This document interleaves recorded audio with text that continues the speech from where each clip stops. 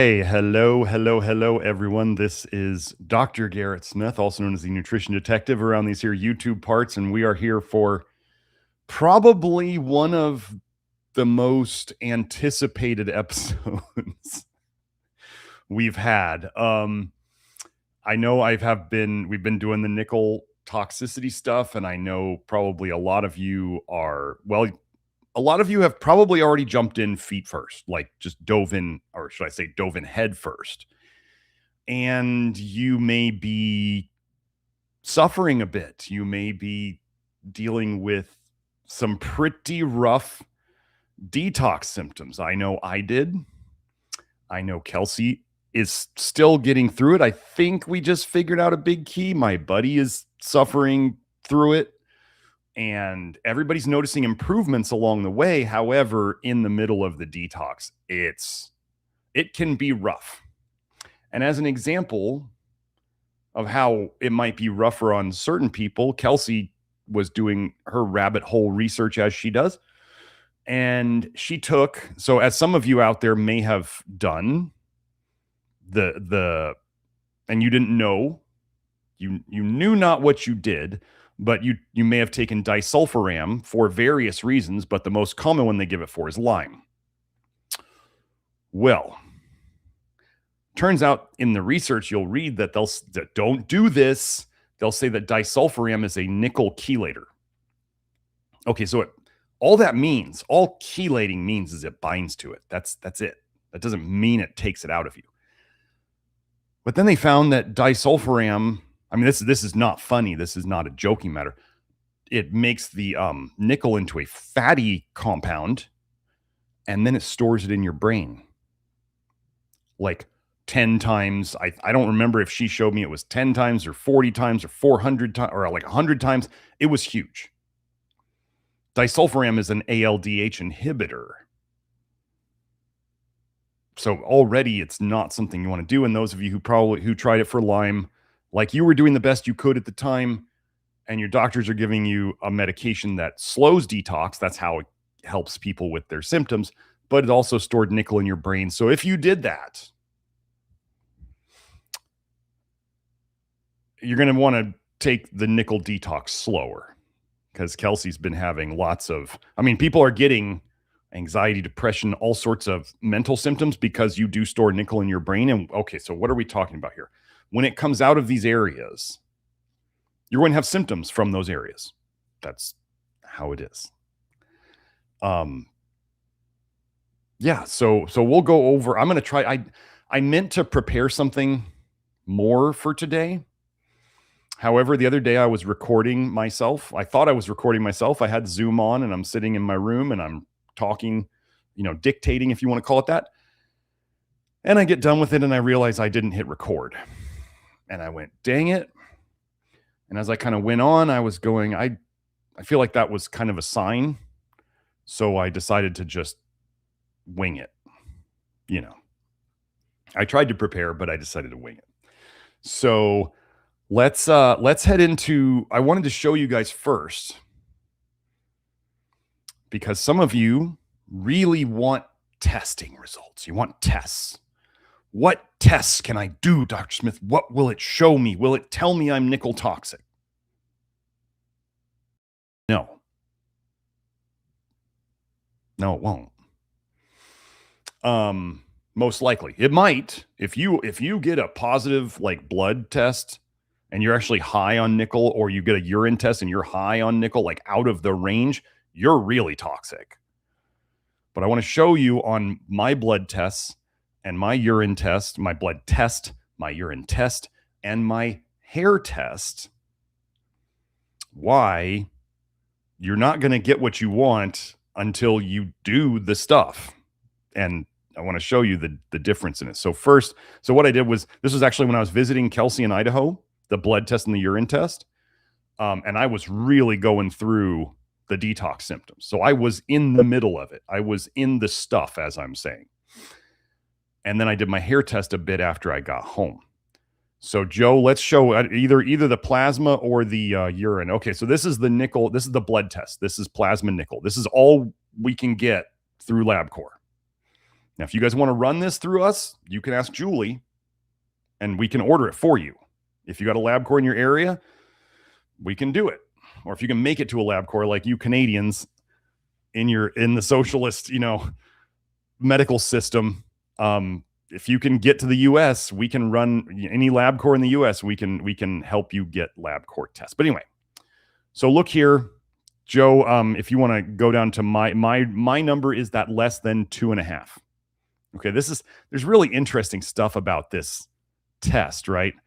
So Joe's got the cursor for me. So that's the detection limit, Joe. So it's saying it can detect down to 2.5. I want you to pay attention to this because this is weird.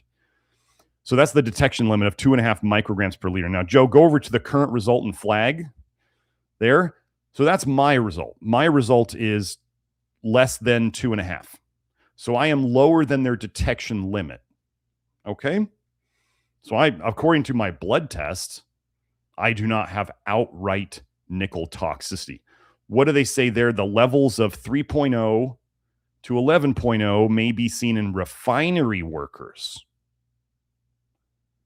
That's pretty, okay, refinery workers are getting literally nickel toxic on a daily basis, most likely. So then, Joe, go over to the reference interval. So you see the reference interval, it says 0.6 to 7.5, but they say the detection limit is 2.5. How can it measure, how can the reference interval be 0.6, but they can only detect down to 2.5? That makes absolutely zero sense. So yeah, that 0.6 to 7.5. So they're saying they can, the interval, people could show up lower than 2.5, but they're saying they can only detect, the detection limit is down to 2.5. Anyway, it's just silly. So, but this was me in the middle of it. So Joe, let's go to the next LabCorp one.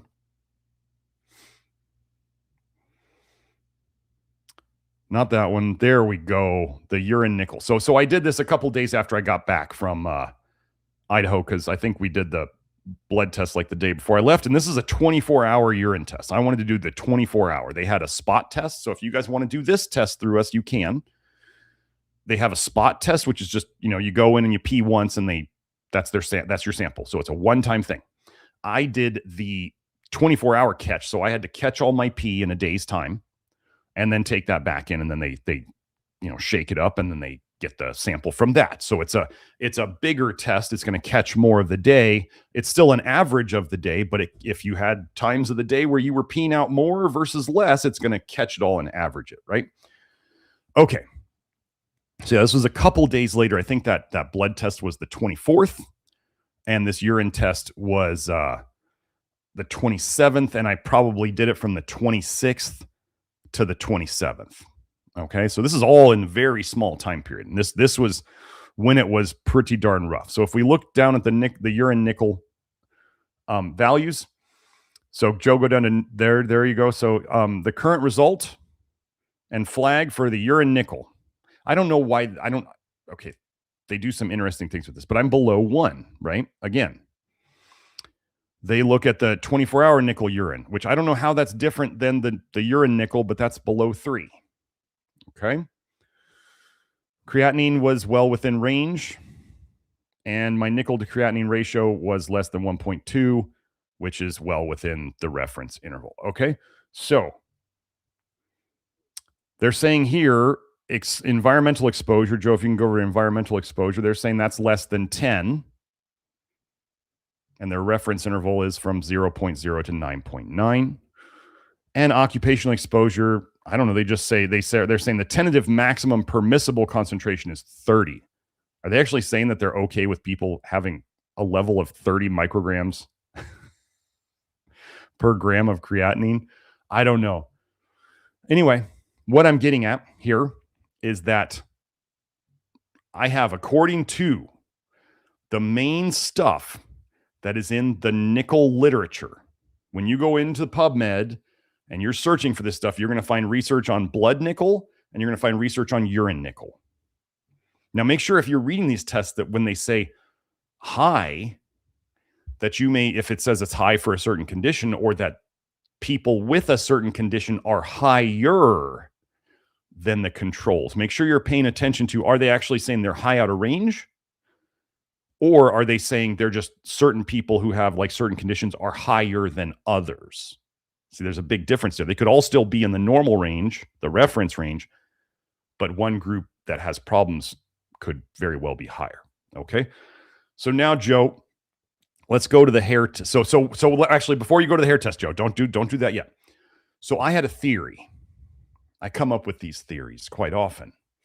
I had a theory that so one of the sayings that I have here is you need to stop intoxing before you can really start detoxing. Okay. Kind of like when people get the mercury fillings out of their mouth, they start like they're intoxing every day mercury. So their body can't get rid of it. They have so much coming in that trying to get rid of it at the same time actually makes them feel worse. And when they get their mercury fillings out, if you didn't know, mercury fillings not only have nickel in them, but they also have copper. Get those out.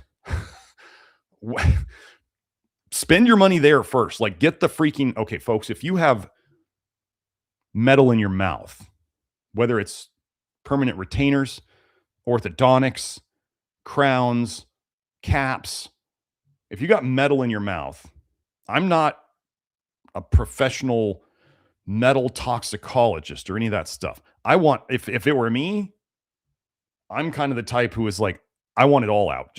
I don't care what it is. I don't care if you're going to tell me, oh, it's gold and it's only got a little bit of nickel. I don't care. Get it out. Like that fibromyalgia study where they looked at like 5 different metals and then they took the dental stuff out of the women and then they put them on a low diet of that metal and 50% of them were cured within 5 years and another 20% were significantly better within 5 years. And that's all they did. I'm also going to suggest that you get rid of any metal jewelry on yourself. If you choose to look into your gold or your other stuff like that, you got to know what's in it. I'm kind of the mind now, like I'm not putting metal on my skin. I do have a zinc bracelet. I might still wear that at times, but other than that, no metal is really going on my skin. I think I told you guys about the metal, my chain that I used to wear, that suddenly I started getting the urge to not wear it. And my brain was telling me this is affecting my sleep. So anyway, so what I had the theory of was that on the hair test specifically, I was thinking it might happen on the blood and the urine tests, but I was thinking that I had to start avoiding the toxic metal called nickel before my body would really start dumping it.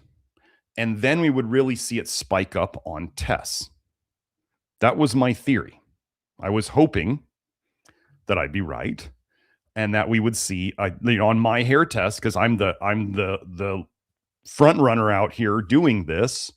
I wanted to, and I also, just so you know, the hair test that I'm going to do, or that I'm going to show you that had the nickel in it, it's like 3 weeks of growth. So like you guys see me when I come on here and my hair is really, short on the sides. It was 3 weeks from when I got it trimmed really short like that. So it's 3 weeks of growth. So it's really that little time period. So it's like 3 weeks of hair growth. And I just take the chunk off the back of my head and send that in. So Joe, let's show the first one. The 2 and the 6 hair test. There we go. No, that's it. There you go. Go back. There you go. Okay, so this is my hair test. This actually shows the results of 2 hair tests. So if you look down at the bottom at the dates there, the bottom row of numbers, 4/11/2025 was the previous hair test, and then about 10 months later, the 2/12/2026 is February of this year. Okay, so if you run those numbers across, like the bottom row of numbers there is from 2025 and the top row of numbers is from 2026. Okay. So that's how they put it here nicely so you can see it. So some of you might be looking at that lithium going, where the heck did all that lithium come from, Dr. Smith? And I'm going, I don't know, probably from the stupid lithium orotate supplements that I took a long time ago, and something triggered me to dump it. I do not think lithium is necessary. I do not think it's good. I tried it in practice. It mostly just made some people pee way too much. It's not the savior that you think it is, okay? But that's a detox right there. So if you're looking at that nickel and the lithium, and the lithium went from a 5 to a 20 and it quadrupled, that's my body getting rid of that. Okay? So now let's look at the nickel right next door. And some of you might be wondering why I don't show my whole hair test. I'll go over the whole hair test in the inner circle because, I teach people how to do this, and we'll go over that when it's time. So my nickel had jumped here. So back in 2025, before I knew anything about nickel, you see how it was the lowest? It was 0.02. In February of 2026, I may have been starting to do some things, whether I realized it or not, that were kind of starting to detox nickel. I may have been reducing some of the foods I was consuming with nickel in them.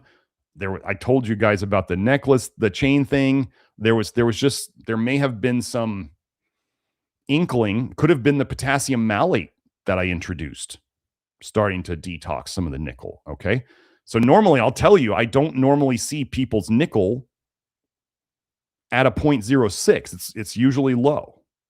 Okay. So I didn't pay attention to it at the time. I was just kind of like, there's a bunch of stuff going on in this bottom green chart. But the lithium and the nickel were very interesting, right? So now if the nickel was a dump, most likely on future hair tests, we would see the the lithium. Let me get these straight. The lithium, if this is a dump of something my body didn't want on the future hair test, we should see the lithium basically almost disappear. That's what we should see. That's what I would expect. With the nickel heading into my detox, my theory was that the hair test nickel may just shoot off the chart. That was my theory. Joe, let's show that test now. So, if you see here, my nickel jumped from that previous 0.06 in February to a 0.41 in the May of this year. And I'm pretty sure I could look up the date of when I took the hair sample, but the hair sample was probably like a week or two before the date, the 5/14 date. Okay. So look at that nickel, 7 times higher. I've heard some people out there claiming that hair tests don't show nickel toxicity. Can this be true? It can be true, and it can be false. If you are not actively detoxing nickel or in that phase, your nickel may be low on the hair test because taking in nickel, what I had the theory of at the very start was taking in nickel slows your nickel detox. And therefore, the opposite is true. You take nickel out enough of your diet or out of your intake, and it explodes out of you, as some of you have felt. It literally starts exploding out of you. Your body wants rid of it so bad. Now, your body, with the blood test, your body has to keep your blood fairly stable. That's why they keep saying in these labs that are in the research papers, the blood tests seem to stay very steady. Because if they don't, you affect your brain, you affect your heart, you affect all sorts of things. The urine, they do see variations, and I just did one 24-hour urine test. I just wanted to see, was I out of range? And I was not on blood and urine yet. My hair test of 3 weeks worth of that specific time of hair growth, 3.5 times off the charts, right? You see that 0.12 at the top of the nickel range? So I'm at 0.41, so I am 3.5 times off the chart, as I say. It didn't feel good. It did not feel good. It's coming out, probably coming out more, I mean, you can see it in the hair. So that means it's probably also coming out through the skin, and it's probably also coming out through the bowels is a big, big area, because one of the symptoms I had during this time was I was having a lot of like stomach upset, mild nausea, just that sick feeling in your stomach where it just doesn't feel good. So now we can see, now that we have shown these tests, and they were all done right around the same time, that nickel absolutely is, if you don't, oh, well, let me tell you one other research paper that I'll have to get from Kelsey, but it showed that when people took, this was in the 1961, this was in that abnormal trace metals in man paper, the 1961 with the gray hair stuff from the couple episodes ago. I think that was what, 246 or 247. Anyway, the second nickel toxicity episode, not the third one, not the first one, but the second one. No, it was the third one. It was the third one where we went over gray hair. It's in the title of it. Okay. So, but it's that same paper. And they were talking about how when they gave people a nickel chelator, they did not see the nickel rise in the urine. And so they said the nickel must be very tightly bound in the tissues. Very tightly bound, because a chelator didn't even pull it out. And what are we seeing when people start reducing their nickel voluntarily? It just explodes out. So is their body really holding on to it, or is it just, you can't remember, this is the devil's copper. This is literally the only metal on the periodic table, literally named after Old Nick. You can think of the analogy here as if outside people try to help somebody, you can't make somebody do something they don't want to do. So trying to force things on people with outside help, you're going to try to pull the devil out of them, right? Doesn't work. But if the person voluntarily says, I want the devil out of me, I'm going to do what it takes, it all comes out. You can do what you want with that analogy. We are literally dealing with, and those of you who have been going through the detox because you jumped in head first, you're literally feeling it. This is the worst and strongest and probably longest duration detox any of us have been through. And if you thought you were on a longer and harder one and you were taking a bunch of supplements that we don't recommend here, you were probably just making yourself feel bad. That wasn't a detox. And we are becoming of the opinion here that those out there who think that oxalate dumping is a thing, it's probably not oxalate dumping. It's probably nickel dumping, because nearly all of the high oxalate foods are high nickel foods too. So, yeah. Anyway, El Patron del Paisaje, you're gonna need to watch the nickel episodes, and it's okay. So let me explain. So he's asking, so beans and oats are bad. Okay, this is really, really very important. So I'm going to cover this. That's a good question. It's a really good question. Okay. Oh, let me open up the chat so I can answer this. The problem is not inherently the beans or oats. Are they a problem today? Okay. So like, were ticks as big of a problem before Lyme disease and before alpha-gal? No. Have they become a problem because of the things humans and who knows what else have been doing to them? Yes. So what has been a big problem, and I could go over this on another episode, but like, I don't know, the things they're spraying in the skies, the persistent contrails, if you will, are full of nickel and aluminum and all sorts of nastiness. So that gets into the soil, and you know what high soluble, high fiber plant foods do? They yank it all up. Do you know that nickel is a regular contaminant of phosphate fertilizers? So they're literally fertilizing the plant foods with nickel. So we are living in, here's the reality. We were getting people better. So this is very important to pay attention to. We were getting people amazingly better using high soluble fiber foods like beans and oats and barley and stuff like that. Some people over time, including myself, were kind of having other issues pop up, or issues we had previously getting worse over time, over the long period. I have the ability to set aside my ego and say, I'm missing something. Something is happening. And could I see it on hair tests? Did I see nickel toxicity showing up on hair tests? No, I didn't. I was on Twitter one day. God put me there. And I saw Matthew, Good Texture, and Ida.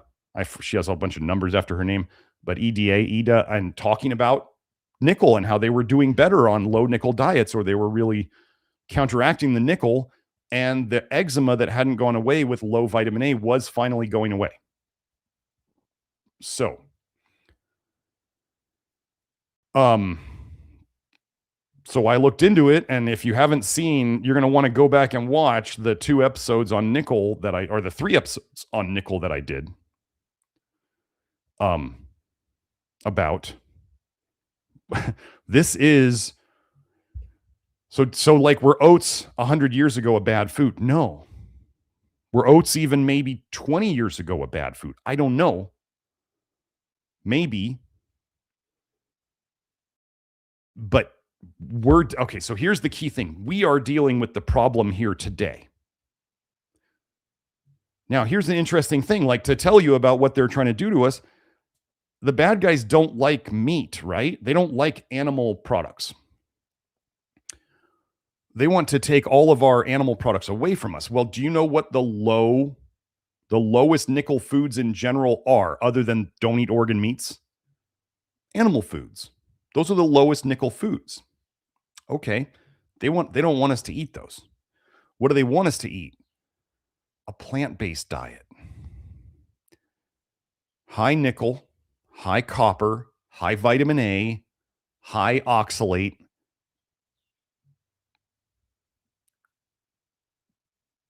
Do you see the plan? So it's not that oats and beans were bad. It's that they have been made a problem. And we are trying to navigate the situation we have today. We're not navigating our great-grandparents' world. We are navigating today, when everything is coming to a head. But I want to read this. Thank you for the, Joe, I'll do that. Thank you for the chat. This is El Patron del Pasaje. He asked that question. Hold on, Joe, leave that up if we can.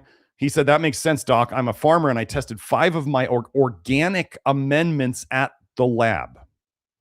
And they were super high in nickel, as well as other heavy metals like lead and cadmium. Organic amendments to the soil. Good job testing it. I mean, thank you for doing that. Whether you want to believe it's an accident, because thinking about people purposely doing this to humanity is too scary for you, or whether you believe it is purposefully being done to humanity, which is scary and it sucks, but at least we're figuring it out. This is what we're figuring out. Like, it seems that the high fiber foods soak up more nickel and some of these other toxicities from the soil better. Doesn't mean you eat no plant foods. Okay. We see a pattern in carnivores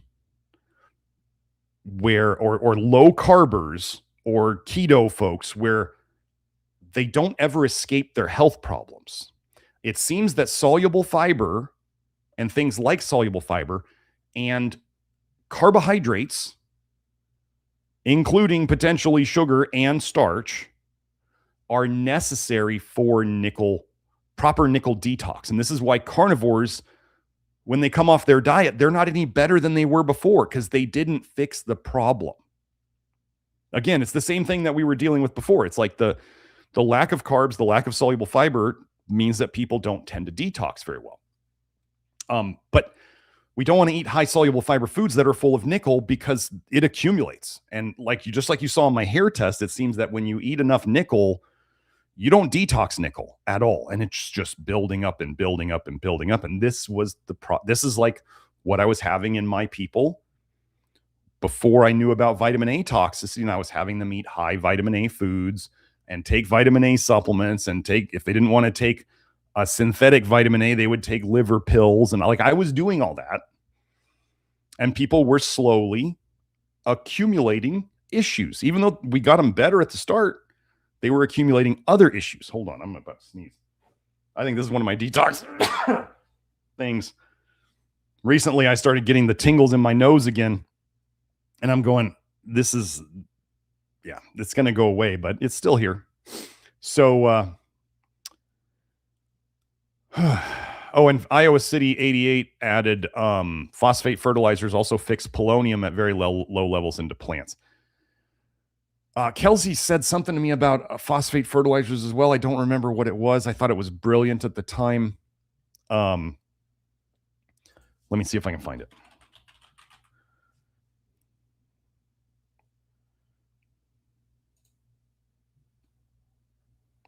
Oh, she's suggesting that this is what she's saying. Probably the nickel poisoning began with phosphate rock mining and refining. So when they started going after the phosphates, then all the nickel really started showing up, and then it's in the phosphate fertilizers and all this stuff. So again, this is a modern problem that has been created, whether it's from the stuff in the air, whether it's from the stuff that we're growing our plants with. Oh yeah, there's the episode. So we had, it was 245 and 246. And then Joe, I think we did the EMF one with Sarah, and I think there was 247 too. There it is. Yeah. Or 249, sorry. And 248. There we go. I'm on a roll. So we got 248, 249, 246 and 247. Yeah, so it's all there. And I can tell you, folks, if you want other people to know about this, I really need for you to share it. I mean, the liking and subscribing and watching the channel is great, but I can tell you that ever since I started talking about nickel, that this channel has they don't like it. Nobody wants me talking about nickel, because nickel is the new lead, is the saying. And I haven't heard of anything else where they can inject, every place they can inject it into mice or rats, they developed cancer at that spot. But yeah, this is the YouTube channel that Joe's showing you. Oh, Cottony Circle said, been sneezing and having a tingly nose a ton since low nickel. Yeah, I got my tingly nose back. Okay, so where do I begin? So that's what I wanted to go over with the labs. Okay, now I wanted to go over how to, some of you are very, how do we want to put this? Fragile. Your health is very fragile. You've been sick a very long time. You're not real strong. And that's not your fault. You've been literally poisoned. And some of you on the Love Your Liver program, when we didn't know about any of this, may have been eating foods that was making you feel worse. And I'm sorry about that. I'm terribly sorry. I didn't know about it. But again, it's like, don't shoot the messenger. I'm the guy helping to figure out so we can get out of it. I mean, nobody else out there is going to say oats and beans are bad for you other than the carnivores who aren't fixing their problem anyway. Yeah, Joe, I'll get to that. I'll get to that super chat. But yeah, well, I'm trying to not be like schizophrenic and jumping around topics too much. Let me hit on Sergio's super chat. Thank you for the super chat, Sergio. He's asking, is chicory inulin a filler from my MK4 high nickel? Okay. Purify, if it's inulin. Okay. Well, inulin, there's a couple things that we want to say about it. Okay. Sorry, there's my nose tingling. I got to get rid of that. Okay. So I don't like inulin generally. There's a paper out there where they were trying to like badmouth soluble fiber and saying soluble fiber increased gut cancer in mice or rats, I forget. And they just said soluble fiber in the title. Soluble fiber does this. And then you go into the paper and it's inulin. I learned way back in naturopathic medical school, so we're talking like 25 years ago, that inulin feeds good bacteria, but it also feeds a lot of bad bacteria. We don't use inulin. I don't like chicory. I can tell you when I used chicory fiber or when I had Jerusalem artichokes or anything that was really high in inulin, that was the worst bloating I've ever had in my life. So is it high nickel? I don't know. Purified fibers, I believe, tend to be low in pretty much everything in terms of metals. Do I like inulin? Not really. Is it a big enough amount as a filler in your supplement to be an issue? I would say if you notice bloating, it's an issue. Otherwise, I can't make a judgment on it for you if it's the only thing you can get where you're at. Because I know in Europe, things can be weird. Do you know that in Germany, they won't even let us ship flush niacin? So if you're in Germany and you're trying to order flush niacin from us, they're not going to let it in. They're so helpful, aren't they?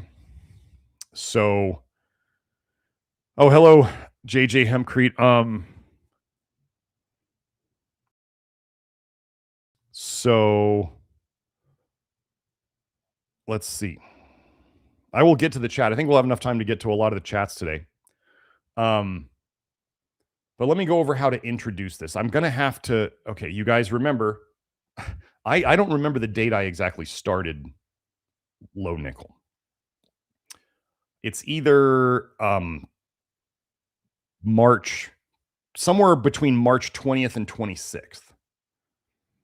So here we are at May 15th. You probably guessed we figured out a lot of stuff in that period of time. And there's not a lot of people anywhere on the internet talking about the detox stuff from low nickel.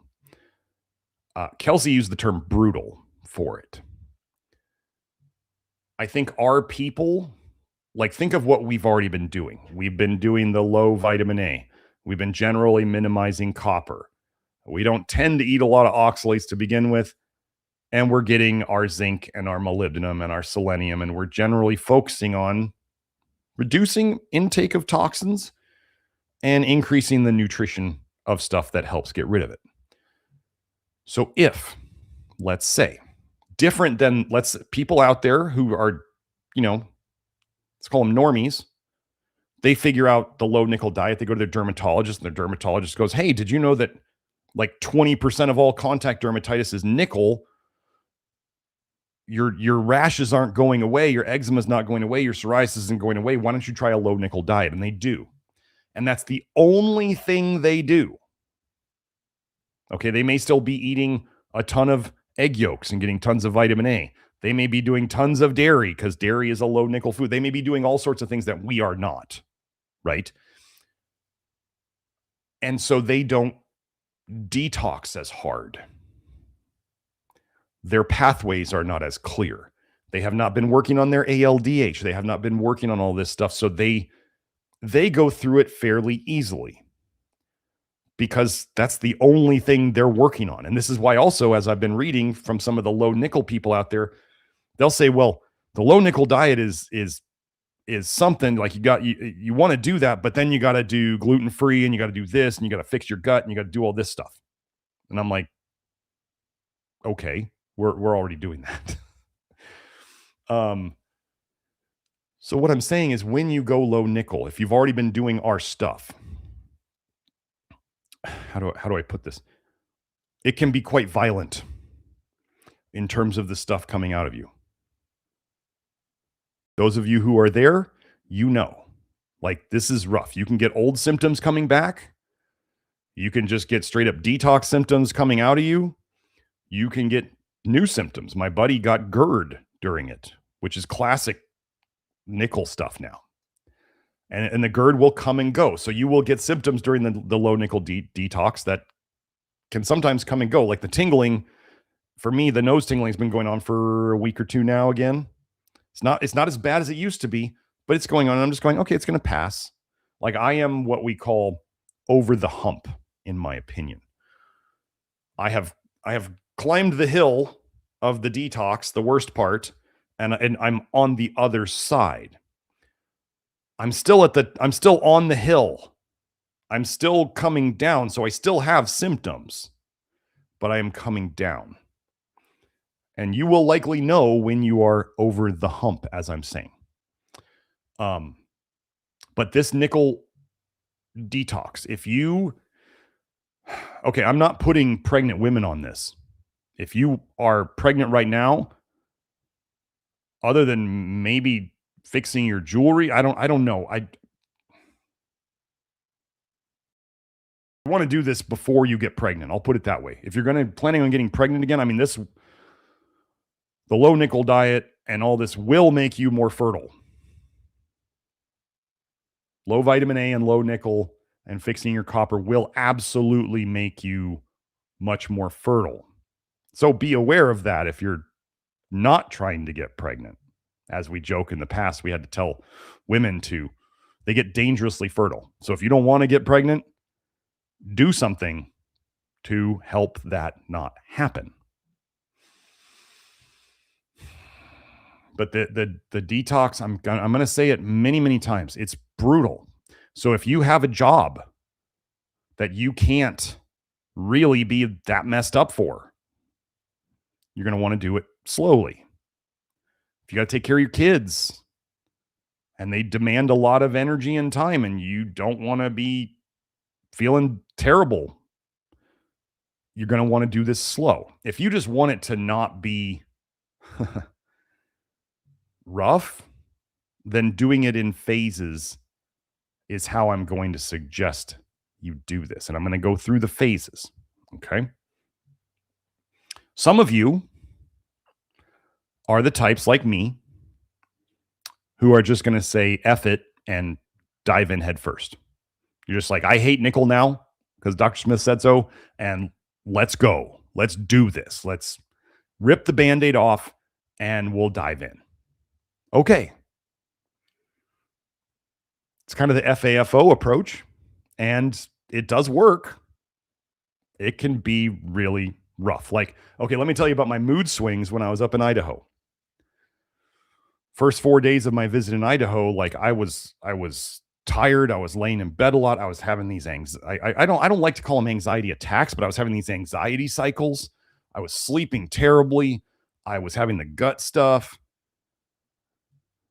And I literally joked to Kelsey. I said, I hope you don't think I'm like bipolar from this, because this is the detox. Like, this is what's going on. And after about 4 days, so I'm usually like the guy, like, I'm not sick. I got plenty of energy. I'm, going out and working and doing all this stuff. And I was just like, I don't feel good. I don't feel good. After about 4 days, she was like, are you going to be like this forever? I was like, no. And then what happened was I kind of came out of it. And then she started really detoxing.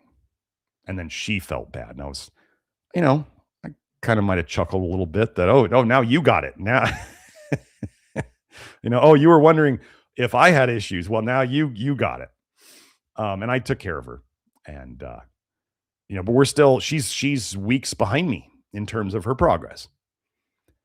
Because, she started later than me.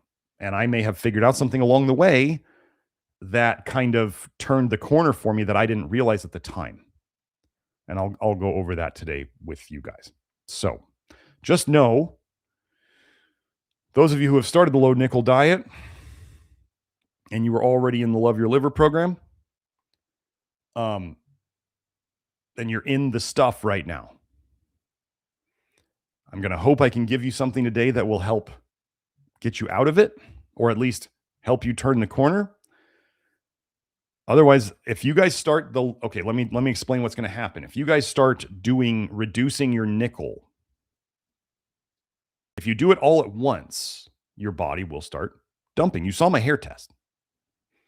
I did it all at once. We're going to talk about a preparatory phase. And then we're going to talk about how you can take out chunks of your nickel intake at a time, and how to do that in a way that is the most, you're going to have to figure out the way that you think is the biggest contributors to you, and you can decide in the order that you go in. And then there will be making sure that you're, pooping well and doing all that stuff on kind of the lower fiber of the low nickel approach. So we'll hit on all of those. I'm going to try to keep it somewhat coherent. But first, I just want to emphasize, if you're in the middle of the suck right now, because I didn't know to warn you, I'm warning everybody else now. And you guys, a lot of you are here because I've been warning you, and you're going, when's Dr. Smith going to tell us what to do? Well, I'm here. If you're in the middle of the suck, I don't know how to get you out of it. I'm hoping that we're figuring out things right now. Otherwise, we're in it. Here's the problem with the low nickel thing in terms of mindset and detox. It seems that once, like, we've had people, listen to this. We've had people just fix their water supply, their nickel in their water supply, and they started the nickel dumping, the nickel detox. Okay. That's all they fixed was the water. They didn't change their foods. Kelsey's daughter had a stainless steel crown or cap. I don't remember which one it was. It doesn't really matter, but she had on one of her baby teeth. Dentist took that out. Child was generally kind of stuffy, hard difficulty breathing. But then Kelsey told me that once they took that out, within a day or two, child's just phlegm and mucus and just like it's just coming out everywhere. Okay, so just taking out the crown, the stainless steel crown, induced a lot of stuff. And Kelsey felt like a lot of her daughter's stuff started after she got that. So what I'm saying is, as you go through this, if you take everything out at once, it's all going to come out at once. If you take it out pieces at a time, you'll have dose dependent, you'll have a smaller dump relatively, depending upon how much of that was a contributor to your thing. Once you start triggering the detox dumping, once you take out whatever it is that's going to start you going,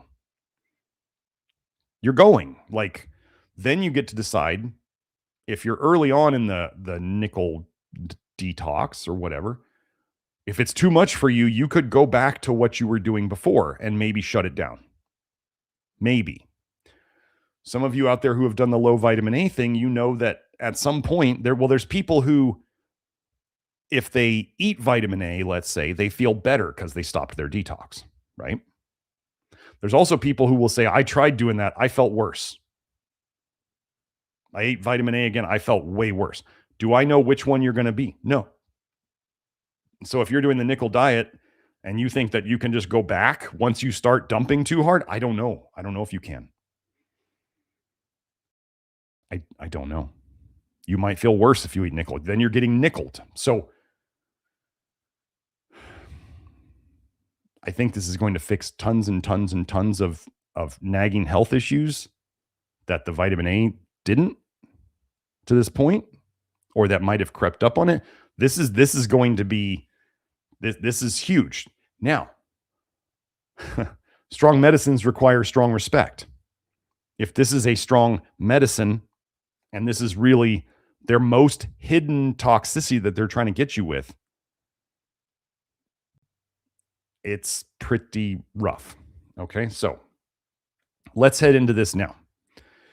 I'm going to talk about some products.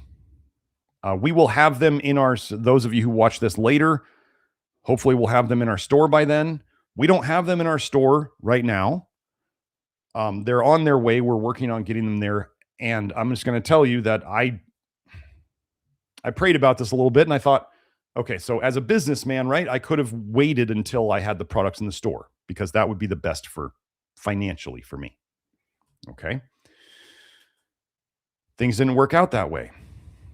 And so I thought, you know what? I need to do this today for you guys because I want to do it. I want to get this off my chest. And I thought God will take care of me with the business stuff after this. So if you're watching this later, or if you're in the future and you're going to be buying some of the products that I'm going to talk about, the PectaSol and the PectaClear and the other stuff, we're going to have them in the store.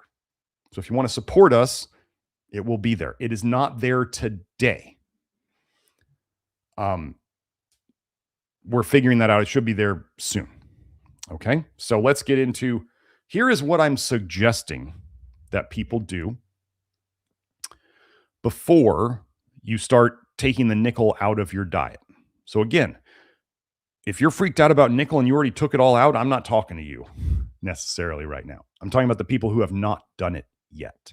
Yeah, Joe just put up the link to the store. And there will be VIP store versions with the discounts for you Love Your Liver members.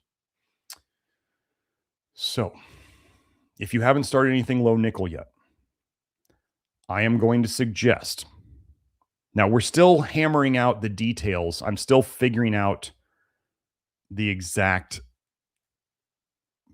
best practices, but I want to get you guys this so you can start going. Now, the two products I'm going to talk about right now, there is PectaSol, which is a modified citrus pectin. It's a binder. It is a fiber that some of it can actually penetrate into your bloodstream. Now, some of you have heard me talk about this before and say I don't use it. I didn't in the past. This is correct. What we have figured out about nickel is nickel comes out through the kidneys a lot. And we would like to, and modified citrus pectin does bind to nickel. Pectin in general binds to nickel, but like apple pectin only binds to nickel in the gut. It doesn't bind to nickel in the blood. Quick story about PectaSol for me. I was up in Idaho with Kelsey, and I was in the middle of it.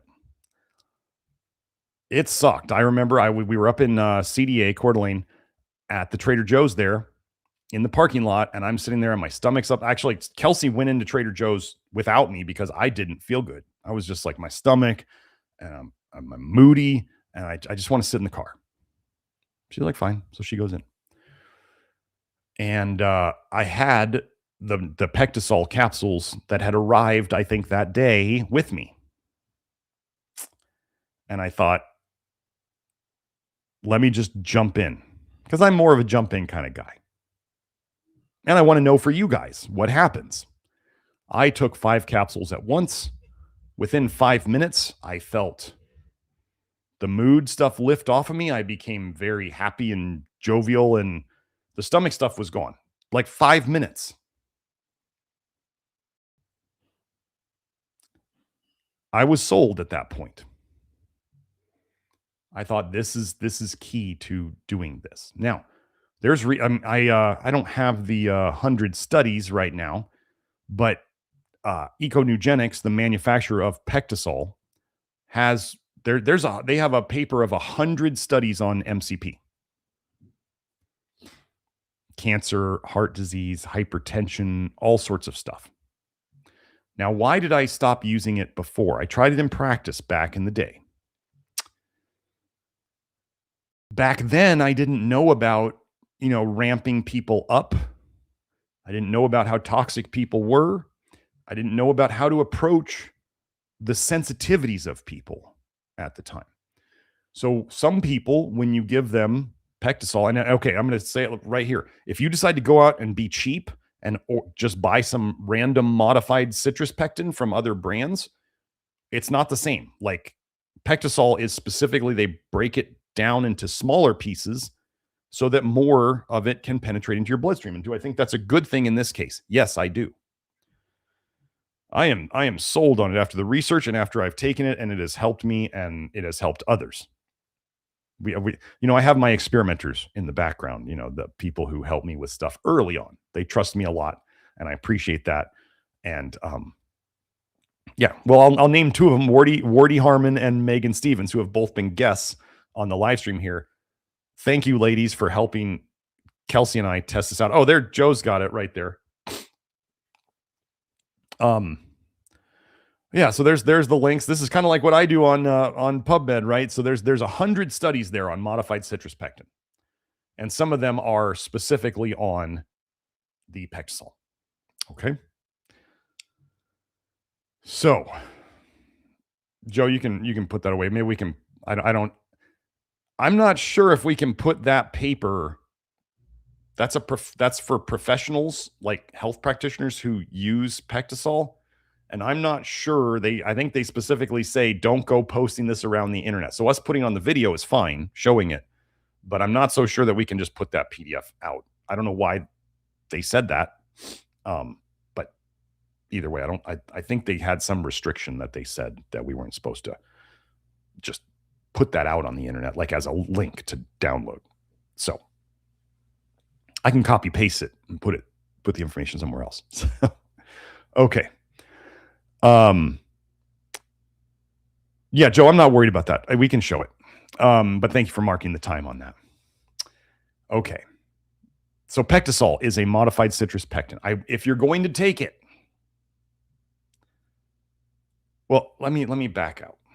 For those people out there who would accuse me, oh, Heather Parker says she loves PectaSol, been using it for 5 years now. She prefers the bulk product. Yes, so there's the powder and there's the capsules.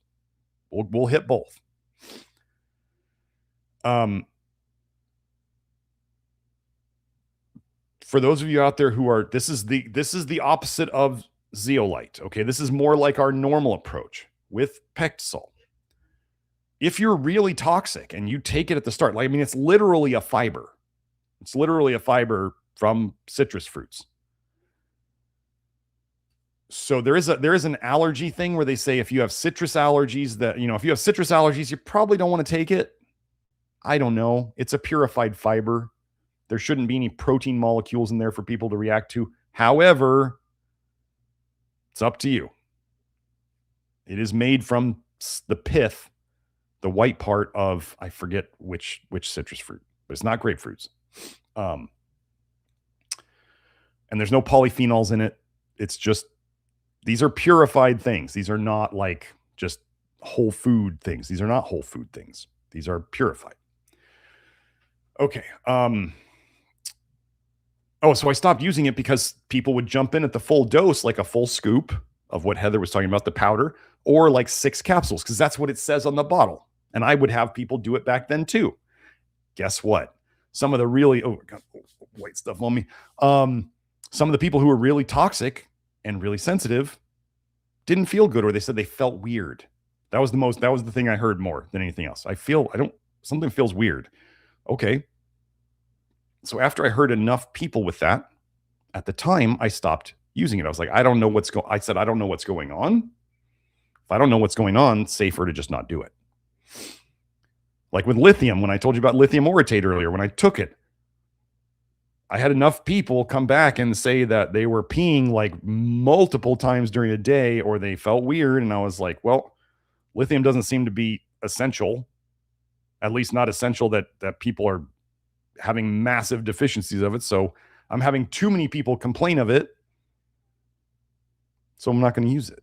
So it's the same kind of thing. So I want things that I can at least judge to how they're useful and how many people are going to react to them, and are they actually helping. So at the time I didn't realize how important modified citrus pectin could be, and now in this specific process I think it's extremely helpful. So again, if you want to buy cheapo stuff out there, if you want to be cheap, I don't know what kind of results you're going to get. If that all stays in your gut, you're not going to get as many benefits, because if it's bigger molecules. So anyway, that's the PectaSol. Now I'm going to talk about another product here, PectaClear. PectaClear, I actually think, is the real magic. PectaClear is 2/3, and it's only capsules.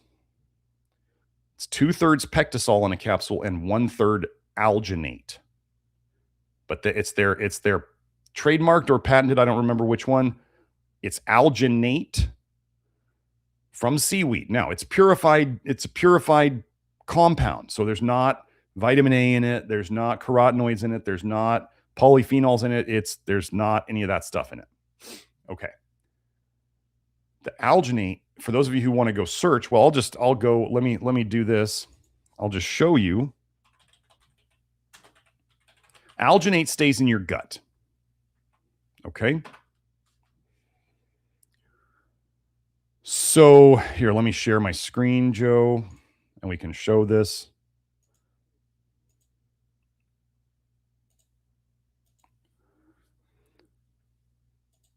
Okay, there we are. Okay, so nickel and alginate really bind together. So all I did was a search for nickel and alginate on PubMed. 118 results with nickel and alginate in them. So they will bind nickel to alginate, or they will use it as like, adsorption, or where they're trying to clean up areas. So we just got alginate and nickel stick together really well. Okay. So you can just go down here. And so they're using it, sodium alginate, as an alternative adsorbent for nickel metal ion removal. And I believe they're talking about for like water supplies. Okay. So nickel and alginate really, there's not a lot of human research, but there's enough in there. And what I'm going to tell you is that one of the times I really thought I turned the corner, that I didn't realize at the time that I did differently than Kelsey and my buddy and other people, was I had ordered a bunch of PectaSol stuff to try, and I added the PectaClear. And I think that's when I really turned the corner, because the alginate stays in your gut and is very good at grabbing nickel, and the PectaSol can go into your blood and help nickel get out through your kidneys. Okay. And all sorts of other toxic metals too. The research on PectaSol helping toxic metals come out is very good. There was actually a study of a guy in Scottsdale who had high uranium in his blood, or was it in his, I forget where they measured it. He had high uranium, and they did a little case study where they gave him PectaSol, and they found a highly increased amount of uranium coming out in his poop, I believe. Now, I'll tell you, I know uranium's in the water here in Arizona. I see it on hair tests. It was one of the first things I noticed when I started hair testing. I was like, where's all this uranium coming from? And I went, oh, it's from the tap water. A little research showed me it was from the tap water. So PectaSol it's got research on mercury and lead and arsenic and all sorts of stuff. And it's generally considered gentle.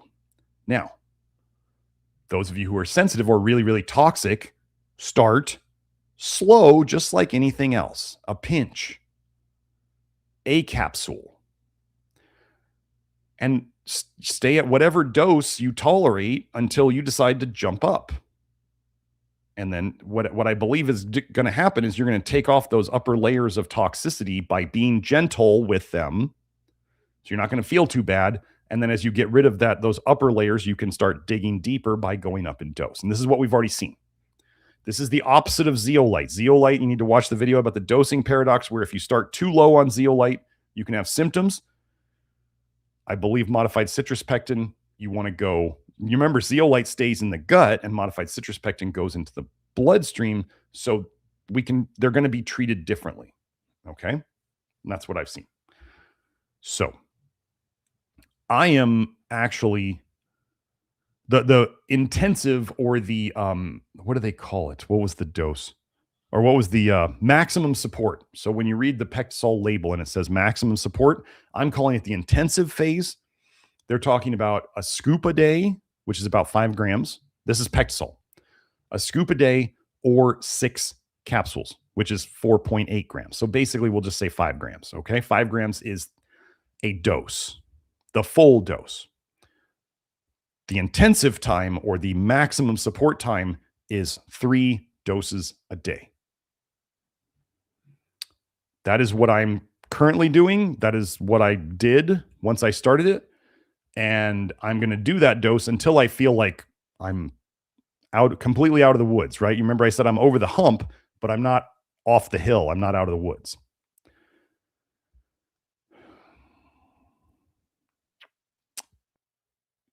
Like what I did when I think I got over the hump, or what I think really got me out of the woods, was I added PectaClear to the PectaSol. So I was taking for a while, I was taking a full dose of PectaSol 3 times a day and a full dose of PectaClear, which was 3 capsules a day. So yes, it was 9 capsules a day. I was doing the capsules. You can do the powder, but there is no powder of PectaClear. Over the last weeks, as I've been doing this, remember, I've only been doing this for, 6 weeks, something. Over the last couple weeks, if you want to call it, my intuition has been talking to me, and I've been shifting. So I shifted from 6 capsules of PectaSol and 3 of PectaClear down to, I just went to the full, okay, I went to the 5 grams of PectaSol, which then is the equivalent of 4 PectaSol capsules and 3 PectaClear. That makes 6 PectaSol capsules worth, and then you get the alginate. And just recently I had this inspiration, and I thought, what if I just take 6 PectaClear and skip the PectaSol entirely? Because it's got 4 capsules worth in 6 PectaClear. I have a really good feeling about that. Yes, PectaClear is not cheap. And when you go through this, you're going to probably want to invest to make sure you don't feel bad.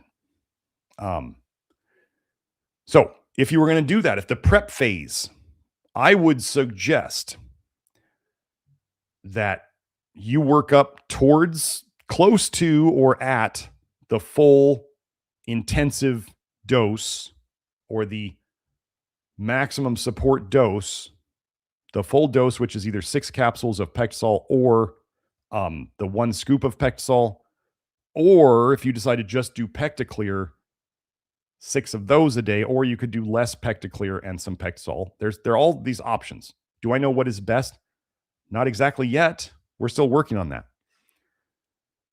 I've had a couple people start the PectaClear though, and it seems to be doing what I think it's doing, kind of like the hair test nickel did what I thought it was going to do. So if you only want to take one thing, I think PectaClear is where you want to go. The alginate can also help you poop. It acts a bit like a fiber. It's the gooey stuff. It's the slippery, slimy stuff in seaweed, if you wanted to think of it that way. So it's like soluble fiber, but it acts differently. All these different fibers and alginates and all this stuff, they have affinities. They have different preferences for things they bind to. They like certain things more and they like certain things less. Well, it seems, as you saw from 118 studies of binding nickel to alginate, it seems that alginate really likes nickel. And it stays in. We want to have something. What are we thinking here with the PectaClear, let's say? We want to have something that stays in the gut and grabs nickel there, because the 2 places, if you remember from my past live streams, the 2 places that nickel accumulates the most and first is the skin and the gut. When it comes out of your gut, you feel it. Let me tell you some common symptoms of the nickel detox. Lack of appetite. Your appetite often goes down a bit. Kind of that stomach ache, that nausea, that just, I don't feel good in my stomach. There could be GERD. There could be other stuff. But I had a little bit of GERD. I had a little bit. But it comes and it goes. Now I have no stomach stuff. And even still, back in the day when I used to get stressed, and I think it caused, whatever, nickel dumping or whatever, I would get the stomach stuff and I would get the anxiety that came with it. I've talked about that before.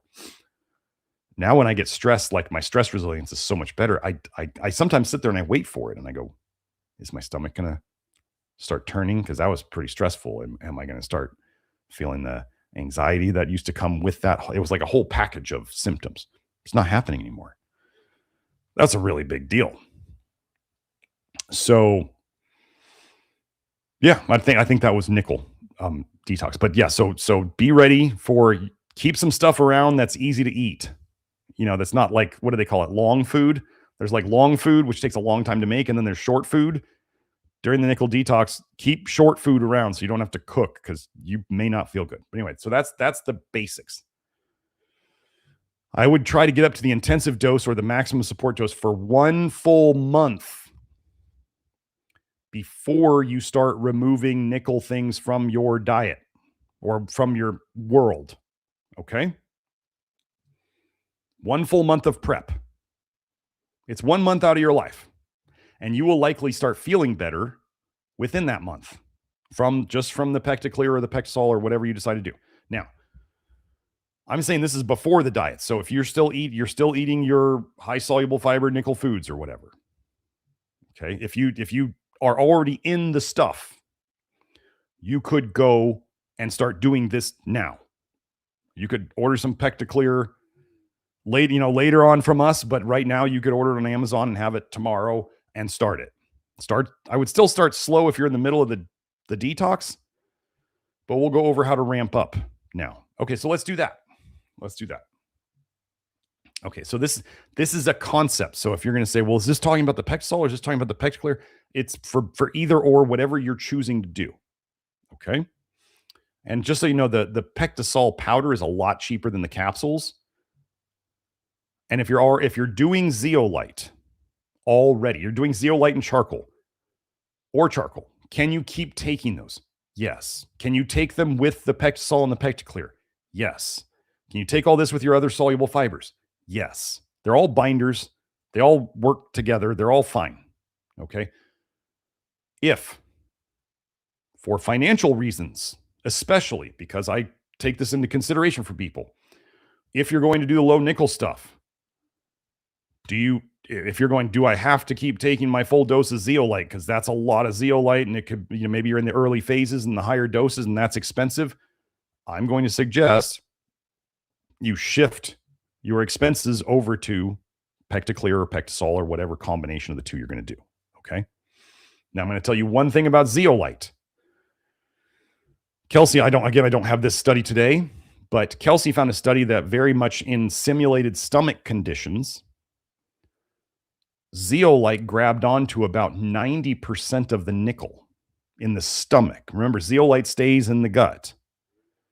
So if you're doing the low nickel diet already, or you're starting it and you get the stomach symptoms that I had, I didn't know this back when I was getting this, and you get the stomach symptoms, a scoop or two of zeolite in water may really squash the symptoms. Okay. Do you have to do like a crazy, the six scoops or the 10 scoops, what the big doses some of you are on? I don't think so, because you're already going to be on the PectaSol or the PectaClear. Okay. So think of the zeolite can be kind of like almost like an antacid for an upset stomach. It's not an antacid, but understand what I'm saying. It's a symptom fixer if you're dumping a bunch of zeolite or dumping a bunch of nickel into your stomach. Can you do charcoal too? Yes. Okay, this is a very important thing. Some people out there think that they're just going to do like zeolite for this, or they're just going to do charcoal, or can they soak? Literally, people are asking, can I soak my oats in charcoal and will it make them okay? Not likely. And if you're trying to do it with beans, like think of all the area inside the bean that the charcoal's not touching. If you are out there and you're trying to game this, if you're trying to like twist the rules so you can kind of like do what you want, like that group of people that will tie a string and run it around the entire city or the entire block so then they can say that that's their house. So they're not violating the laws that they're not supposed to violate, and they try to play this game, and you're going, God knows. Anyway, with the nickel thing, if you start playing games and you play the wrong game, and let's say you think a food is low in nickel when it's not, you're gonna kind of slow down or suppress your detox at that point, right? Because you're only going to detox to a certain amount if you're like taking in more nickel. Like, so if you want to detox the most nickel, you want to get it down. You can't make it zero. There is no zero, but you want to get it down as much as you can. And if you're cheating and you don't realize you're breaking rules that are acting against you, you're just not going to get as far as you want. So just the food list I made on, what was it, episode 247, I think. That's what I go by.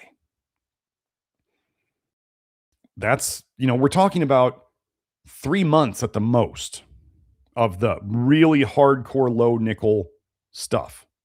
So in those 3 months, if you want to try to fudge it and play games and you don't get where you want to get, that's probably because you fudged it and you fudged up. Okay? And don't eat fudge because it's high in nickel. So the prep phase. I would highly suggest if you want to minimize your symptoms in this, that you prep. Then we get into what happens after you've done the month. And now let me back up here. If you start doing the prep phase, let's say you get to a month and you're feeling great, like symptoms are going down, you're getting better, and you're like, I don't know if I want to start the low nickel diet yet because I'm getting better. Like I'm still getting better doing the PectaSol, the PectaClear. Then just keep doing it. That's fine. You could do the prep for as long as you want. Again, you never have to do the low nickel diet. You can keep doing the original love your liver kind of approach. However you want to do that, and you could work on the other things, like you could take out your jewelry, you could get the metal out of your mouth, you could fix your water supply further, maybe fix your shower, fix whatever. You could, I just found out it's kind of funny, the whole nickel thing, like with people pushing nicotine again and all that stuff. Tobacco is a hyperaccumulator of nickel, and cannabis and hemp are hyperaccumulators of nickel. Weird that they're pushing all those things right now. And mushrooms pull toxic metals out of the soil like nobody's business. And technically seaweed does too, but again, they purified it. Like Kelsey knows how to clean zeolite. You can clean zeolite literally with water. Like you can take the toxic metals that the zeolite had got from the environment and wash it in a way. You wash it with water and the toxic metals come out of it, and then you have clean zeolite. That is what we sell. We sell cleaned zeolite. So like seaweeds soak up tons of toxic metals out of the ocean. The alginate is probably part of that, but then they clean it as part of the purification process. It was like when people were worried about So in terms of your question, Sergio, about the chicory inulin, if it's inulin, it's purified and it's probably not a nickel issue. But the inulin still has the issue, in my opinion. Okay. Oh, there, Joe put up the link to the old Love Your Liver food list for those who are doing the original stuff. And remember, we helped tons of people with this approach. The approach is still valid. It's that if you got really toxic in nickel in the past, like let me give you an example of how I got nickel toxic. I had freaking braces for 3.5 years. I had an upper retainer for another 3.5, and then I had a permanent retainer for probably 20 years. Just that alone. Oh, and then I had my old wedding band from my previous marriage. I learned white gold has nickel in it. So I was wearing literal nickel jewelry for 20 years. That's all it takes. But then I want you to think about this. I just told you that taking in nickel slows nickel detox. So all I had to do was be eating enough nickel or drinking enough nickel to shut down my detox to keep the problem there and the problem getting worse. Do you see how this is the problem? Once you get nickel toxic, until you do this, you're probably going to be stuck in it and it's going to slowly progress. That's just the way it is. So, okay. So let's say you've decided you've done your prep. You've done your prep. You're ready to start taking out nickel things. What are the biggest contributors? Well, we've got the things you can work on. I talk about this in, 247. The biggest exposures to nickel. Ladies and guys who are wearing jewelry of any type, jewelry's one. If you're wearing it all day long, you're literal. Remember, we take magnesium lotion because we absorb the magnesium through our skin. If you're wearing metal on your body all day long, you're literally absorbing stuff through your skin all day long. Your earrings, they actually found that why are women so much more nickel toxic than men? Probably because of those earrings they get when they're like 3 years old or 5 years old. That's the start of it. And how many years have they worn those? And then how many bracelets and necklaces and hair? They've got literal studies on hair clasps. Nickel hair clasps causing reactions in women. NoNickel.com sells nickel-free belts because apparently belts are a problem for people touching their skin who have nickel allergies. It's like when it's a big deal, it's a big deal. So jewelry. And am I going to evaluate your jewelry? Don't come to office hours and ask me about, is this okay? I'm not a metallurgist. I'm not a metal toxicologist. I'm going to say the simplest. If you don't want to have a pregnancy, what's the best thing to do? Not have sex. If you don't want to have metal toxicity, what's the best thing to do? Don't put metal on your skin. Okay? I like to simplify. So there's the jewelry thing. In terms of your air in your house, if you live close to a road or whatever, a HEPA filter is all you need for the air in your house to get rid of the nickel. Okay?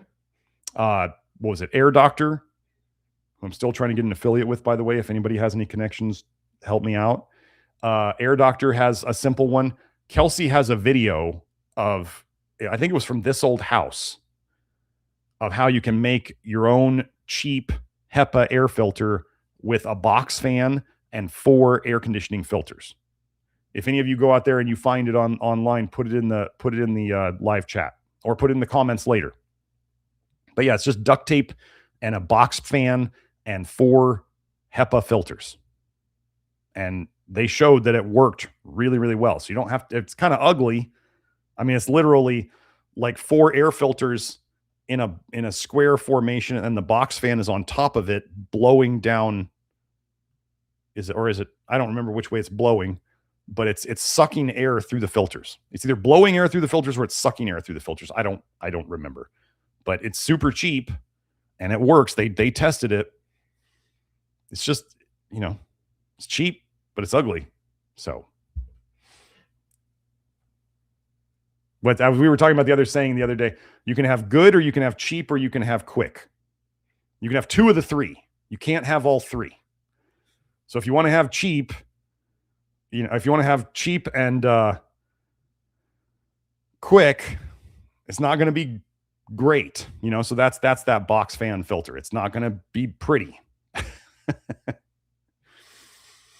So let's keep going. So you get to decide these areas I'm covering. Those of you who are really sensitive, you may want to think about which one of these is the least impacting on my life. That would be the thing you might take out first. Kind of like if you want to think of Dave Ramsey's way of getting out of debt, where he has you pay off the smallest debt first. And then you go to the next bigger one. And then you go to the next bigger one, because then you get the snowball effect. You feel good. You feel good about doing it, and then you're making progress. And so you're literally knocking off debt lines that all of a sudden that one's gone. And then all of a sudden that one's gone. And you can snowball. So this is kind of the same way. Start with the smallest. Oh, Joe found it. The DIY HEPA air filter. Yes. So yeah, it's not pretty, but it works. So thanks for finding that, Joe. And yeah, Kelsey has one of those in her house. And I was just like, okay, cool. If it works, it works. But if you want to buy something that's prettier, you can. But do you have to have like a giant fancy air filter to get specifically nickel out of your air? No. Don't be careful of putting HEPA air filters on your air conditioning system, because they create a lot of resistance. And the more resistance your air conditioning system has, the sooner it burns out the engine. So just the motor, if you want to, whatever you want to call it.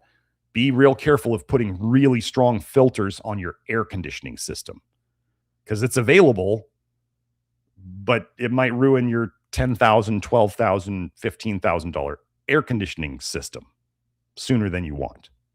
So a box fan is like $20, and those air filters are like what, $6 or $10 each. So you can make a nice air filter that I don't know how long Kelsey was running hers, but her box fan finally died. So she got another one for $20. Like that's, instead of replacing your air conditioning system, a lot easier to replace a box fan. So, okay. Oh, one other thing about the low nickel diet. It's a relatively low fiber diet. Let's talk about this. We have been mostly recommending apple pectin, whether you want to do capsules or powders. I take about 3 capsules of apple pectin, about 2 grams of fiber with each round of the PectaClear or the PectaSol or whichever one I'm doing at the time. Something to know about pectin, apple pectin specifically. Apple pectin is still the normal pectin that gels. But apple pectin and regular citrus pectin, if you find that, it doesn't gel very well and do to soak up stuff without some sugar. You have to have the cross-linking, the pectin cross-links with the sugar to form the gel. Most other soluble fibers don't require that, but this one does. Like alginate is, if you felt seaweed, the slimy stuff, that's alginate, right? So that's gooey with just water. Pectin needs, like to make jams and jellies, it needs sugar to form the goo, okay? So if you want to add a little bit of whatever, you're going to be drinking it with water. So if you want to do some other source of sugar, people are like, can I do maple syrup? Can I do honey? I don't care. I just do a couple ounces of honestly apple juice with it just to give it something to form, okay? People will say, can I eat apples? Yes, you could just eat apples. Nobody's stopping you. You could eat, but if you want to eat an apple 3 times a day, every day, that's up to you. If you don't, then this is what you can do. People say, well, do I eat the peel or not? If it's a clean peel, if you're sure it's clean, fine, eat it. If you don't want to eat it, or you're worried about stuff on the peel, like a peel or the others, the arsenic-based pesticides they spray on them, then peel it. Okay? But you're probably going to want something to help bulk your stool, which would be the apple pectin. And then the apple pectin, you could do, if you were like constipated and you needed to have sugar with your pectin, you could do a little bit of prune juice. Then all of a sudden you got the apple pectin, you got the sugar, and you got the prunes. So it's helping you poop. Your bowels on the low nickel diet are going to go wonky. You're probably going to get constipated, and that's going to come and go. Like, I'm still on the low nickel diet, and all of that constipation stuff that I had at certain points is gone.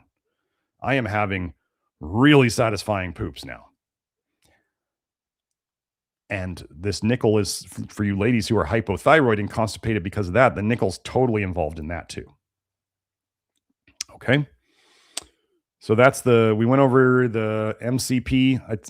So normally when I talk about PectaSol, I'll often say MCP, but I don't mean just any cheap brand. I mean PectaSol. We talked about the PectaClear. We talked about the apple pectin. Do I take all 3 of those together? Yes, I do. I generally take all 3 of those together. Is it best to take them between meals? Pay attention here.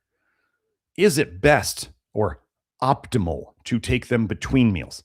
Yes. If you're going to ask me how long that means, I don't care.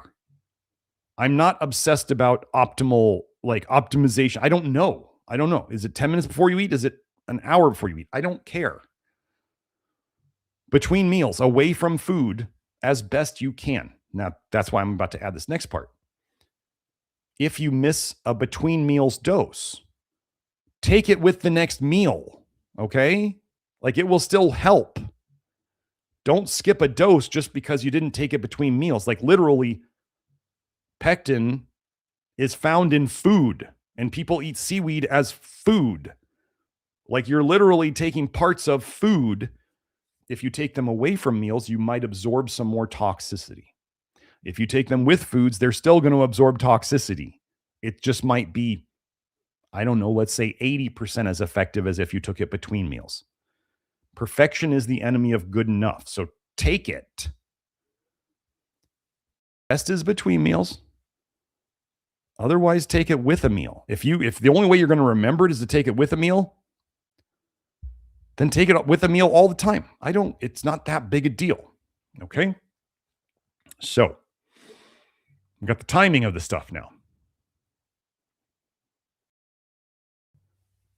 Okay, let's talk about aggravators or stirring up things.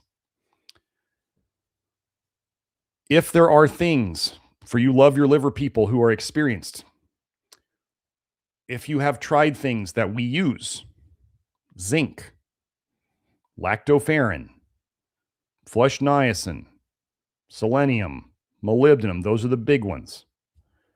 If you've taken things that you had a pushing detox too hard reaction, or you had a copper dumping reaction, or you had a bile dumping reaction, whatever you choose to call it, if you had trouble taking those and you had to take really small doses or not take it, and you worked up, let's say over time you worked up to a dose, during the low nickel diet, if you're having a rough time, I want you to think about those things as, remember, you're dumping nickel. I think now that when you took those things in the past, they were stirring up nickel and copper, and that's why you felt bad. So if they did it back then when you were not really detoxing nickel, and now you're detoxing nickel and you're taking these things that back then you didn't tolerate, you may not be tolerating that dose during the detox. This is really important. So like if you had a real, like I talked to somebody in office hours the other day, and she was saying, it took me a long time to go up to 1/64th of a teaspoon, a drop of lactoferrin. She said when she started the lactoferrin, she was getting migraines because lactoferrin stirs up nickel. I went over that research, I think, in one of the past episodes. Lactoferrin and nickel interact. This is why lactoferrin will worsen GERD when people have it already. The lactoferrin interacts with the nickel. Nickel is basically the root cause of GERD. And so they stir it up. So what I tell people is if you have any GERD, you don't take lactoferrin because it will stir it up. So I didn't know it was nickel back then, and now I do. So she was saying she had migraines when she first started too much lactoferrin, and it took her a long time to work up to 1/64th of a drop. So 1/64th of a teaspoon, like the tiniest little fractional teaspoon that we offer. Okay. She said during the hard times of the low nickel diet, because she jumped in head first, she's like, I'm getting migraines. I was like, get off the lactoferrin. And we got it to go away. Okay. This is not a game, as we say, but I want you to know that if you had things in the past that were too much, that you couldn't take normal doses of, that you had to work your way up, and these are the things that we're talking about that we use in the program, if you're really having a rough time with the low nickel, you might want to cut those in half or even take them out for a period of time and see if that's aggravating things and making things worse. I reduced while I was going through the worst times, I had this thought. I was like, what if I'm on too much because I was on 2 pills of lactoferrin a day. And I thought, what if that's too much? And then I've been on 2 Keystone Minerals for years, probably since I almost started making it. And I thought, I feel like I should go down to 1. And I did. And I didn't know it at the time. I'm getting these like intuitive hits as we go about like the chain and the Keystone Minerals and the lactoferrin and the PectaClear and this stuff. God is really pushing things in there a lot these days. And that's what I think will be helpful. So if there's stuff you struggled with and you're struggling with the low nickel diet, cut those things in half or even take a break. Okay. Again, I'm the one supplement guy out there telling you, you may need to potentially take less of the supplements that I offer. So we got that. We went over pooping. We went over the supplement adjustments. Oh, I think I said it before. Do not start low nickel when you're pregnant. I'm going to show you guys one study on this about like the people who are like, why is vitamin A in breast milk if it's not good for us? Let me show you. Let me show you how much nickel is in breast milk. Okay, Joe, you got this. There we go. The nickel concentration in breast milk in the first month of lactation in Yazd, center of Iran. Okay. So 150 volunteers in the first month of lactation. Milk samples were collected 3 times on days 3 to 5, day 16, and day 30 after delivery. Okay. The mean age of the study group was 28 years old.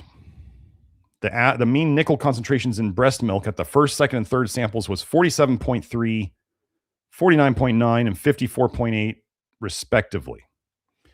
The concentration of nickel in the breast milk of more than 86% of mothers was higher than the permissible range for it. Gosh, is nickel toxicity a problem these days?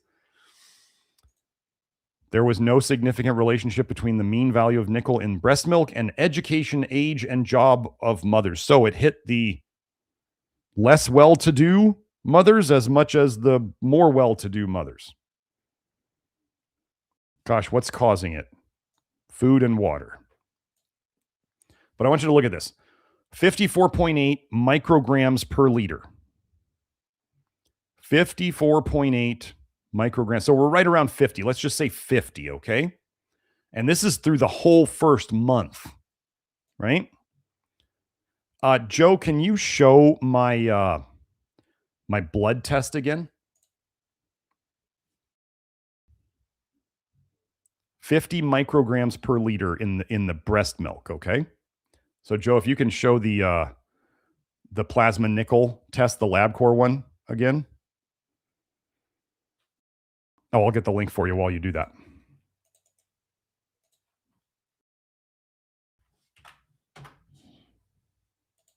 We got it? No, that's the hair test. The nickel plasma one. There we go. And if you can move my video out of the way there, good. Great. So what are the how much nickel is in the blood of an adult? You see this? 0.6 to 7.5 micrograms per liter. Breast milk had 50 micrograms per liter. 50. The reference range. They said levels of 3 to 11 may be seen in refinery workers in their blood of adults. And these values, 50 micrograms per liter in breast milk going into babies, newborn babies, 1 month old. I don't know if I showed the one about after delivery, I forget if it was delivery to the time the placenta, I think it was from the time of delivery to the time the placenta came out.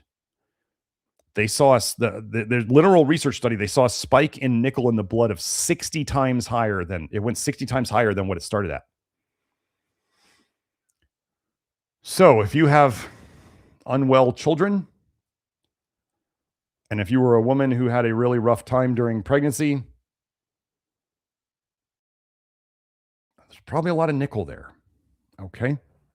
And when I tell you that women literally detox, okay, I want you to understand this is nature survival stuff. Can a newborn get along without its mother? I mean, if we're talking about like traditional stuff, like where, starvation is imminent and all this stuff, like babies need their mother.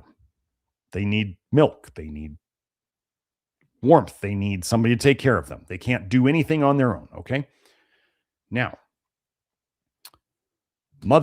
pregnancy is like the biggest stirring up of toxicity and redistribution of toxins. Like I'll see women who are pregnant with, normally we want copper below 90. And I've seen pregnant women with 200, 180, 190, 200 on copper. The copper copers will be like, oh, the copper's not getting into the cells. I'm like, you're clueless. And they're toxic as heck. It's amazing that they could try to claim that about copper. It's the only thing that you would claim is if it's high in the blood, there's not enough copper in your cells. Like it's the most lunatic thing I've ever heard. They're making stuff up, literally. If you saw that with lead, you'd go, they got too much lead in their blood. That's the cause of their problems. But the copper people would be like, oh, high copper in the blood? No. That's why they're sick, is because the copper's not lower because it's not in their cells. And I'm like, show me any legit evidence of this actually being true. Copper in the cells or copper out of the cells. And they don't have any of it because it's not true. Anyway. And remember, what is nickel? Nickel is the devil's copper.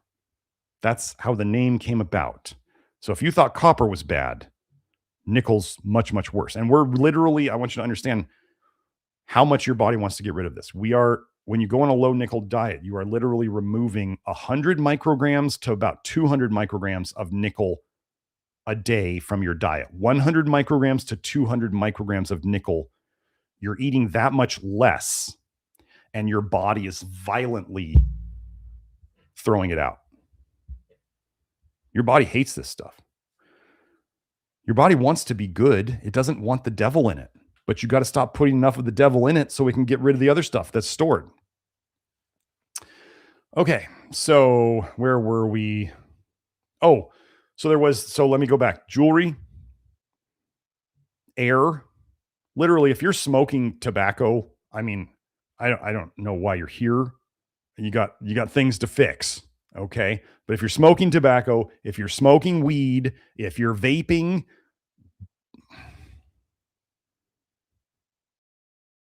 huge nickel source. Huge. Whether it's the burning, the heating element, or the tobacco itself, or the cannabis. It's all bad. Okay? And if you ever notice, like, long-term smokers of weed, they don't start looking better. So we got that.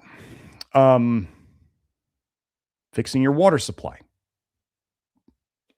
AquaTrue for RO. If you need to do a minimalist thing, AquaTrue for the RO, either the countertop or the built-in one. AquaTrue doesn't reduce the pH of the water. That's why I like it. You can do an RO system otherwise, but the water's going to get more acidic, and more acidic water will leach more nickel off anything stainless steel that it touches.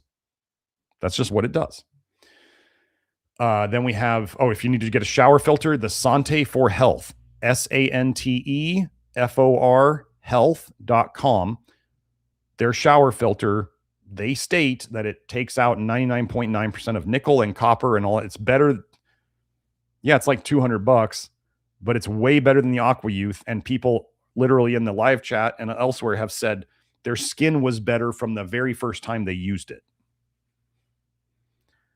So those are the two big places to get the nickel out of your water. If you are going to I'm getting the Sante for Health whole house water filter for Kelsey's house, because Idaho literally has high nickel in well water, and it's from the rocks in the ground. As an example, Kelsey went in the lake the other day with her kids, and her son came out of the lake. I was sitting there. I went in that lake once. I swam in it one day, and we came back to Kelsey's house, and that night was horrible for me. And I was going, what was in that lake? Was it, we were kind of by the boat ramp. So yeah, there was, there's whatever's in those boats that's floating, the gasoline or the oil or whatever, but there wasn't that much. But there's literally nickel in that water. And her son came back after they went in the lake, and he had a rash and a cough. Those of you who have been doing the detox, you know about the nickel cough. Skin stuff. Is skin stuff associated with nickel? Yeah. He had classic nickel symptoms after going in the lake. So I told Kelsey, I'm like, I don't know if I'm ever going to go in that lake again. This is all I need to know. Like, I don't need to go get nickeled. And then I actually took a bath at Kelsey's, where we don't have a filter on that water. And I thought, it's just a bath. And I also thought, I'll get to see if the nickel in this water affects me. I felt like crap after that bath. I was like, sometimes I think I'm blessed with these abilities to pay attention and be sensitive in certain ways. Because otherwise people are, I'd just be like, I don't know why I felt bad. But then I was already in the detox, and I got nickeled, as they call it. So I had got nickeled twice that day. I got nickeled from food and from the bath water. And then I haven't gone in the lake since. So anyway, Let's see. Oh, Joe, I put the link in the wrong chat. I didn't put it in Joe's Telegram. I put it on, I put that in my saved messages. Yes, I did. Sorry. Delete that. Okay.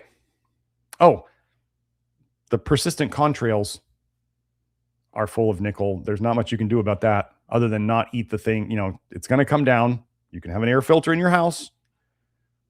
You can filter your water because it's going to get down into the water supplies. It's going to, you can work on the foods. So then now we get into the foods. Okay.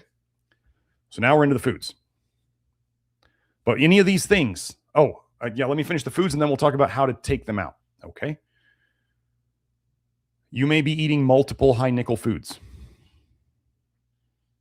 that we used to recommend. I mean, the biggest things, whole grains in general. So is whole wheat considered high nickel? Yes. Hard red wheat is considered high nickel. If it's a whole grain, I'm going to say in this initial thing, don't eat it. I'm also going to say if beans, legumes, don't eat them during this initial phase. Okay. You want to play games? Okay. You may not make as much progress as you want to. So, and then nuts and seeds and chocolate. Those are the biggest ones you got to worry about in terms of the big things that we don't do chocolate on the program, but of the things that were on the Love Your Liver, beans, whole grains, nuts, and seeds. So refined grains and other things. I go over the diet and the other stuff. What I'm saying is when you figure out, like, you're like, oh, my buddy started nickel dumping. The only real the biggest nickel food that he took out was oats. He was like, the only thing I really eat that's high nickel is oats. And he took it out and he started dumping. That's all it took. And then I'm talking to him, and this is what I want to warn you about, is I was talking to him. I said, well, you can always go back and just put the oats back in. And he's like, I don't want to. I want to get better.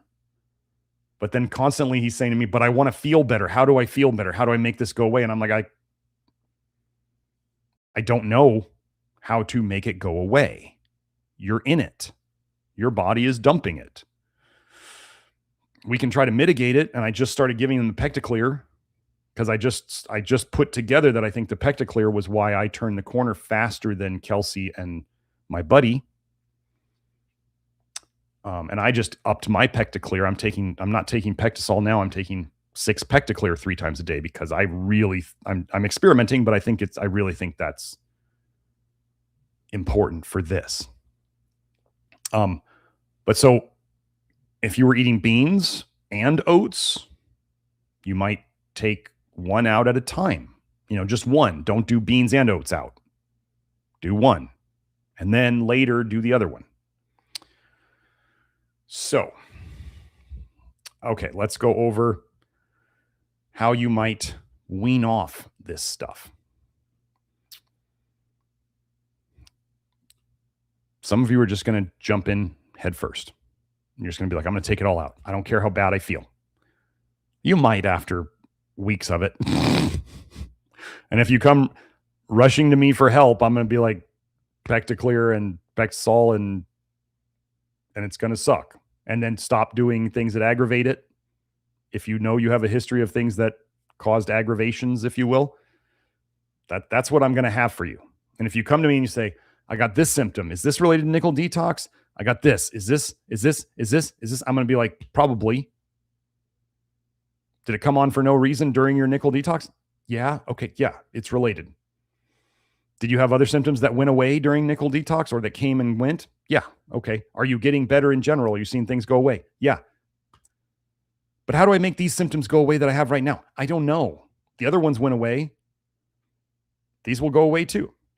Can you do the low nickel diet detox bare ass naked? And what I mean by that is no help. You can just do the diet. Sure, you can do that. I'm not going to say you can't. You don't have to do it, and you can do it if you're like, well, I don't want to do supplements. Okay, then don't. You don't have to. You'll get through it.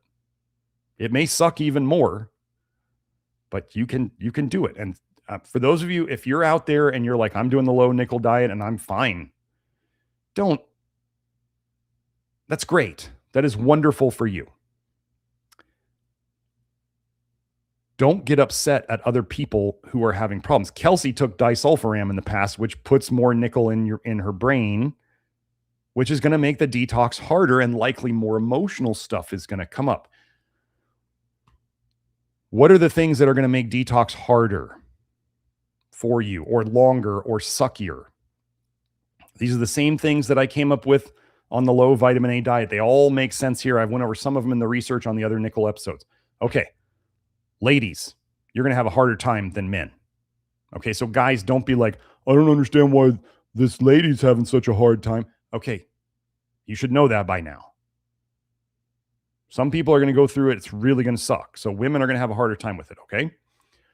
If you're an undertype versus an overtype, undertypes are likely going to have a harder time with this. And I'm going to tell you undertypes that I'm almost positive that all your stuff is nickel. And you'll start gaining good weight after it. So I wouldn't be afraid of, I'd do it slow. And yeah, your appetite may get a little less at times, but I wouldn't not do it because of the appetite thing. Your appetite may just get better. Then we have, well, the older you are, you've just got more nickel in you. And so the older you are, you have the slowing down of things of age, and you're just more toxic because you've been around longer. You've been wearing jewelry for another 20 years over somebody else, you know, whatever. Then we have the more diagnoses you have.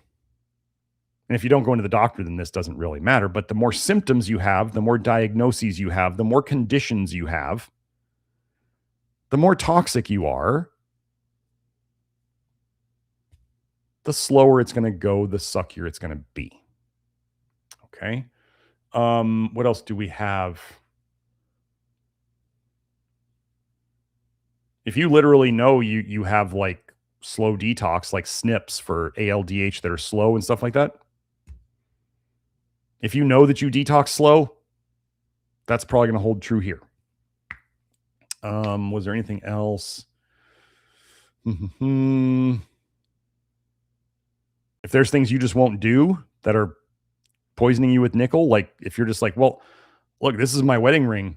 I know it's got nickel in it, but I'm not going to change it. Okay. You don't have to do anything. Is that going to get in the way of your recovery? Quite possibly. Kelsey and I are working on some other things for symptomatic relief during this. Yeah.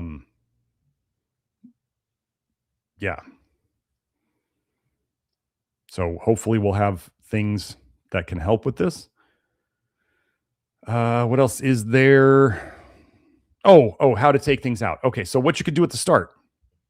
First, I'm going to talk about food first, but so you decide which one of those groups you want to take out. What I'm going to tell you, the general rule on this: if you take something out, like you're taking out one thing at a time. Let's say you took out your fillings, and detox symptoms tend to start about 2 to 4 days after you take out that nickel source. It takes about 2 to 4 days. So there's a delay. So if you take things out and it's the day 1 of it being out or day 2 of it being out, and you're like, oh, I don't think I'm going to detox. Oh boy, you better wait. I would wait a whole week before you say that was okay. So you take something out.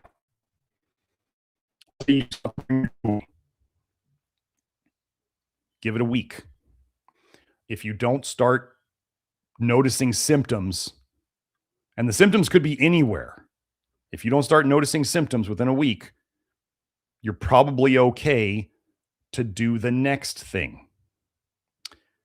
If you get symptoms, if you're trying to make this as easy as possible, if you get symptoms, don't take out anything else until those symptoms have gone away, right? Because if you keep taking things out, you're going to keep adding to the symptoms. They're going to keep getting stronger. You'll detox more. You're already feeling bad because of the detox, so don't make it worse if you don't want it to be worse. The whole point of what I'm talking about is to go slower. So if you take something out and you get symptoms, don't take out more things until those symptoms have gone away and you're comfortable with doing the next taking something out. And you can just go like that. So we do the minimum of a month of prep. You decide when you decide you're going to start, you're going to decide the thing you think is either the smallest impact or the easiest for you to do first. And then if it's fine for a week, then you can move to the next thing. If you get symptoms, you're going to not do any more taking nickel out until the symptoms are gone. And then when you decide to, you do the next thing. You may only want to take out one food at a time. Like if you've been having oats every day and you decide to take out oats, or well, let's talk about foods for a second. Figure out if you're going to take out like oats and they're a big part of your calories, figure out what you're going to replace it with first before you take it out. You need to eat.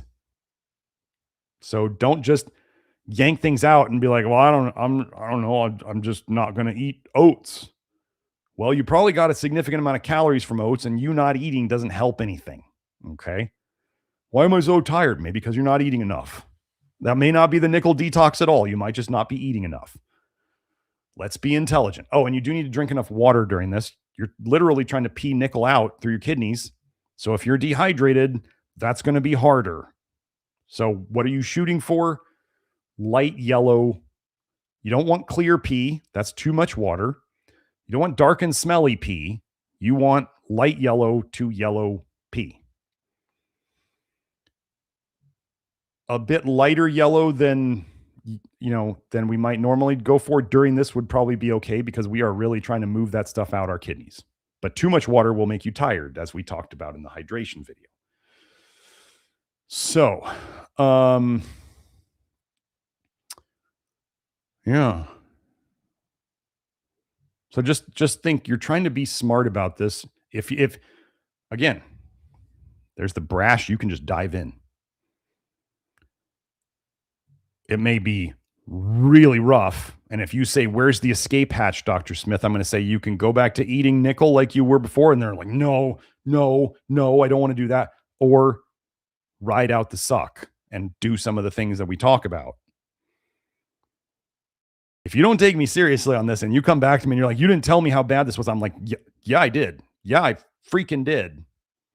It sucks. And there's probably people in the live chat saying, yeah, it sucks. It really sucks. So take it seriously. It sucks.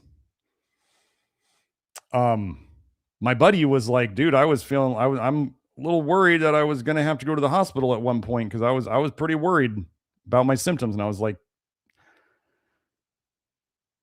you're getting better. Like, he's literally seeing symptoms improve and he's and I'm going, you're going to be okay. You're going to be okay. You're going to get through this. And I apologize to him for, I knew not what I did. So, but he's getting better. He knows he's getting better. This is the problem is, like, you'll literally, for those of you who are doing it, you'll literally see symptoms, old symptoms going away, like things that you dealt with for a very long time. And then you've got these aggravating, like, short-term symptoms like depression, anxiety, fatigue, skin rashes, gut stuff. Like, it's the minor stuff that's the annoying stuff. Like, nausea is like one of the worst things, but that will go away. But then you'll see the long-term things going away. I'm not making any claims here, but with what we know about nickel and cancer, I'm really excited. I mean, think of how much we're going to prevent from ever happening. And then think of how many people we may be able to help get out of this problem. Because remember, I said nickel, you take in too much nickel, you don't detox it. And nickel caused cancer everywhere it was injected in animals. Try to find something else that does that, where they can literally inject it into an animal in a spot. And every spot they inject it into, they know they're going to develop cancer there.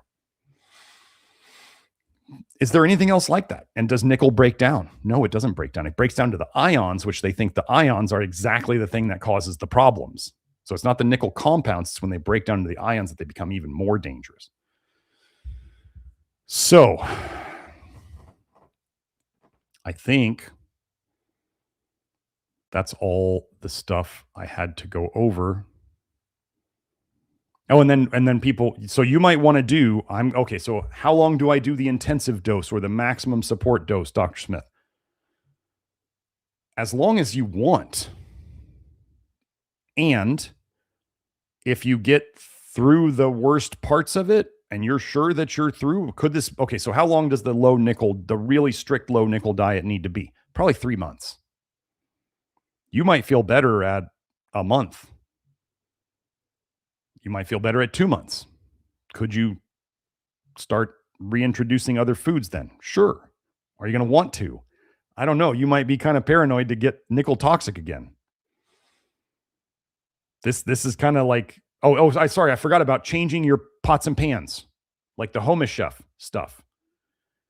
Yeah, changing your pots and pans would be one thing in there too, to go to nickel-free pots and pans, whether you're going to glass or enameled stuff or ceramic or clay or, the borosilicate glass or nickel-free stainless steel.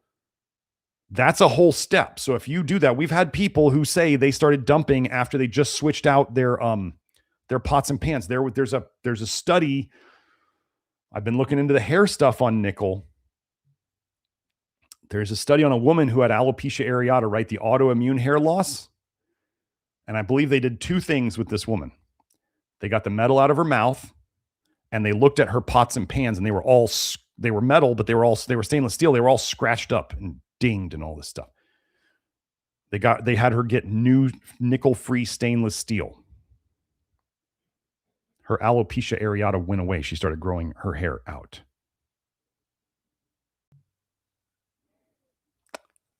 So, but do you think she went into the detox dumping? Probably. Like with Kelsey's daughter, where they just took out the stainless steel crown and she started detoxing. Okay, so each of these steps could throw you into the detox dumping. Is that anything to be scared of? Like if you got to go through it, you got to go through it.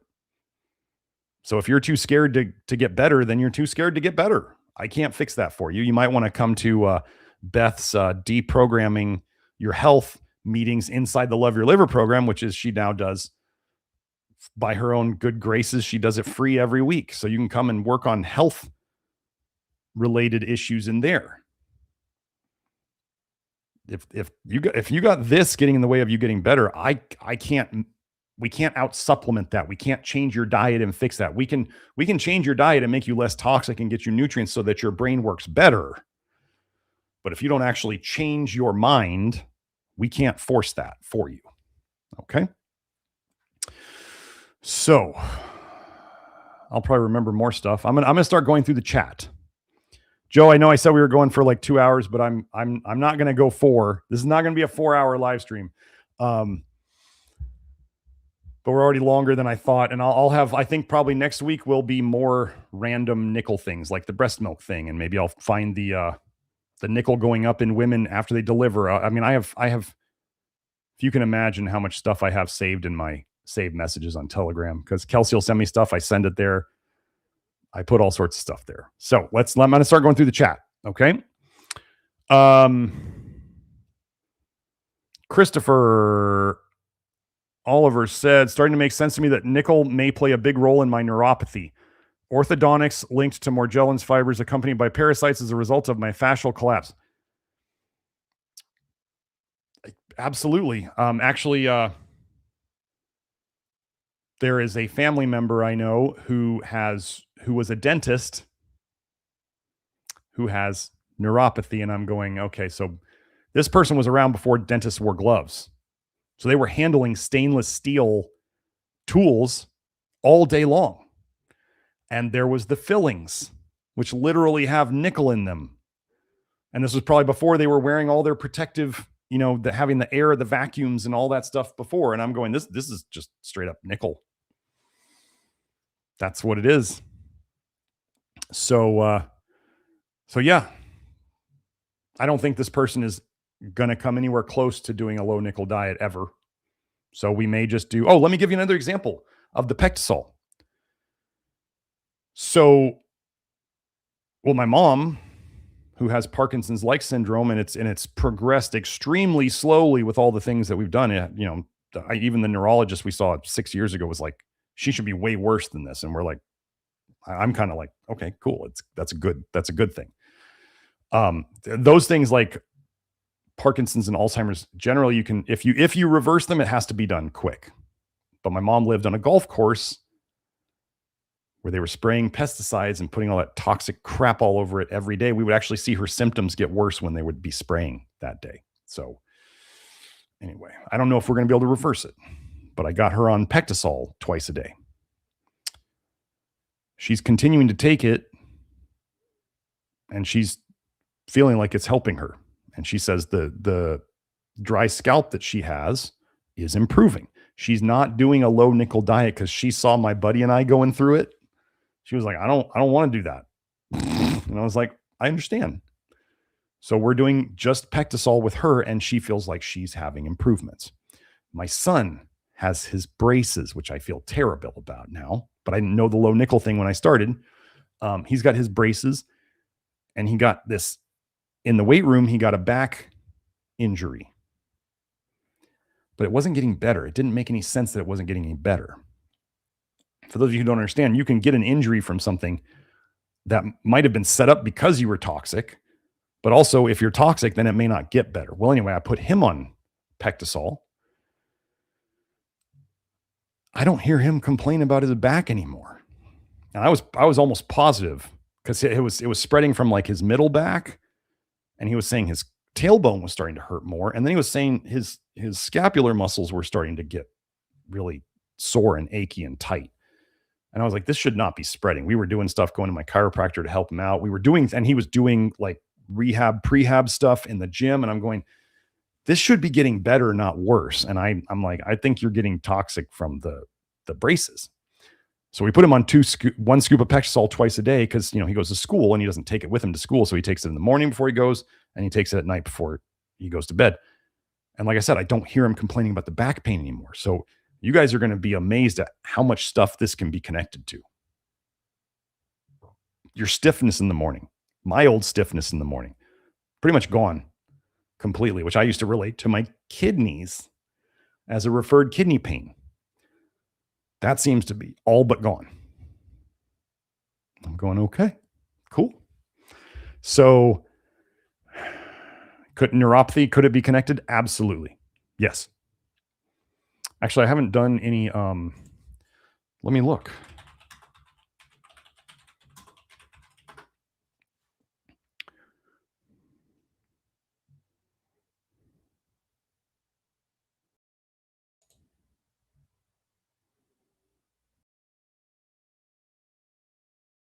Oh, well, here, while we're here, I don't think, Christopher, I don't think I'm going to see any specific. I'm sure you've already looked it up. Looked up the nickel and neuropathy. I do think they're likely connected. I guess I may have already gone over this one. Joe, it's this one. Yeah, I think this is one of the things I went over on the first nickel episode, that there's more nickel in people who have Alzheimer's disease, Parkinson's disease, autism, MS, and yeah.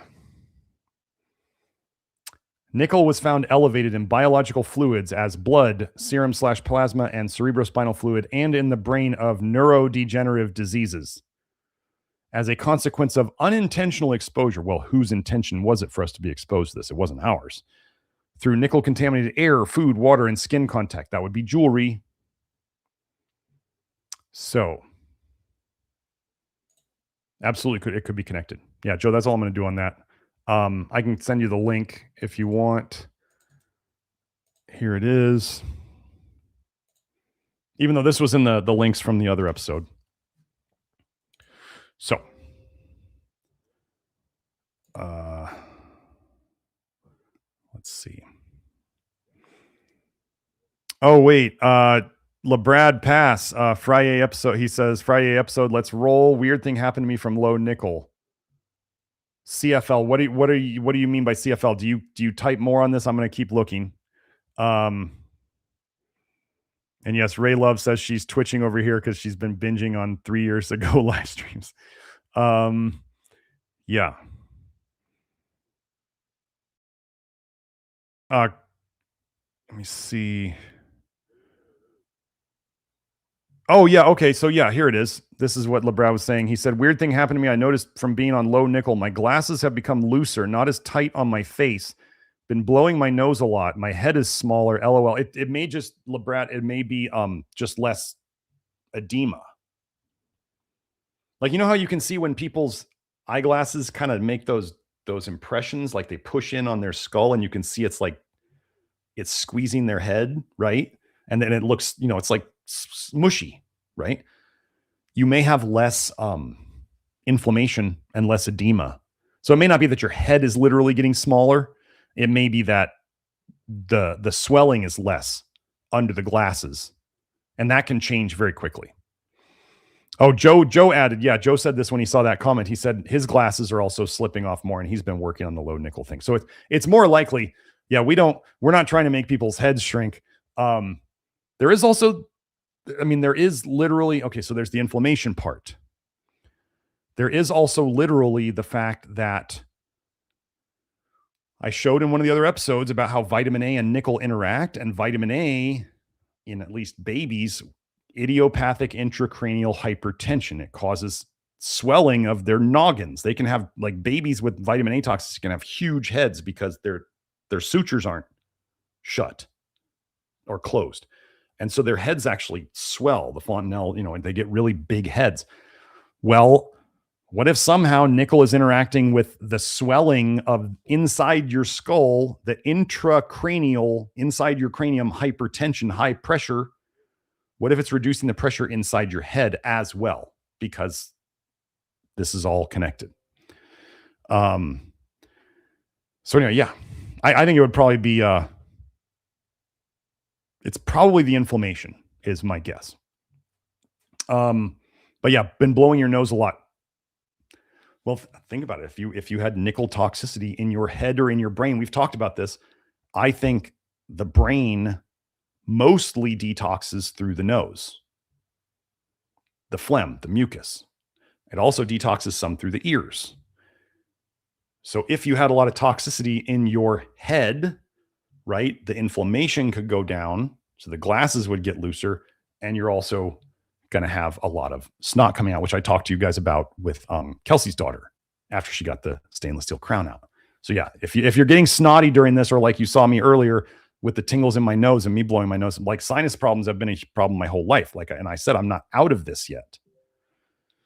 But yeah, this is definitely detox. And if people have problems all the time with mucus and phlegm, they're toxic all the time.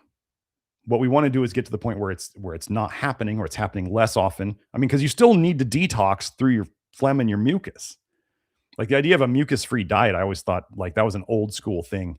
They still talk about it, but why would you? Mucus is there to protect you. Like, it literally grabs onto dust particles and other things that you would breathe in, so then you can blow them out. Like, that's why you sneeze, is to blow stuff out. It's a it's a reaction against toxins that have come in, and your body is trying to expel them. So,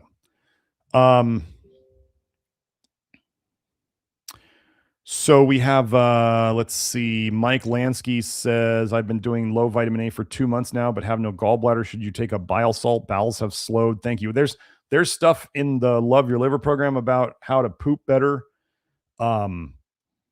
We went over research on, I think, nickel being directly bad for the gallbladder in one of the previous episodes. We don't generally take bile. If you might want to go watch the 3-part series, the 231 through 233, the toxic bile paradigm, taking more bile doesn't fix a bile related problem. And it's not that you don't make enough bile. You're still making bile. The only way you'd stop making bile is if they took your liver. You're missing the gallbladder, which is the thing that kind of, oh, so sorry, Mike, you're watching on X. Yeah. Thank you. I don't usually get these comments on X because I normally only look at the YouTube comments. So this is something new. But yeah, I would We don't, when you understand toxic bile paradigm, watch episodes 231 to 233. The thing you might do without a gallbladder would be, so your bile comes out more as a trickle all day long because you don't have the gallbladder to as a reservoir to soak it up. So what without a gallbladder, you want to try to mimic your bile flow. And generally the better way to do that is to eat less often. I mean, sorry, more often, more frequently. Have more smaller meals and then just watch your fat intake. Which we do anyway. We don't specifically do low fat. We just don't do a lot of added fats. You eat the fats that are in food, just like God intended. Like God did not intend us to be eating chunks of butter from a stick of butter. Like that's crazy. But anyway, that's what I would do. I want to find the nickel and gallbladder again.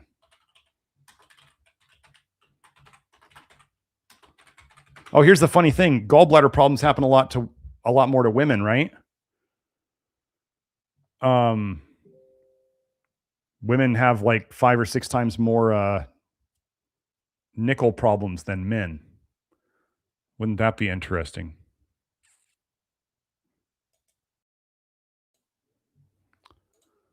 Let's look at this.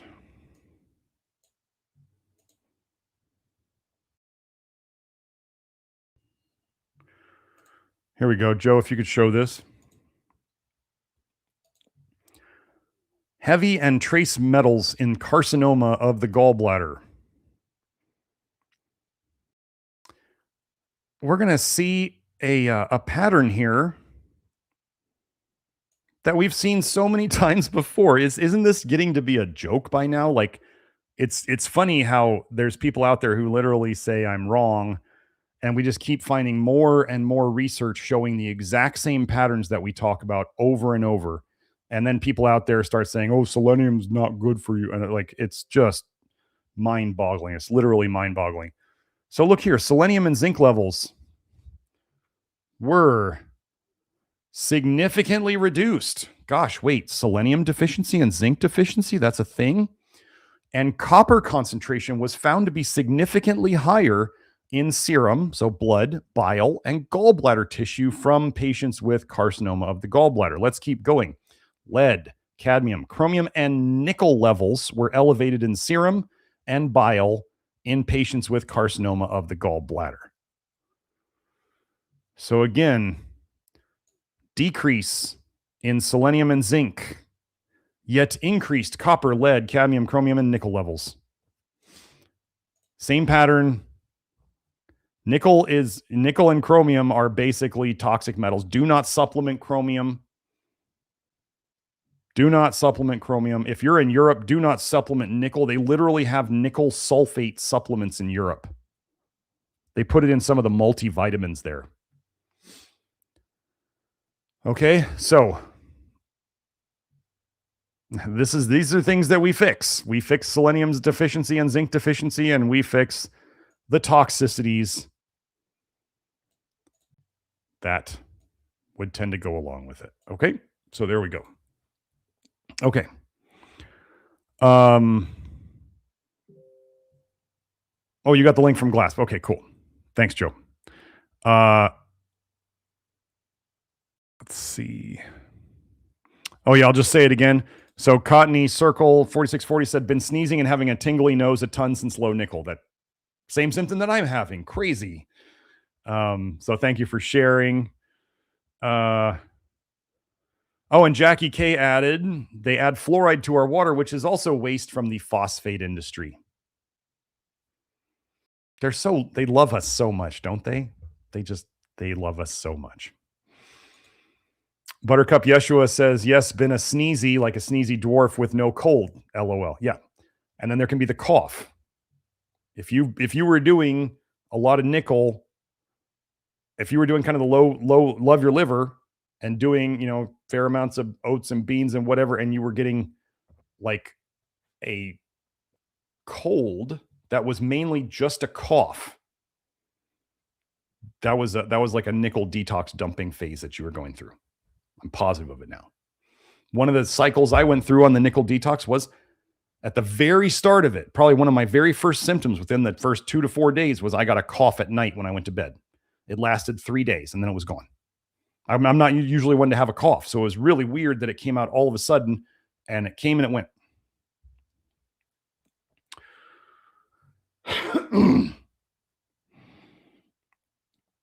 Oh, Jana added, this detox is very rough. Yes, Jana knows. She's been listening to me talk in office hours. Pectin, apple, or citrus, and malic acid are important to take for symptom relief. I'm becoming a big, actually, you know what I'm wondering? Here, I didn't say this on the hair test. Joe, can you show the first hair test, the 2 and the 6 on the nickel? Not the 6 and the 41, the 2 and the 6. I want to show this again because I had a theory about why my nickel started going up. I might have mentioned it, but anyway. Can you get that for me, Joe?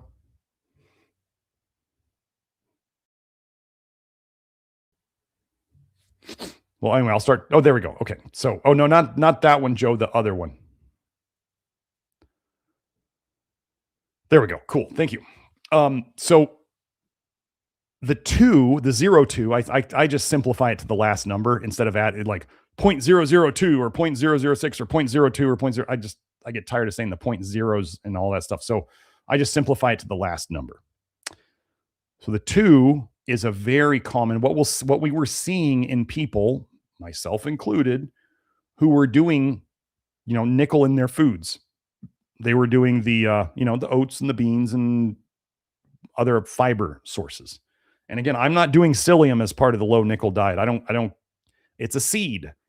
I don't care what the internet says about it. If we know that nuts and seeds and beans and whole grains accumulate the most during my low nickel phase, I'm not eating it.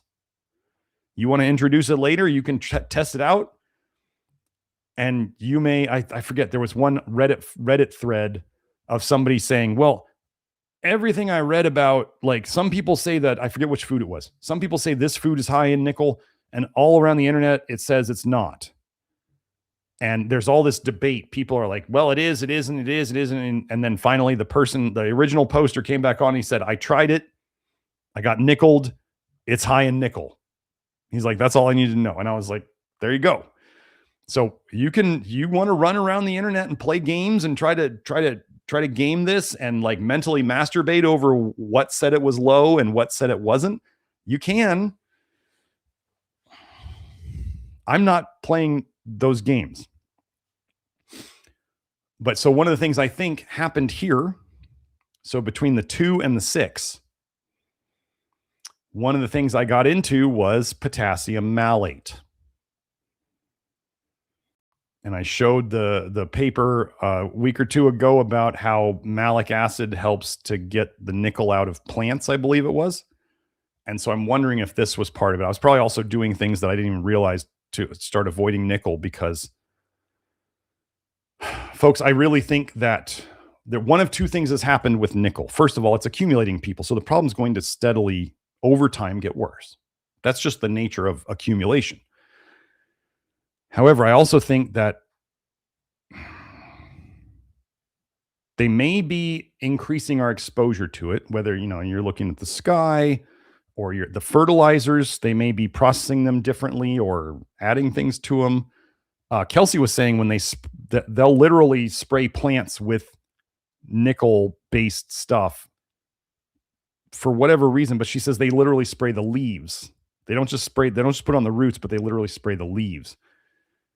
So they're doing more stuff. So I think the nickel problem is coming to a head, and this is why it started to present itself to me in the various ways. Like I was feeling stuff, like not wearing the necklace and I never even thought about I never thought about metal on my skin about that chain. I just thought I feel like that chain is messing with my sleep. That's all I felt. There wasn't any thought of like, oh, is it metal toxicity? Is it nickel? Is it what? I just like, I don't want it. So I was kind of coming to this stuff from another angle. And then the potassium malate, when I thought about that, I was like, sounds good to me. And then if you guys saw the fibromyalgia and nickel stuff, that I went over in the other episode. And magnesium malate is big with fibromyalgia people. I don't know why potassium malate isn't, but it should be. So I think that may be why I had that rise in the nickel. The potassium malate may have been a part of that. That's all. So Iowa City 88 says tobacco is a heavy user of phosphates and a high fixer of polonium. Inhaling nuclear particles deep into lung tissues may not be healthy. That's probably a safe bet. I would agree with that.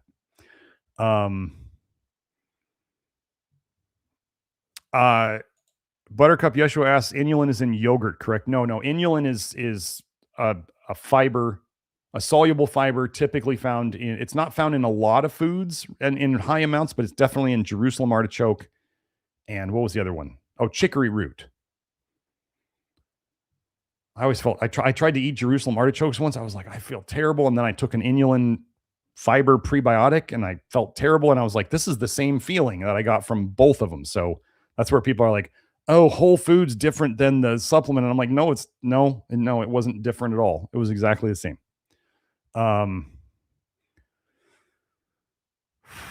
Buttercup Yeshua is talking about on the low nickel diet, said, yes, never had GERD. It comes and goes.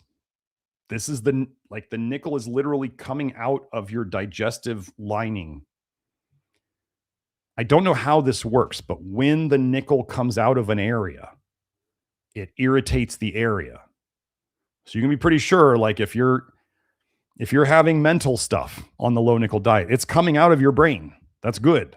If you're having a bunch of snot, however the nickel got there, it's coming out. If you're having a bunch of digestive issues or constipation, that happens on this. Okay, listen, on the low nickel diet, you may have some significant constipation. And it's not just the lack of fiber. It doesn't mean that just more fiber is going to fix it. You may just have constipation from the nickel irritating your guts. The nickel is what causes the hypothyroid, which then leads to the constipation, and the GERD. Like, it's literally nickel coming out of your digestive lining. So just know that if you have some constipation along this process, and you were like, well, wait, I was pooping fine with the amount of pectin I was taking, then all of a sudden I got constipated. It doesn't mean that the apple pectin stopped doing its job. It means that it's the low nickel diet. You come to me with all these new symptoms during the low nickel diet, and I'm going to be like, do you think it's related? Yes, I absolutely do. Did I have constipation on the low nickel diet? Yes. Am I still was I taking the same amount of apple pectin and MCP that whole time? Yes. Am I still taking the same amount of apple pectin and MCP now when I'm having very, very satisfying multi times a day poops? Yes. I didn't change anything. Oh, one other thing about the low nickel detox. If you already know that you're sensitive to space weather or EMF, here's the sucky news. You're going to be more sensitive to it during the detox. You are. Sorry. So we have, okay. So intuitive IFS therapy says my US hardwood charcoal from iHerb suddenly got a lead warning on it. Should I be concerned about it? Is this from iHerb? I don't know. I would contact the company and find out, because sometimes they do. I mean, like, imagine, you know how light charcoal is, right? Charcoal is really, really light. I think the Prop 65 thing is for like 100 grams. So think of how much charcoal that is. And the lead is like bound up in the charcoal. Would we love to not have that warning there? Yes. Do amounts and concentrations matter? Yes. Actually, one of the links I posted was about how much food you're eating versus how much nickel in it is important. So I would, I mean, you can contact the company, not iHerb, but contact the company that makes it and see what the actual amount is in there and how much lead is in how much charcoal for that test. I forget the Prop 65 ins and outs, but sometimes it can be pretty, like, it doesn't make any sense. It's like, this is not a serving. Like, nobody's eating 100 grams of charcoal a day. So anyway. Oh, Christopher says I had reduced my organic cigarettes casually until this last couple of weeks when I dropped them entirely. Immediate cold for a few days and consistent phlegmatic detox since. Well, where would the nickel from cigarettes go first, right? Be in your sinuses, it'd be in your throat, it'd be, in your breathing pathways. And how do we get that out? With phlegm. So yeah, that makes sense. Good job quitting the cigarettes, Chris. Okay.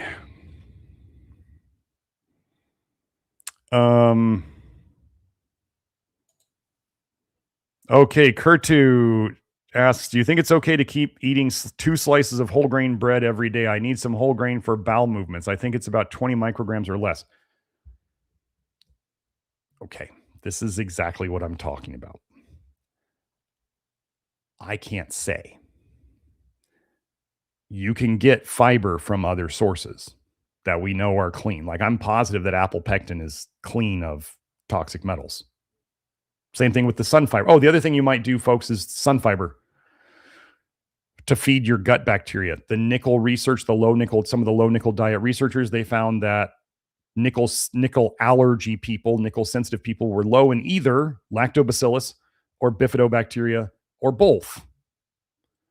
Okay, well, what exactly does Sunfiber feed? It feeds both without putting them in, right? So you're not having to put them in, you're just feeding them and bringing up their populations, which is, if you need one or the other and they're starving and you feed them, they will do better. So am I using Sunfiber as part of this? Yes, I'm doing a scoop a day.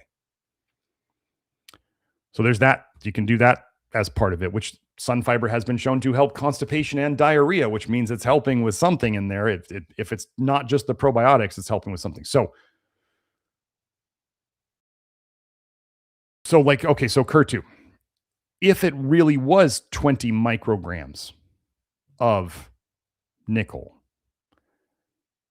that needs context of how much you're eating otherwise. Okay. So it would, that could be low. It could be, one of the lower standards for nickel in the diet on the low nickel diet is about 150 micrograms a day. Okay. So could you fit, if that was true, like I'm just saying, like without measuring that food exactly,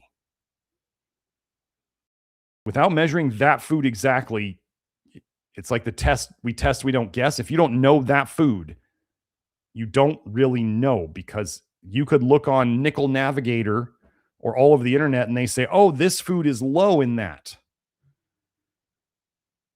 But what if the farmer who grew the wheat or the whole grain that you're eating used phosphate fertilizers or a different fertilizer, or did something, or lives in an area where there's tons of chemtrails or whatever, and it's got more nickel than the internet said? This is the problem with trying to play games. If you make the wrong move, I don't know. So, it's good to keep pooping, but I don't know. I can't say. This is where playing the games, where like what accumulates the most nickel. In the older studies, they always mentioned whole grains first. So I can't.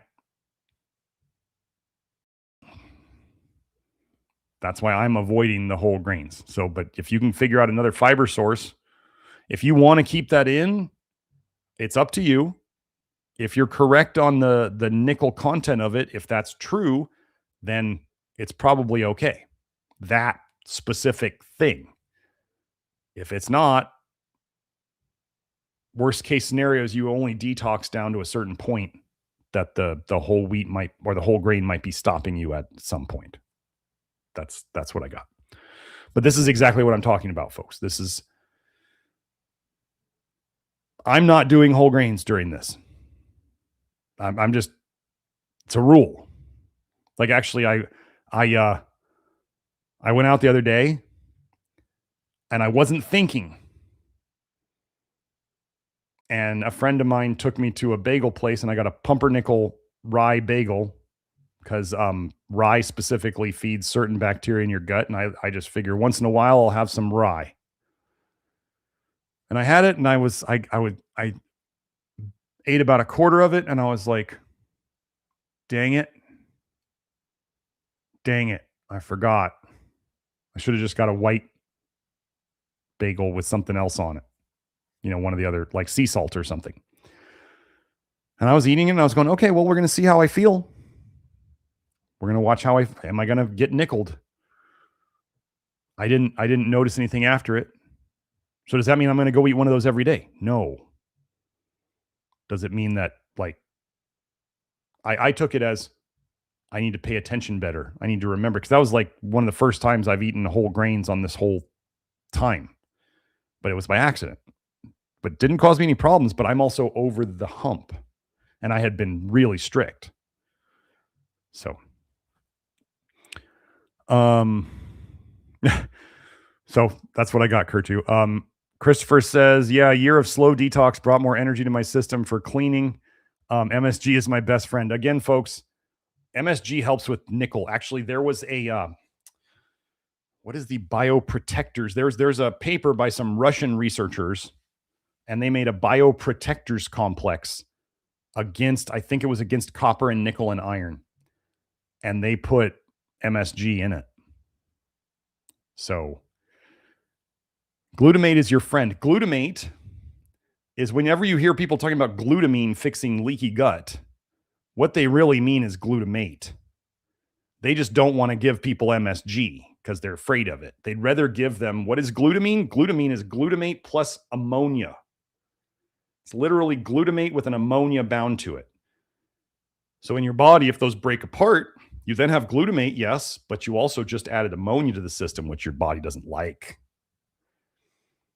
But if you take glutamate can bind an ammonia to make a glutamine, and then you have less ammonia floating around your system. So the glutamate, it can feed your gut lining. It could also scavenge ammonia for you. Well, that's nice. So why is everybody out there taking grams and tens of grams of glutamine a day and adding all this ammonia to your system? And then you always hear about, well, I don't hear about glutamine fixing anybody's leaky gut. And then eventually people stop taking it because the ammonia load gets too much. If you're sensitive to MSG right now, you are likely nickel toxic, pretty nickel toxic. And I think Beth Martins, who does the deprogramming your health thing in our group, she was saying that she is getting more tolerant. She's able to start bumping up her MSG now that she's been doing the low nickel diet long enough. So I'm just telling you, like, your sensitivities to the things that we do in the program, whether you're sensitive to zinc or selenium or molybdenum or flush niacin or lactoferrin, are likely related to your toxicities, and nickel toxicity is up there. So during the detox, you don't want to push anything too hard and make yourself feel worse. But also, if you didn't tolerate them at the start, you will likely tolerate more of them at the end. You'll be more resilient and you'll be less toxic. So, okay.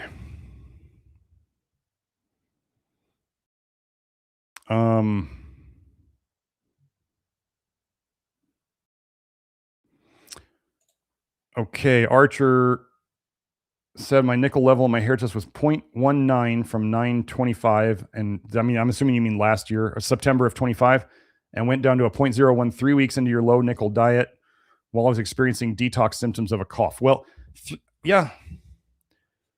I mean, could it go down? Could it? This is why, like with copper, we do blood and hair, because just like nickel symptoms are going to show up in different places for different people. So like I did my urine and my blood and my hair, didn't show up particularly in the blood or the urine, but it did show up in the hair. So this is why when I was trying to catch this, am I going to do this on everybody? No, I don't need to do it. You don't need to know your nickel level. Just like I don't need a serum retinol, a blood vitamin A level, to get people better from vitamin A toxicity, because the approach is very simple. I don't need a hair nickel or a blood nickel or a urine nickel to help people get better from nickel toxicity. We just do the same approach. So, but yeah, you may, Archer, I may have had a big dump kind of, I was getting close to being over the hump when I was doing that hair test, but the hair would have had all the stuff in it from before. But yeah, it all depends on where you get rid of it. Like, I think a lot of the nickel is going out through the gut into the poop, and the bile into the poop. So that could be a big thing.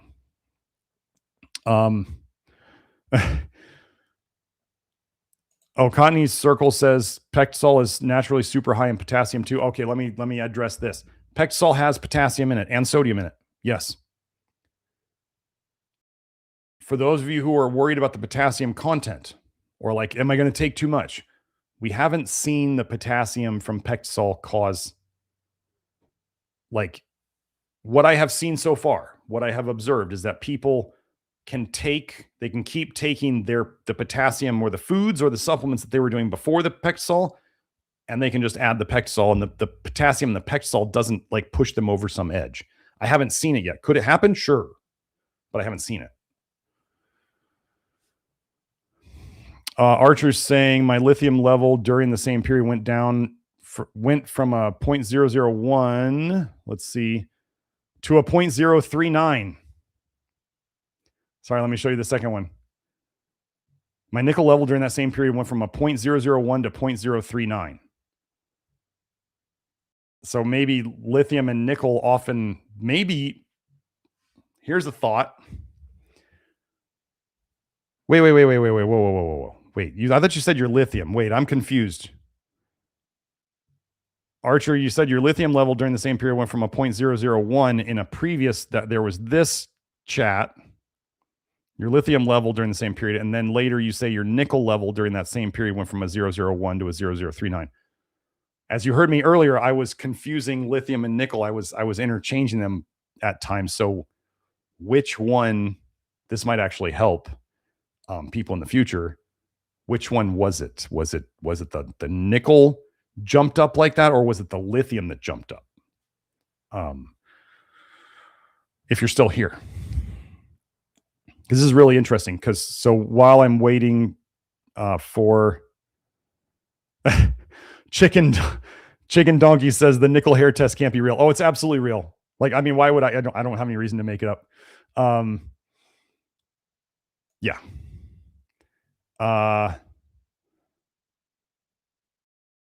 Let's see. So okay, so if he's not here, or he or she, I don't know which it is, but if they aren't here, here's what I'm going to say. The body likes to detox. This is a general observation. This is another theory of mine, is the body will detox in layers. Like it likes to detox certain things first, and then it likes to detox other things later. You saw my hair test where my lithium was like off the chart and the nickel was starting to creep up. And then you saw after the lithium had dumped, the lithium crashed down and then the nickel went way off the chart. So just a theory, if this person was really, if they meant to say their lithium level went up by 39 times, it may be that the body, as it's, if you do a low nickel diet or are reducing your nickel, it may detox the lithium first, and that's the one we see first, and then the nickel comes later. It's just a theory based on the pattern we may be seeing. Let me go see if they commented. No, they haven't commented yet. So maybe they left. And I'm going to assume they're telling the truth, that they're not just here trolling and saying, the opposite of what I saw. Okay, so Intuitive IFS Therapy asked, can we use the PectaSol without the nickel diet to remove metals? I'm having to focus on calcium now, so I can't do the anti-nickel diet. Yes. Yeah, I kind of covered that specifically, but I wanted to hit it again. So yes.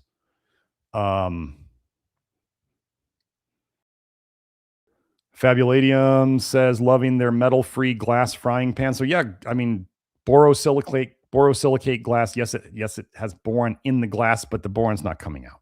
Okay. Oh, Buttercup Yeshua added, had anxiety and extreme stomach hurting at night. Thought it was from eating gluten.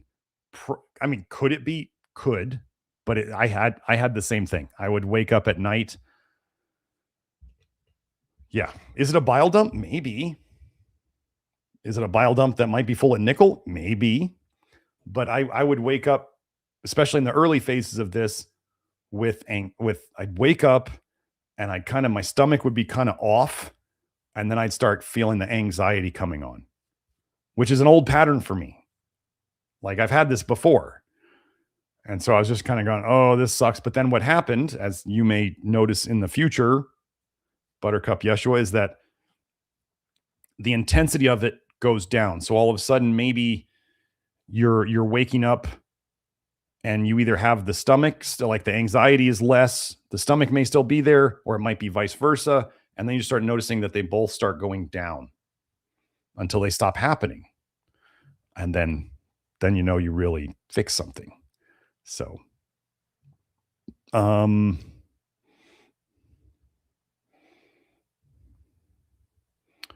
Sergio said, I did activated charcoal in my rolled barley for a long time, but I don't know if it helped. Yeah, like charcoal's amazing. Don't get me wrong. I'm not anti-charcoal now. I'm not anti-zeolite. Like they both help, absolutely. And they both can work long-term really well.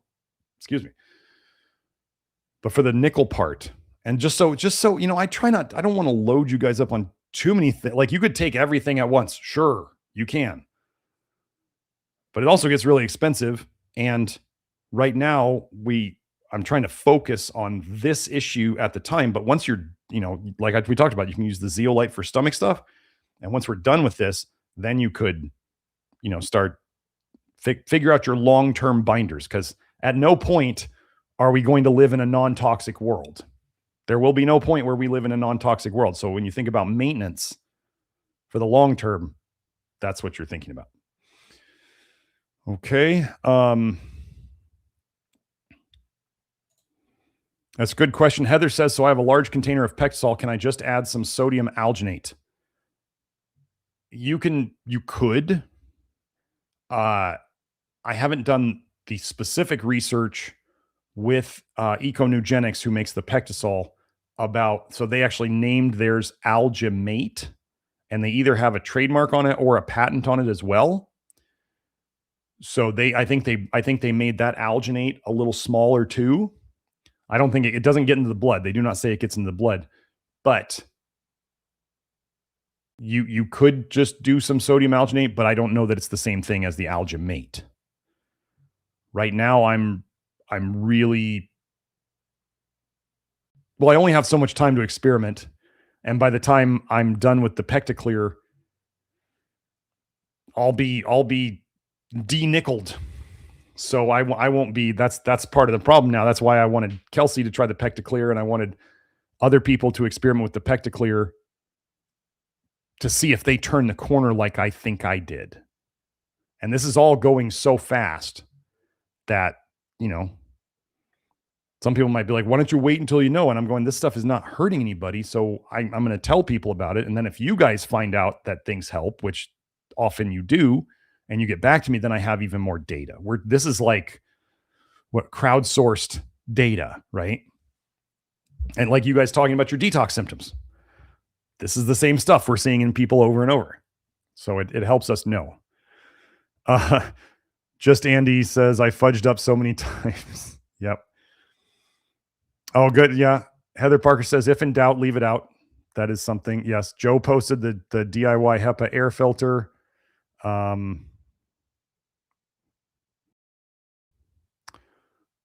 Let's see. Oh, yeah. No, Lisa says, so we can't take the Sunfiber anymore. No, I didn't say that at all. You can, no, absolutely. You can take it. So let me go through this real quick.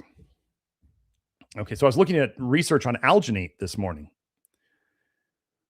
Okay. So let's talk about the fibers. Okay. So modified citrus pectin, as in PectaSol, or what's in PectaClear. It is, I don't know if you want to call it hydrolyzed. It's broken down a bit. So it's smaller, so it can get into your bloodstream. So it can go and grab toxic metals out of your bloodstream and carry it out through your kidneys. So we're using we're kind of able to use that detox system now, the kidneys. to get rid of nickel, which is where a lot of nickel goes anyway. So we have that. That's not really going to probably help you poop that much, although it's helping my mom poop. My mom is pooping much better since she started on the MCP. So could it help you poop? Yes. Is it meant to be like a prebiotic or a gut food, or is it really turning into a lot of short chain fatty acids like butyrate? No, the PectaSol is not really doing that. Okay. So then that's that. Apple pectin. It's mainly there. We talk about it mainly as a bulking fiber, but for that to bulk properly, you got to have a little sugar with it. So it gels just like a jam or a jelly. It needs the sugar to gel. You cannot use pectin if you don't have a sugar with it, then that they have to make pectins with calcium in them so that they gel. So if you don't want to add more calcium to your diet, which I'm not going to do, you're going to need to have a little bit of sugar with the pectin, or else the pectin's just floating in the water, not doing a lot. It is still feeding your gut bacteria though. Okay. So the pectin can feed your gut bacteria. The pectin, if you get it to gel, it can also help be the bulk that helps you to poop better while you're doing this relatively low fiber diet. Okay. Sunfiber. Sunfiber is basically a prebiotic, pre-digested guar, partially hydrolyzed guar gum, PHGG. It is a pre-digested soluble fiber. It doesn't gel, so it doesn't necessarily help you poop by bulking. It helps you poop by feeding the lactobacillus and the bifidobacteria that are decimated by nickel toxicity. And where does nickel accumulate first and foremost? In the gut and the skin. So Sunfiber is still totally fine to take. I take Sunfiber once a day with with the PectaClear and apple pectin. Okay.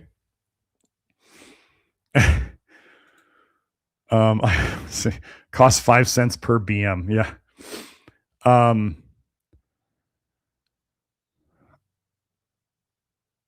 Okay, this is a good question. Hugo Contreras says, Doctor, how do I know if it's too much of the keystone mineral? I take 1 a day, would like to try 2 per day. I give specific instructions. You guys, just so you know, on our main website, on nutritiondetective.com, Joe, if you want to go find this link, there is an instructions link in the menu bar with instructions for all of our products, detailed instructions for all of our products. So if you want to go read the Sunfiber instructions, you want to read the lactoferrin instructions, you want to read the keystone instructions. Okay. Generally, keystone minerals is formulated for a 1 a day dose. That's the basic dose. It's meant to be a dose that a vast majority of adults can use, and it benefits them, and it helps them to get out of deficiency while not being too much. Joe has the instructions link right there. So if you click on that page, it'll take you to all the different products where you can find the drop-down instructions are there. So anyway, there's that. So yeah, see there they are. And the QR code on the bottles will take you to the different instructions. Okay. But keystone minerals is meant to be a 1 a day thing. Now, when we have hair tests and blood tests and we are doing consultations with people, do Nathan and Kelsey and I suggest to people often that they could take more than the equivalent of 1 keystone minerals a day if there's zinc and selenium and molybdenum all agree that we could go up there? Yes. For those of you who don't remember this or didn't listen or didn't read your treatment plan, if someone is taking more than the basic keystone mineral doses of zinc, so zinc is 30 milligrams, selenium is 150 micrograms, molybdenum is 150 micrograms.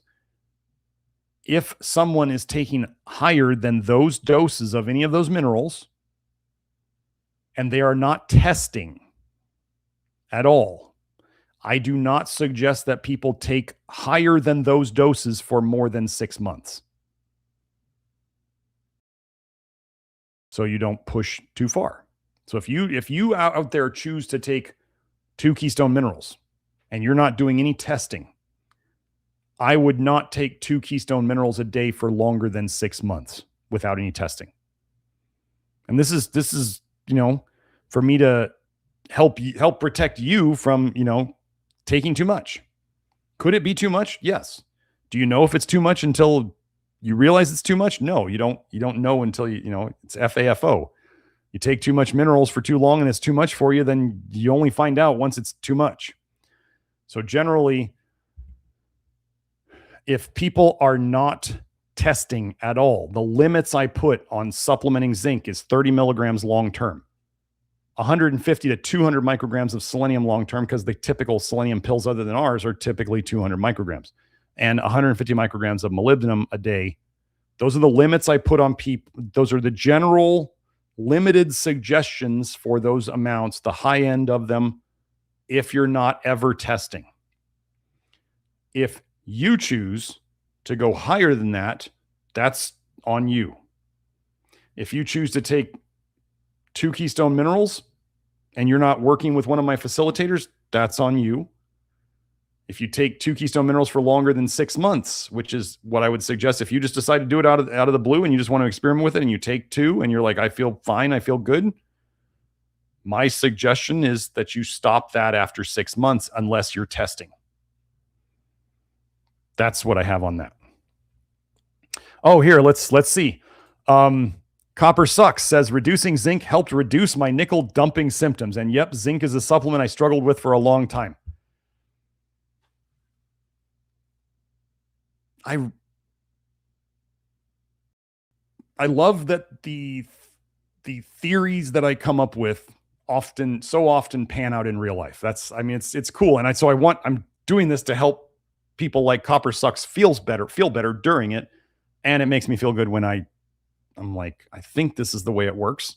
And then it pans out. So yes, excellent.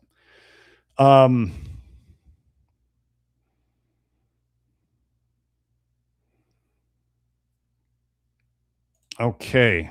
Human Health said, GERD is my longest standing symptom and low nickel has flared it up just like lactoferrin had. Okay. So don't take any lactoferrin. You should already know that. Might have to try adding it again. I don't know. Lots of symptoms around the household since we started, but going well. So yeah, you're seeing the general trend is up, but there can be lots of symptoms around. So if you wanted to, for when these detox symptoms come on, you can't always help them. Somebody in my office hours the other day tried the zeolite when their stomach was acting up, and they said it really helped. It felt very soothing. It felt like it kind of, her words were coated. It felt like it was coating, kind of like that Pepto-Bismol commercial. So anyway, you might want to try the zeolite. You can always try the charcoal, something that, you could even try somebody might try a 1/4 teaspoon of baking soda in case there's an acidity component to it, just to kind of calm it down. But I would try the zeolite first. Yeah. But yeah, so if you had GERD as a long-standing symptom and you got tons of nickel in your stomach lining and it starts coming out and that aggravates the symptom, then yeah. So it can suck. It can suck. Yes, Jackie was saying, please remember to like and subscribe and comment and all that stuff. But just remember, what does YouTube like the most? YouTube likes people watching videos, because what does YouTube sell? Does you liking or commenting or subscribing? Remember how YouTube makes their money, Google advertising, right? So they want you watching ads. So what do they reward? The more ads you watch. I'm not trying to sell anything. I mean, we have the ads on the channel now because they were dinging me for, they don't like channels that don't advertise, right? That don't let them advertise. So anyway, yeah, the more time you watch on the channel. So if you want to binge watch the channel or just set your phone to the side and just have a video playing in the background just to help me get watch time, that helps the channel. The watch time is what helps YouTube want to promote it.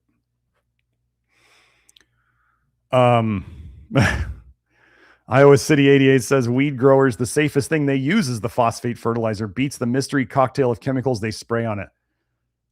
y'all, this modern weed, now that it's legalized, is scary, scary, scary stuff.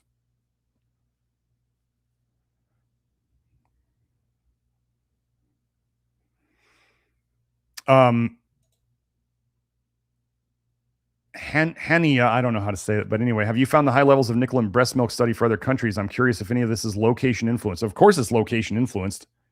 I mean, literally, like Kelsey's area has nickel in the rocks, and it's in the well water, and it's in the lake. So I'll do a quick search. I'll do breast milk nickel PubMed. We'll just see if anything comes up.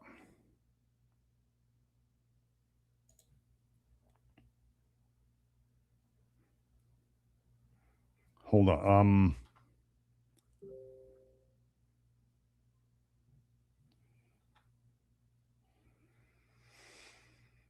Let's see. What? Oh, we need to talk about that. Okay, we need to talk about the iron thing. Hold on, let me look up something. 0.6.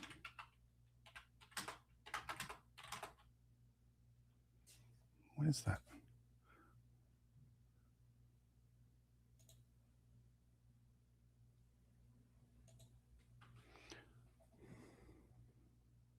Well, let's look at this one. Joe, if you could bring this up.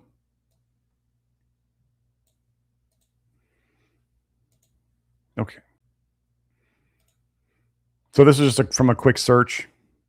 The concentration and health risk of potentially toxic elements in the breast milk of mothers, a systematic review and meta-analysis. Why is vitamin A in breast milk if it's not good for the baby? Like, there's rocket fuel in breast milk. That is the dumbest defense of anything I've ever heard. So they're looking at lead, cadmium, arsenic, iron, zinc, copper, nickel.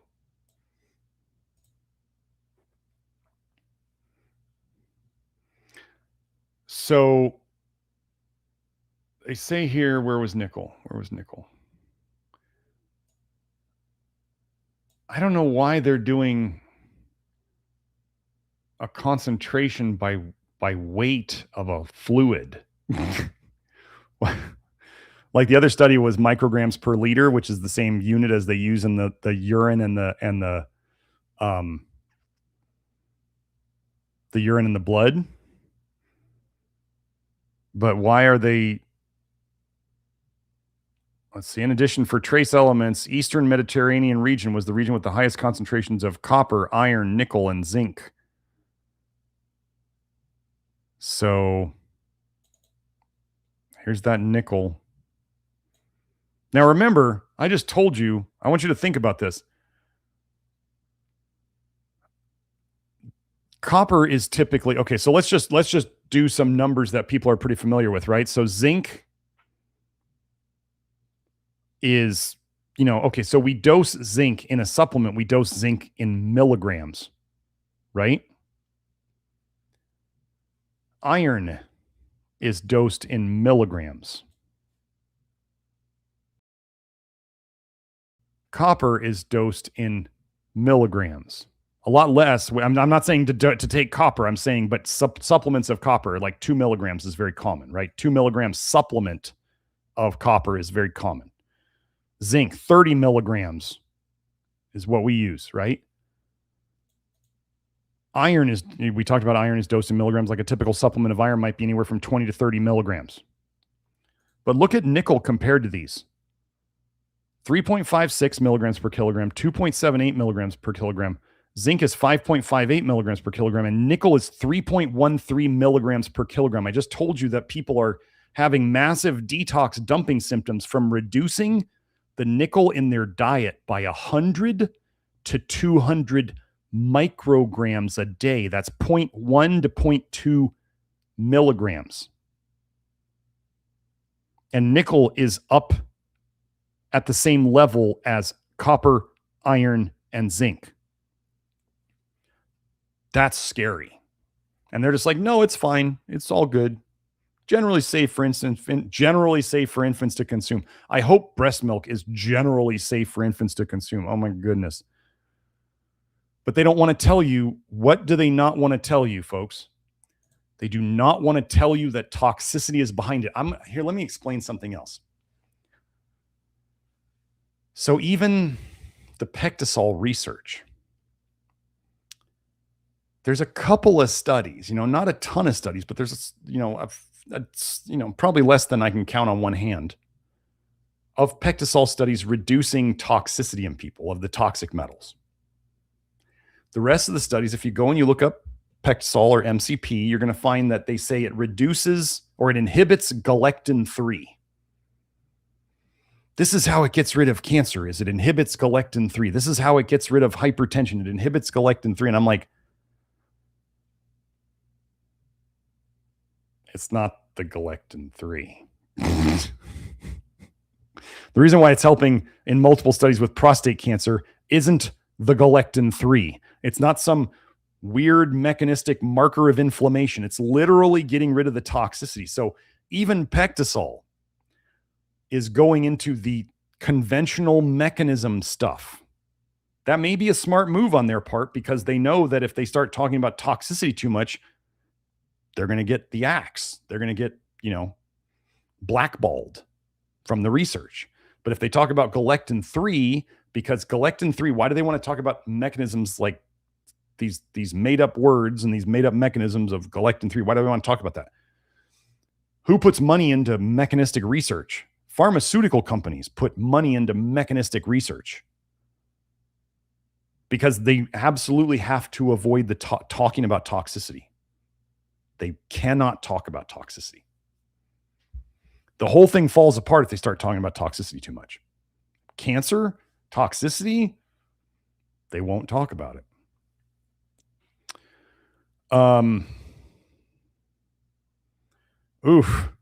So Iowa City 88 knows his agricultural stuff. He says Iran uses toxic Soviet-style agricultural methods. Iran also has severe water shortages, makes for an extra toxic environment for mothers. Makes sense. Oh, here we go. Yeah. So an example. Thank you for this. Human Health. He said he or she, sorry. They said we basically only went from beans at least once a day and switching the pans. That's all they did. Switched the pans, stopped eating beans once a day. They didn't change anything else. They said the water and air were already good. It kicked it off for everybody. Endless snot and lots of coughs. This stuff wants out of you, folks, but once you take out, if you want to call it the keystone, if you want to take out the keystone thing that was holding your nickel detox back and you take out the beans or you switch your pans,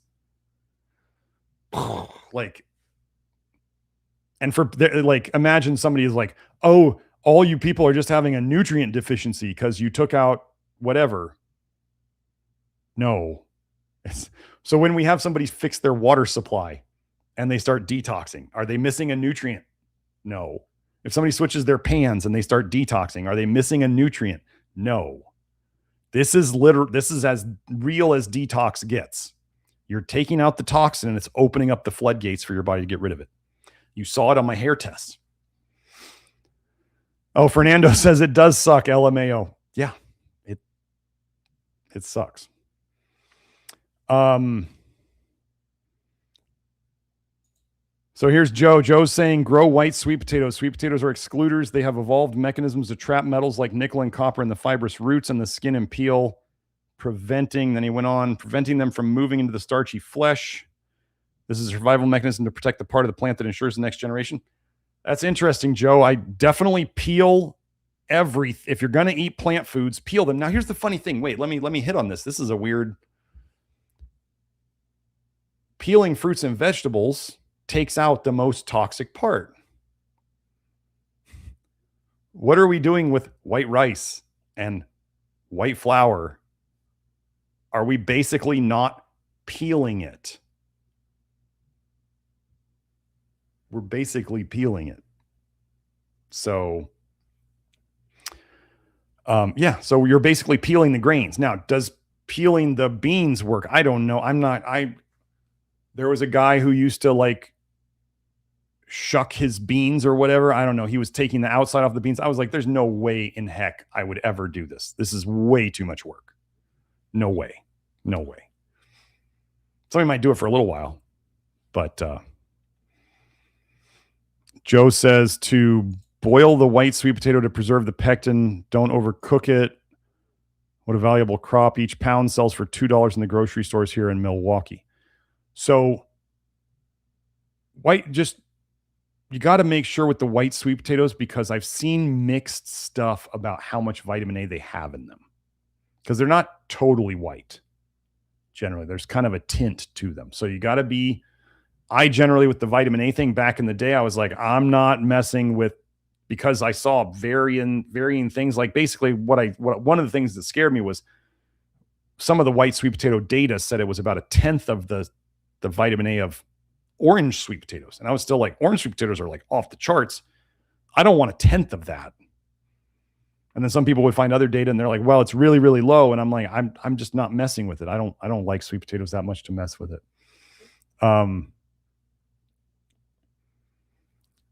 So, Joe's talking about, if you want to check in the live chat, Joe's talking about how he grew them.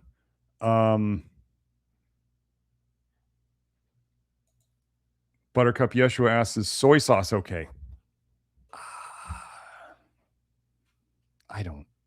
If I was going to use anything like soy sauce, I would use wheat-free tamari. So it's soy based, but it's cultured. So it's breaking down the daidzein and the genistein and the isoflavone polyphenols that are in it that are so estrogenic.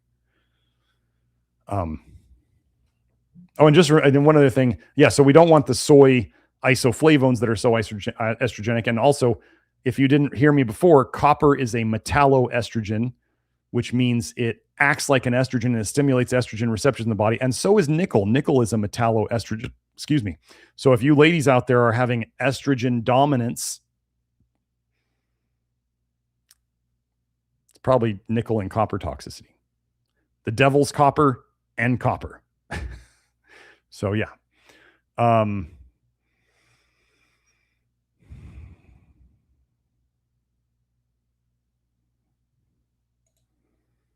Hania says, do you know anyone or have any advice for those who ate quinoa for years on Love Your Liver and is now doing nickel detox? Major detox symptoms now. Well, we have a couple of things. I kind of went over them.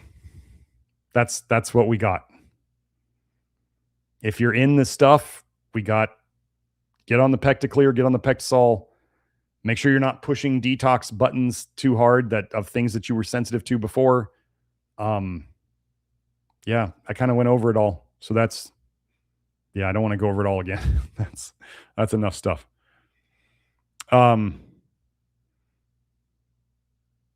Blaze Becker says, Dr. Garrett, you need to look at glypho detox also from Econugenics to help detox pesticides and other agriculture and environmental toxins along with the PectaSol for your mom.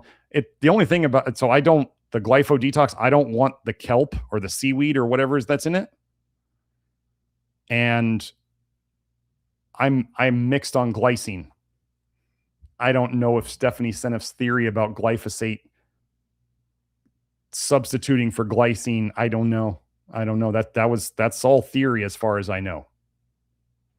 So, but otherwise it's like PectaSol, and I think there's alginate in it. And glycine gives me insomnia. So my mom tends to react a lot of the ways that I do. So it's a product out there. It's a product, but just like anything, I don't use everything from any one company. So,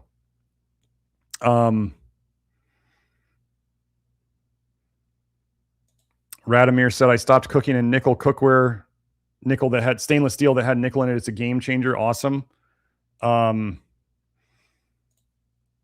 Gates said, not sure if this has been asked yet, but is soluble fiber required for nickel detox, even if one is particularly sensitive to fiber? Okay. You're going to want some fiber on the low nickel diet from somewhere. Here's a very important thing, though. We kind of talked about this before. If You thought you were sensitive to soluble fiber. You might have just been sensitive to the nickel in the whole grains and the beans. It may not be a soluble fiber reaction at all. It may be a nickel reaction. And I don't think Beth is on the live chat, but if she was, she could tell you that we've had people say, I used to think I was sensitive to fiber, but when I do low nickel, like purified soluble fibers, they don't have a reaction. So then what was it? It's probably the nickel. So that's on that. But yeah, is it required? I mean, you do want to crap. And if you're eating refined starches, they're going to digest pretty completely. God, am I going to do another 4-hour one? Seriously, I got a problem. It's just so easy these days. I can tell you, I don't know if I told you guys this. The last 4-hour live stream I did, I got done with it, and I was not as brain tired or body tired as I usually am when I got done. And I went and I did my inner circle for an hour and 15 minutes right after it. And I got done with all that. And I was like, I just literally talked, my brain running full speed for almost close to 5.5 hours. And then I went and I picked up my son and we went to the gym, and like, I was going, this is wild. Like, this is not the way it used to be. I used to be wiped out after the live stream and the inner circle. And I would tell like Julie and I'm like, I'm done after that. I'm not getting anything else done that day. And now it seems to be totally different. And now 4-hour live streams seem to be like a warm up. I don't know. But I kind of answered the soluble fiber question earlier. If you missed it, I do think soluble fiber is necessary. And if you're eating, so you know how carnivores will say, well, we don't poop much because we digest all the meat and there's nothing left to poop. That's kind of true. And does it make sense that if you break down and digest if you're having like starches, just carbs, or you're having sugar from fruits that doesn't have a lot of fiber in it, like let's say bananas, there's not going to be much to poop. There's just not. You're going to use up most of that instead of having like high fiber foods where you're going to have roughage and stuff to make bulk in your poop. So I do think soluble fiber, and the alginate actually literally acts as a soluble fiber. The paper I was reading earlier this morning says it's a soluble fiber. It's a polysaccharide, which is, fibers are polysaccharides too. That's why they put fibers on the carb section of the nutrition information. So they have carbohydrates in them, but we just don't digest them a whole lot. And that's what fiber is, right? So I would definitely be getting some sort of soluble fiber to help you poop during this. But if you're sensitive, if you're literally sensitive to apple pectin, like purified, isolated apple pectin, then you're going to have to find something else. But you may find that you're not. So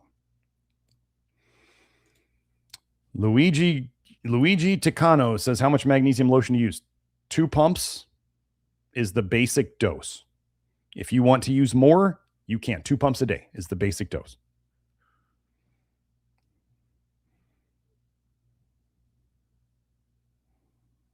Okay.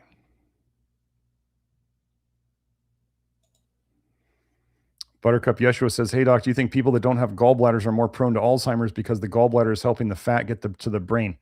No, I think that the same things that would cause Alzheimer's and ruin gallbladders are just breaking down weak link after weak link. Just like that paper I showed where like we could look at the same, what was it, the heavy and trace, like if we look at this one, it was toxic metals were higher in the serum of people with gallbladder carcinoma. I bet they got nickel. We know nickel ruins gallbladders. We know nickel is higher in the brain of neurodegenerative diseases. Like it's all connected. So it's more of just the gallbladder can break down first. The brain takes a lot longer to get really bad. So, but I mean, just depends on how resilient your different body parts are. What is the weak link that breaks first? But can it be the same things breaking link after link. Yes.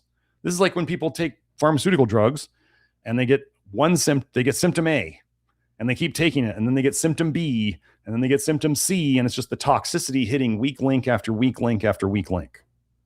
It's just breaking them down. So you see people, first they got kidney problems, or they got skin problems, and they got kidney problems, and they got heart problems, and then they got liver problems. And it's system after system, weak link after weak link breaking down. Do I think it's anything about the gallbladder helping get fat to the brain? No, not particularly. I mean, we need some fat, but the amount of fat that humans actually need to run things it's way smaller than the lipidophiles would have us believe. Okay.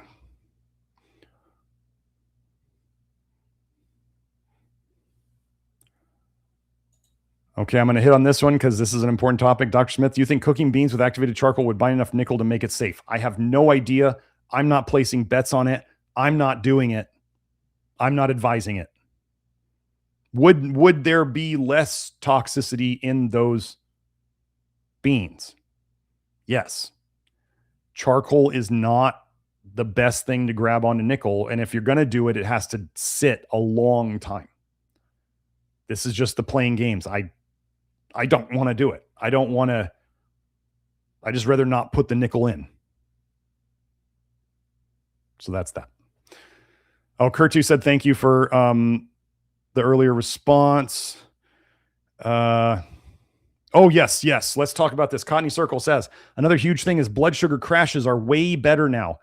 Also, OCD thoughts are going away. I tried eating asparagus and the OCD and the blood sugar crashes came back. Okay. Thank you for posting this. This is the stuff like, these aren't plants. Like, these aren't people that thank you for coming here and saying these things. Those of you who dove in head first with me. The blood sugar crashes. Okay. For those of you who get the hangries or who get hypoglycemia or idiopathic postprandial, whatever it's called, with the fancy, I forget the full fancy medical name for what we call blood sugar crashes. Okay. Any trace of that has gone away for me too. Like, I will literally some days I don't eat breakfast just because I just do stuff instead. And then sometimes, like, let's say I get distracted with work at lunch and all of a sudden it's like 3 or 4 in the afternoon and I'm like, I'm hungry. I feel empty, but there's no crash. The brain is not slowing down. Like when I said I did this 5.5 hours of live stream, I didn't eat in there. The blood sugar stability from this is outrageous. So if you're like one of those where I gotta eat every 2 hours or whatever, if you fix this, that's going to go away. Cottony Circle is the 3rd or 4th person who has told me when I've talked to them about the blood sugar stuff that it's gone away. And like, the blood sugar stability is outrageous. As an example of how we can start to be sure of this is when we would have once in a while, when we would get like a diabetic or a, metabolic syndrome person, a person who regularly watched their blood sugar, like normally, right? Even mainstream, they would say, well, whole grains and beans are good for diabetics because they give you very steady blood sugar. That's normally what's said, right? And they say avoid the rice and avoid the white potatoes and avoid all the purified, the refined flours because they spike your blood sugar. But we'd have some diabetics come on the program and they would say the beans and the whole grains are like, my blood sugar is going way too high. And back then I was confused. I was like, this doesn't make any sense. And now I look at it and now I'm going, okay, now with the low nickel and the comments about the blood sugar stability, they were having blood sugar problems from the nickel that was coming in, plus the carbs. But now we know the fix. So, hypoglycemia. If you have hypoglycemia, let me just see it. Let me see if I can find it, Joe.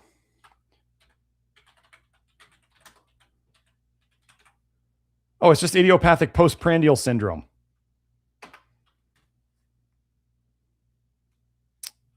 Yeah, that's all it is. I forgot the, yeah. Idiopathic postprandial syndrome, colloquially, but incorrectly known by some as hypoglycemia. So why do they say that? Because a lot of people, let's say if they in research, when they say, oh, my blood sugar's crashing, I'm getting all these symptoms, and they measure their blood sugar, and their blood sugar is still technically normal, then they say you don't have low blood sugar. Well, what tends to give people these symptoms is that it's not that their blood sugar necessarily went low. It's that their blood sugar dropped too far, too fast, and their body is worried. And so their body puts up defenses like stress hormones, which is why people feel like shaky and stressed when it happens. And they get angry because they're stressed. So it's the drop too fast. They're not monitoring how fast it dropped. They're only monitoring where it is. So imagine this. This is what the example I give on it. If you were going, 30 miles an hour, and you suddenly brake hard to go down to 20 miles an hour, like you brake hard, but you only go down 10 miles an hour, that still will trigger the oh shit mechanism in your brain. If you're at 90 miles an hour and you drop to 80 very quickly, still a 10 mile an hour drop. But if you do that quick, your brain will do the oh crap thing.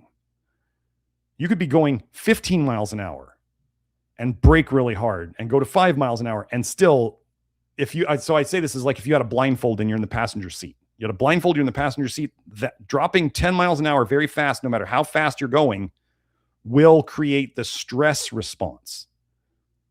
Because you're like, something just happened that we had to brake really hard for. Even though we didn't come to a stop, we didn't hit anything, it still scared you. That's like what the blood sugar drop can do. You can have people who have diabetic blood sugar levels of like 300, and they will get low blood sugar symptoms. Because what happened? They dropped too fast. They didn't ever go low. Their body just had the same oh crap response. So that's why. So now we're getting to the point, the blood sugar stuff is not, the blood sugar stability is outrageous. Ida said this on Twitter the other day, that she had the same thing. So yeah. Oh, okay. DB, whatever. I need to hit on iron here. Okay. I am not, this is not medical advice.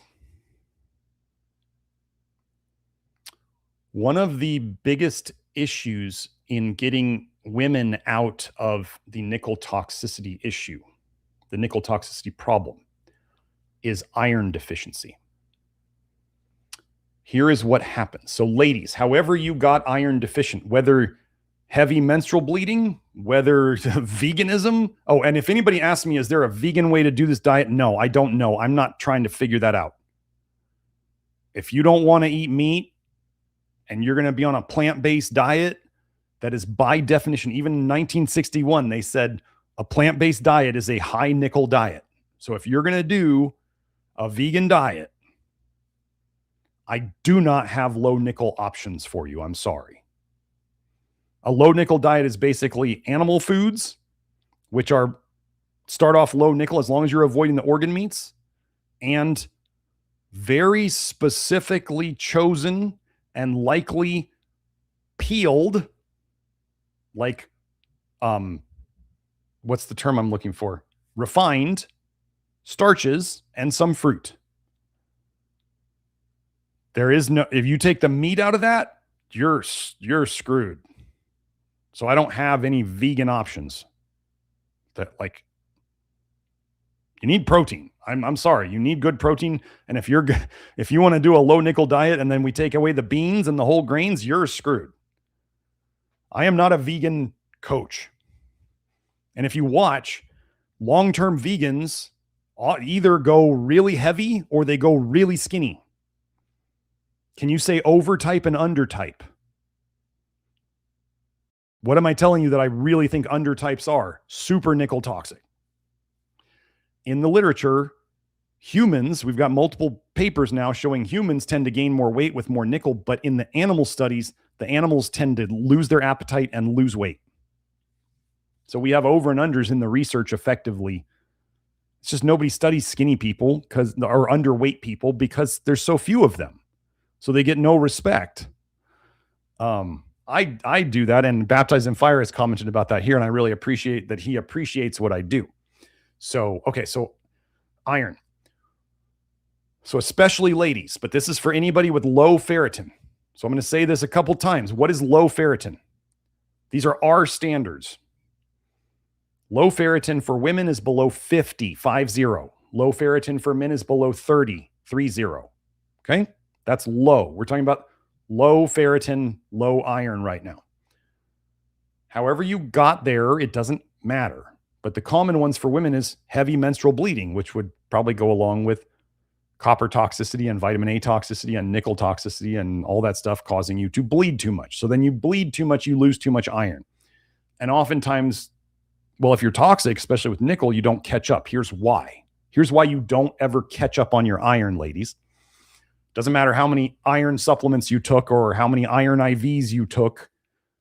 If you continually have low iron and low ferritin's the more important one. There's a reason. Okay, so the same transporter, there's a transporter in your gut called DMT1, divalent, as in +2 minerals, +2 metals, divalent metal transporter 1. Name, it grabs +2 minerals. What are the biggest +2 minerals that it grabs, or are the ones it has the most affinity or preference for? Iron's number 1. Here's the other problem. Nickel is high on its list. Zinc and calcium. Those are some of the big +2s that the DMT1 likes to grab. We've talked about these before. Iron, nickel, zinc, and calcium. So let's say, like Matthew Good Texture on Twitter did, he took obscene doses of zinc. Like 400 milligrams. I swear I saw him mention maybe even 600 milligrams a day of supplemental zinc. Am I advocating that? No. He said his skin symptoms got better. Now he's saying the low nickel diet is keeping his skin symptoms better than they've ever been before. What do I think the mega dosing of zinc was doing? Was it refilling a zinc deficiency? No, I don't believe so.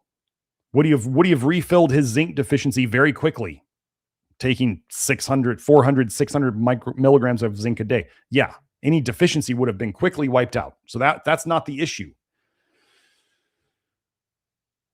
Taking a basically like pharmacological dose of zinc was inhibiting the DMT1 from picking up as much nickel. The zinc was out competing it. The zinc was going in everywhere it could because there was so much of it, and the nickel was getting effectively pushed out, less was absorbed. Does that make sense? Okay, so now, let's say there was a group of people who thought that calcium fixes everything. Some of you may know who I'm talking about. They think megadosing calcium fixes everything. What transporter does calcium also use? DMT1. So what would taking obscene doses of calcium do for nickel absorption? It would compete and reduce nickel absorption. See? So these folks who have experimented, and I'm not against their experimentations, but if they don't realize what they actually did, then they get to keep doing what they're doing, and they're not actually fixing the underlying problem, because taking gobs of calcium is definitely not going to detox nickel. So then with iron, ladies, iron and nickel, this is you can go and chat GPT this or AI this all you want. The biggest thing to fix in nickel toxicity is iron deficiency. Because when you become iron deficient, your body really upregulates, increases the number of DMT transporters, the number of DMT1 transporters. So you're increasing the transporters, the grabbers. What if you don't know about nickel in your diet? And let's say we have, and you're not doing anything wrong. You didn't do anything wrong with this. You were doing the Love Your Liver program, or you were out there trying to eat healthy and you're eating nuts and seeds and beans and whole grains and vegetables and all this stuff and chocolate. And you're putting in tons of nickel in your diet, and your body upregulated your DMT1 that is grabbing all that nickel when what it really wants is iron. So it's grabbing some iron, not enough, but it's grabbing tons of nickel. Then the nickel goes in, and the nickel can actually go in the places where the iron's supposed to go. Oh, and then when you're deficient in iron, your body will also grab more zinc and put zinc. Your body can literally put zinc in the slots for iron as well. So if you have an iron deficiency, as in low ferritin, ladies, I'm going by the ferritin. I'm not talking about your CBC and your serum iron. I'm talking about your ferritin. So if you haven't done a ferritin, you need to do a ferritin. If you're below a 50, you're in this group, in my opinion, if you're a woman. You're probably, if I were in this situation, if I were a woman, if you're, let's say, especially a mature woman with hypothyroid, which can be caused by iron deficiency, like inhibiting your thyroid conversion. If you're overweight, hypothyroid, you've had a history of heavy cycles, and you have low ferritin, this is exactly, some of you out there are like, oh my God, he's describing me. Yeah, that's you. You're nickel toxic and you're iron deficient. You need to get more iron, and you probably need to supplement something. We typically, a simple, very basic thing would be to find some iron bisglycinate, like the Thorne stuff, and at least, up to you. I'm not recommending doses here, but 1 pill a day would be a very sane starting dose. Okay. Now, this next part is completely optional and is still very much in the experimental phase for those of you who choose to be experimental, but this is way below in priority, way below the PectaClear, way below the PectaSol. DB whatever asks about, what about IP6? IP6, inositol hexaphosphate 6, or hexaphosphate, sorry. Hexa means 6. It is basically phytic acid. Okay, so you got the whole carnivore crew freaking out. Oh my God, phytic acid, anti-nutrient. Da, da, da, da. Okay, then go type in IP6 and cancer. You'll find there's tons of research on IP6 helping cancer. That's weird. IP6 is an anti-nutrient and it grabs onto minerals, but yet there's all these studies showing it helps cancer. What did I tell you could be injected into animals, and every place it was injected, it could cause cancer? Was that nickel? Oh, phytic acid grabs onto nickel pretty well. It grabs onto iron too. So would somebody with low ferritin take IP6? Never, ever, never, ever, ever. So if you're not very good at following instructions and you mess these two things up, that's not my fault. I cannot prevent people from making bad decisions for themselves. But IP6 grabs onto iron and nickel very well.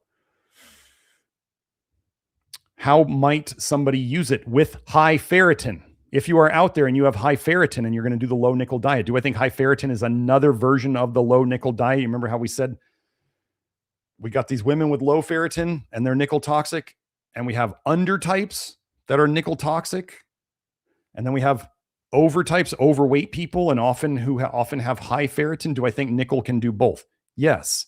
They're just different phenotypes, different expressions of the same toxicity. This can happen. Like, if people think it can't, like, look at what happens to people who drink too much alcohol, like alcoholics. They can either become really, really fat, or eventually they almost all become really, really skinny, even if they have that big old belly.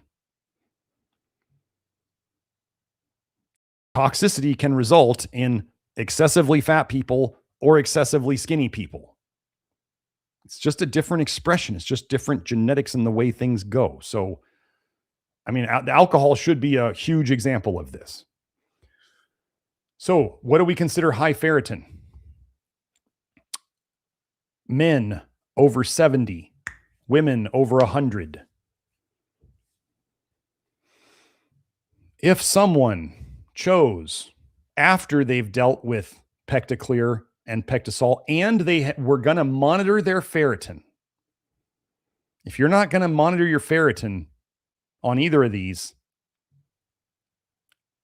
you're probably going to have a bad time, because you're going to overdo it at some point, because you're not monitoring it. You either test or you're guessing.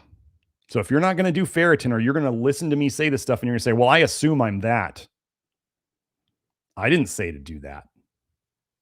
I didn't say to do that. So if someone were to have high ferritin, male or female, and they wanted to do IP6 after they dealt with all the other things that we've talked about here today, IP6 is to be taken between meals. You don't want to take it with your meals, because then it absorbs literal nutrients from your meals, like literal good minerals too. So you take it between meals, so it's there without all the stuff around it, so it can grab onto stuff. That's, oh wow, hey, there's nickel in the gut lining. Hey, let's grab that. The typical dose on the bottle, let's say Jarrow, Jarrow, makes an IP6 that is just IP6. I'm not taking the inositol in it. I'm not discussing inositol today. If somebody wanted to take the Jarrow IP6, the label says 1 pill 3 times a day between meals. How much should any individual person take? If they want to know that, they can come to my office hours if they're a client.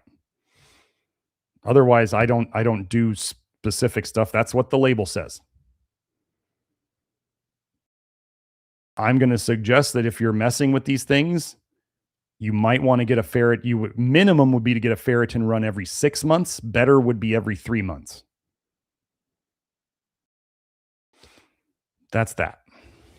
But I haven't done a lot of experimenting with it yet. I'm personally doing it right now. I've only been doing it for about a week. I felt some little interesting things when I first started it, but all that stuff has gone away. So. Oh yeah, and Courtney Circles was adding, my blood sugar crashes are better despite eating significantly more carbs. I eat 3.5 cups of dry white rice a day.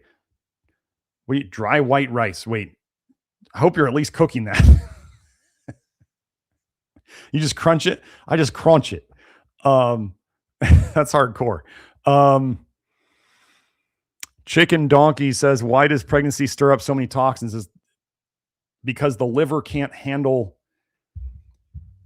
The more toxic you get, the slower your detox goes. When women go through puberty, pregnancy, menstrual cycles, post-menopause, there's so much going on with their hormones that the hormones require the liver to process them too. And so they've just added, they had all this toxicity going on before, and now they have all the extra hormone toxicity.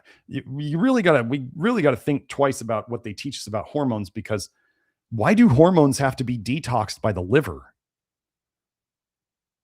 Do they go bad? Like, why do we need to detox hormones? I always thought that was an interesting question. Like vitamin A, why does it need to be detoxed by the same detox pathway that does alcohol? And then we call it one's a vitamin and one's just known as a toxin. So what I'm saying is, I'm not saying I know everything about hormones, but I'm saying the story we're told about hormones seems to be very wrong. And they just keep putting more and more people on HRT and TRT and thyroid hormone, and they're just going to have everybody on hormones. My theory is at one point they're going to yank them all away. Kelsey had a theory that what would happen if all of a sudden they yanked all the nickel away? What drama would happen in the US if they yanked all the nickel away? What would happen if they took all the alcohol away? Oh my goodness. But why does it stir up so many toxins? It's just the body can't handle it. Think of it as the woman's body is literally constructing a new body. You ever been to a construction site? You see that they have a whole dumpster to put all the trash in, right? There's literally a dumpster for the trash when they're building. So when you build something, you have waste. You build a new human, you have waste products. The woman's body is making tons of hormones in addition to so there's the normal baseline stuff, there's the extra hormones, and then there's the waste products of literally building a human. It overloads the system. Stuff leaks out. That's it. That's the theory. So,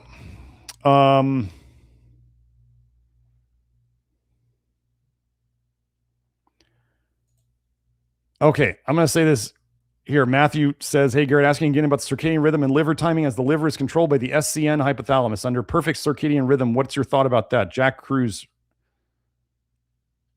Let me tell you about what I think about the guy known as Jack Cruz. He called me an idiot on Twitter.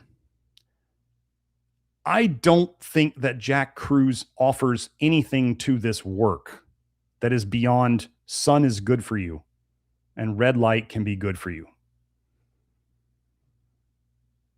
He doesn't look healthy to me. He charges $1,000 for consults to tell people to move close to the equator. I don't like the guy. He called me an idiot. I think he's an idiot. There we go. That's that. I think having a good circadian rhythm is important. Like that's as simplistic as we can get with Jack Cruz's like cultish gobbledygook stuff, the Emperor's New Clothes talk that he does, which makes sense to nobody. Kelsey literally has an IQ of 156 and she was reading Cruz's stuff like I was. And we're going, what is this garbage? Like, I can't understand this. And if I can't understand it, I'm here breaking things down so people can understand them. And I'm sitting here reading Cruz's stuff and I'm going, this makes no sense. This is gibberish. This is nonsense. Show me a reference. Oh no, Jack said it's true. Uncle Jack said it's true. No. So I don't think much of him. And I think most of his ideas, sunlight is good. Get sunlight. Okay, done. Don't need the gibberish. Sleep in the dark. Sleep at night. Okay, good. There's now how much gibberish did I cut out of his work? We can simplify. Making things more complex so people think you're smarter and more important than you are is the sign of a cult leader. That's what they do.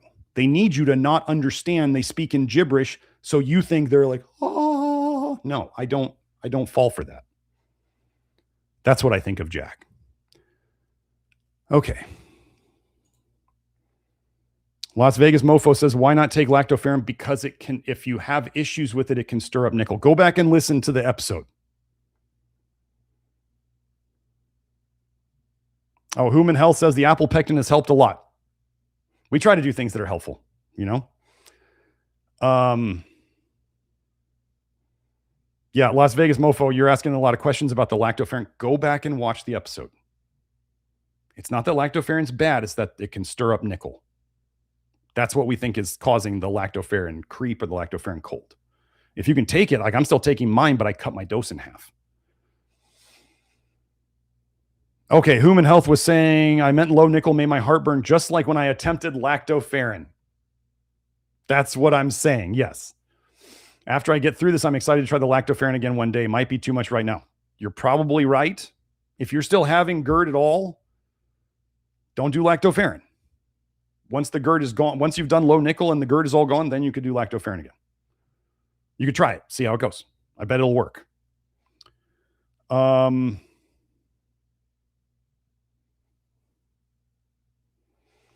Michael says, trying to add zinc picolinate drops for kids. Is this okay to put in their water bottles that they sip throughout the day? That's probably not going to work. Why is this? Because the zinc picolinate liquid is a suspension of powder in water, like milk of magnesia. You got to shake up milk of magnesia so that the powder is mixed in the water. So when you pour out your dose, you've got the right amount in it. Zinc picolinate in water is a powder suspended in water. It's called a suspension. And the powder will just sink to the bottom in their bottles. So if they leave, if they don't shake their bottles or whatever, it's probably going to, most of it's going to sit at the bottom. That's the problem with that. Okay. So I have an issue, Joe, with the chat on the Streamlabs, or no, we're on Talk Studio. It rearranges the chat. Like, it's totally, I don't know if it sent me back to the beginning, but I don't know if I can use this because I can't, it doesn't keep the chat at the same spot.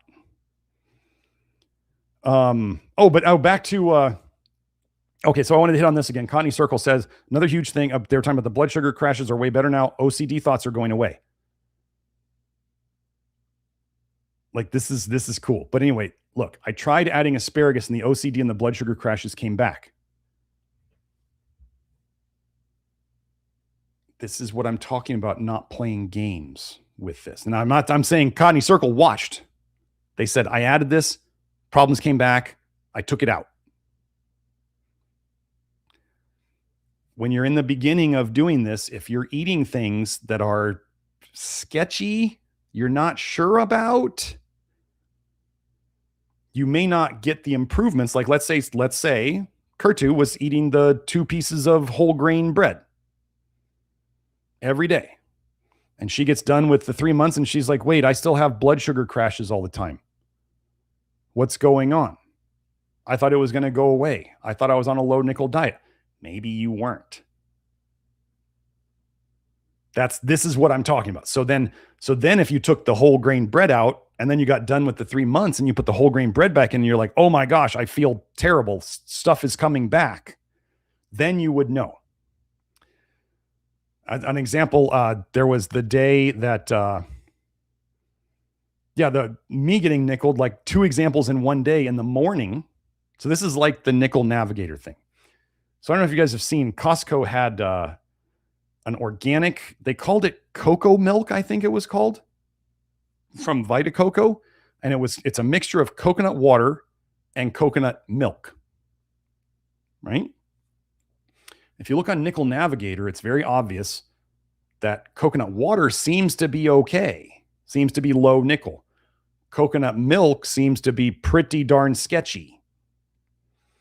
Well, they made this mixture of it. Probably a lot more coconut water than coconut milk. But anyway, I had bought it before the low nickel diet. It was very early in the morning, and I was driving to Phoenix to fly to Idaho. And I decided I'm just going to have a glass of it. I'm going to try it out because it's been sitting here and I'm a dad, right? So dads don't like to waste food. And I'm going, well, I don't want this to sit around and waste it. So I might as well try it. Let me see if I like it. And I drank it. And as I'm drinking it, I'm going, I'll just be honest. I don't like coconut flavor. Coconut flavor is gross. And I'm kind of drinking it. And I'm going, this doesn't feel good. And as I'm driving to Phoenix, to fly out of Phoenix, I can feel my stomach symptom coming back and the anxiety coming back. And it was kind of cool because I'm kind of like, ooh, this sucks. Driving in the dark at like 4 a.m, having anxiety and a stomach ache. But then I went, I just got nickeled. Like, this is my first time getting nickeled. This is kind of cool. Like, I know it now. Like, I can recognize it. It's these specific symptoms, just like the OCD and the blood sugar crashes came back for you. So this is where you're going to know. And what if, I don't know if this is true, but if you look at asparagus on Nickel Navigator, or you do an AI, is asparagus low nickel or whatever, and let's just say it came back with yes, or maybe, or sorta. Well, when you eat it, you know. But that's only if you did a good enough low nickel diet. You see what I mean? If you never got low enough to clear it out so that your body knows what it's like to not have nickel around all the time, or not as much nickel, you don't get to find out. That's why I'm saying don't play the games. And yes, after you're done with this whole thing, you get to try foods again. You can try them again and see. You could see how much nickel's in them. You can play games. You after you're done, if you do it right, you're going to know. Could you potentially tolerate more nickel when you're done? Yeah. Is it possible that the pumpernickel and rye bagel I had the other day might have had a decent amount of nickel in it, and I'm far enough along in the detox, and I'm also still taking the PectaClear 3 times a day, that it wasn't enough to affect me? Like, I haven't had the anxiety in my head and the stomach stuff at the same time for several weeks now. And I've been looking for it. Like, when I get stressed, like sudden stressor, I'm paying attention. I'm like, is it happening? And it's not. And I haven't been nickeled as far as I know in terms of those symptoms. But if I do get nickeled and I feel those symptoms, I'm going to immediately go, what did I eat? What did I do? So that was that morning I did the coconut milk, and I found out what getting nickeled was. And then later that night, I was in Idaho with Kelsey. I took a bath, and then I felt I got nickeled again. And I was like, I can't, this sucks. I don't want to do this. So yeah, you'll be able to know. This is going to be, we got a couple of things here. We don't want people to get paranoid. Like, you want to be able to go out and live your life, right? Are they literally trying to poison us with nickel? Yeah, I do believe they are. Do we understand how to defend ourselves against it and what to avoid? Yes. I'm not saying you got to change your silverware. I'm not saying that if somebody handed you're visiting your friends and you're like, let's go on a run, and they say, well, here's a water bottle, and a stainless steel water bottle, and you're like, oh my God, no. Like, I don't want you to be like that. Okay? Because we want you to get your nickel down enough that if you do get some, your immune system reaction, the nickel sensitivity and the nickel allergy are less, and you can tolerate more because you're more resilient, just like a lot of people see with vitamin A and with alcohol. After they do the Love Your Liver long enough, they're like, I can tolerate more. If they choose to drink alcohol, they're like, I can tolerate more alcohol than I used to. This is crazy, and I don't drink anymore. That's because your liver's running better. Like, if people say, well, I used to not be able to eat soluble fiber foods like whole grains and beans without the fiber, what they thought was the fiber, causing them problems. And now they go to, some get together where there's catering Mexican food and there's refried beans there, and they eat some and they're like, oh, I didn't react. What do we see with this? Well, we see with people with vitamin A right now, where they get to the point where they can tolerate a meal of vitamin A, fine. They don't even notice it. They just walk right through it. But if they eat the vitamin A for like 2 or 3 meals in a row, then they go, ooh, stuff's starting to come back. I better stop doing this. So that's what you'll learn. And that's what we want. We want to be more resilient. We don't want to create paranoia and hypochondria, but you also have to get there first, which may require a little bit of being extra watchful. Okay. So anyway, I think I answered, like, I'm glad I did want to go over a lot of questions. Let's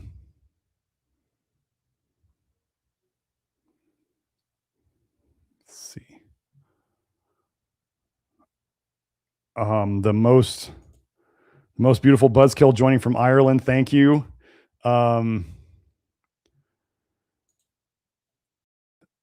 Most beautiful buzzkills asking, have I thought of or heard of cell tissue salts or zodiac cell salts? I have not heard of zodiac cell salts. I've heard of cell tissue salts, and I've been kind of generally, as a rule, unimpressed.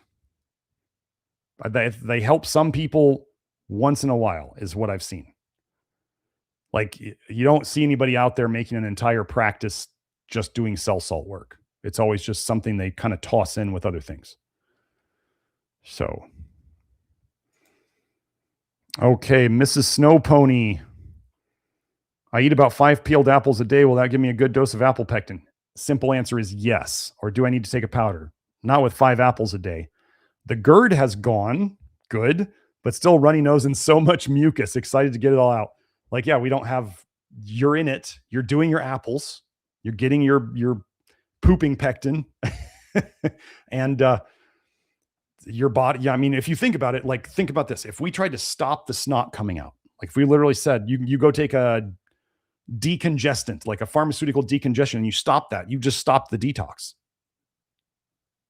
Do you want to do that now at this point? This is like when we get people who are really suffering and they're like, should I eat something with nickel in it? And I'm like, you can. I don't know if it's going to make you better or worse. I don't know. Oh, Joe's telling me LOL 4 hours. Yeah, Joe, I know. Oh yeah. Connie Circle said it's cooked white rice. It's just dry, like no sauce. Oh, Kelsey commented, yes, please extricate yourself from the Jack Crew sphere before you waste your time. Check his real patient reviews from his physical medical practice. Kelsey showed me that. He was not a nice man to his patients. You should go read the real medical reviews of his practice. Karen Etchell says, thank you, Dr. Smith, for all the research you dig up, and your dedication has changed my life for the better. You're welcome. We will continue doing so. This is what we do. This is what I was put here to do. This is what Kelsey was put here to do. We were meant to come together to do all of this and help you guys. I want you guys to know, I want to give credit where credit is due. Like, Kelsey thought up, like, what if IP6 would help? And we started talking about that. And Kelsey came up with, she suggested the MCP at the start, the PectaSol. And she's working on some other cool things in the background. So I just want to say, babe, you're wonderful. And I'm so blessed. We're all blessed to have you here. I may be the face of it, but Kelsey's in the back helping with coming up with new ideas. She's not feeling great right now. So she's spending a lot of time going down rabbit holes of research. So, you know, and one of the greatest things will be, you know, I already helped Kelsey with her health issues, is when we've fully dealt with all the nickel stuff, and life will be really, really good at that time. So I'm really blessed to have you, babe. We're all blessed to have you. And thank you for all the research you've done. And there's probably other things that she's done in the midst of the nickel stuff that I'm forgetting. So sorry, but you know what I mean. So, BS89 says, looking good, doc. Is that the hairspray holding the hair down? No, I don't use hair. No, I won't use gel. I won't use hairspray. I got some hair clay, and I have another spray that's actually kind of interesting. It's a I can't say the term here, but it's related. It's not the 3 letters that shall not be named, but it's related to it. And I accidentally used it on my hair, and it seemed to hold it in place pretty well. But no, I wouldn't. Hairspray is toxic. Like, I think about using gel. I'm not going to use gel. That's toxic. So anyway, I'll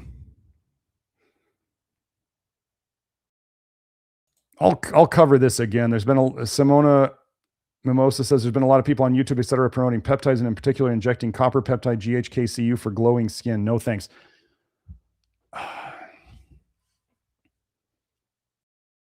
Copper is a divalent cation too, which means that it can go into some of the same spaces that nickel can. And so here's my theory on GHK-Cu. GHK-Cu is somehow getting nickel out of those spots and maybe putting copper back in.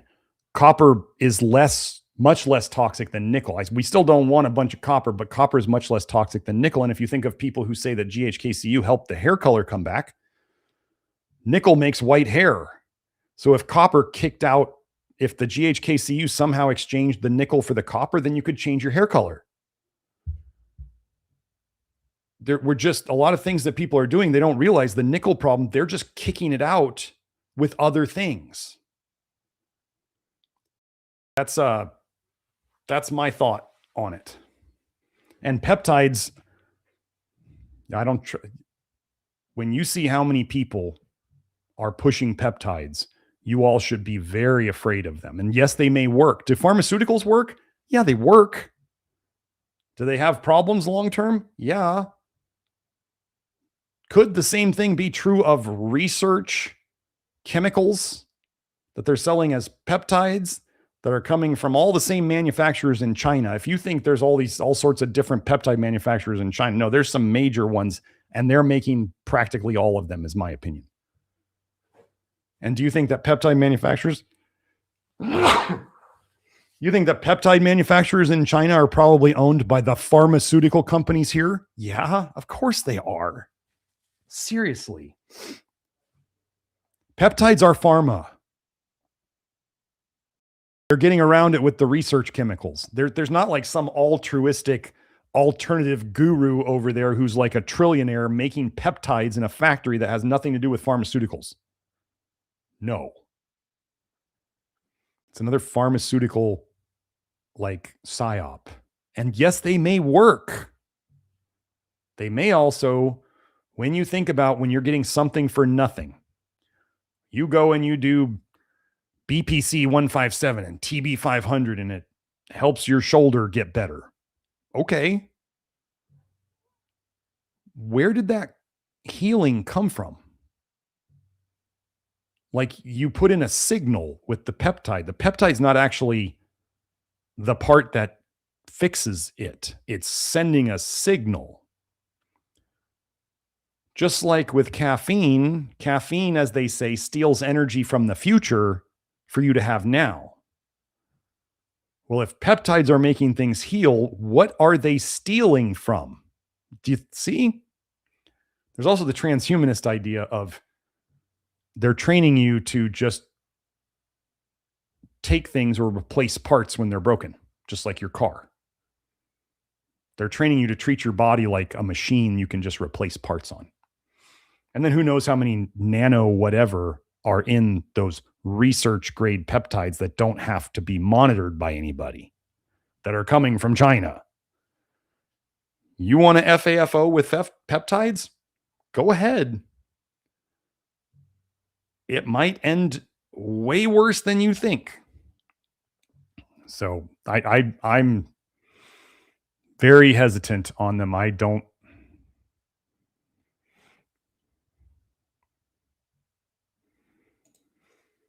Buttercup Yeshua says, shots, you think those are made of nickel? I got a tiny little skin cancer as a young child. That's what I figured out. And what you said just makes sense.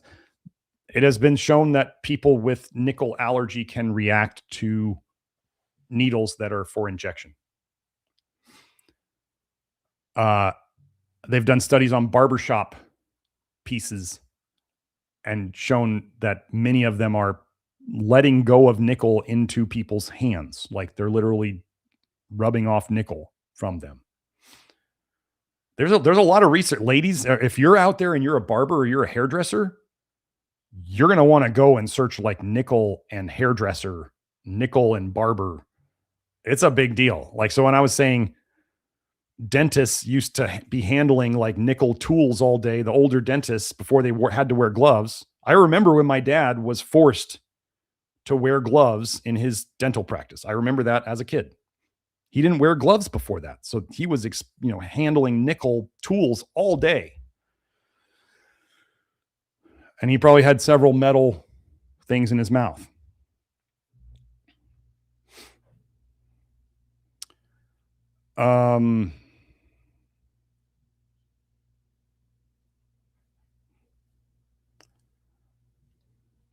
Lunarverse says, I've watched a lot of Jack Cruz, not so enamored with him anymore.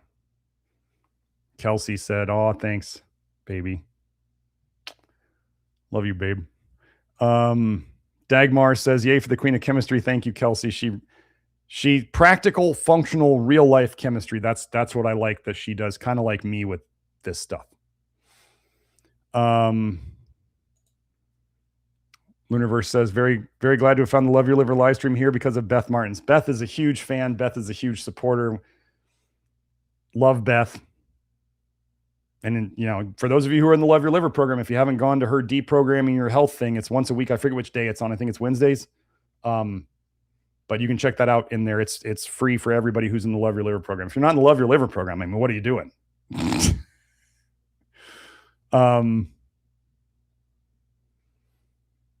Oh, BS89. Okay, I get it. The spray from the school we made, I meant. Yeah. It's not that spray. No. However, I have something exciting that Kelsey and I are working on. I'm going to try it for, it's nickel related, like nickel detox related, that I'm going to try for both, you know, for hair growth and for gray. Kind of excited.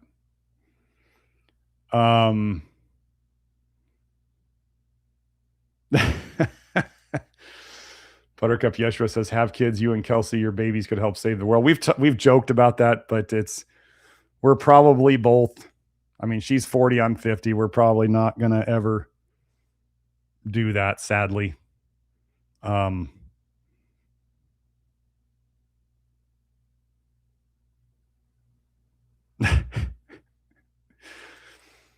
Kelsey said we would have made some beautiful brainy babies. We would have. It wouldn't have been fair. They would have been OP.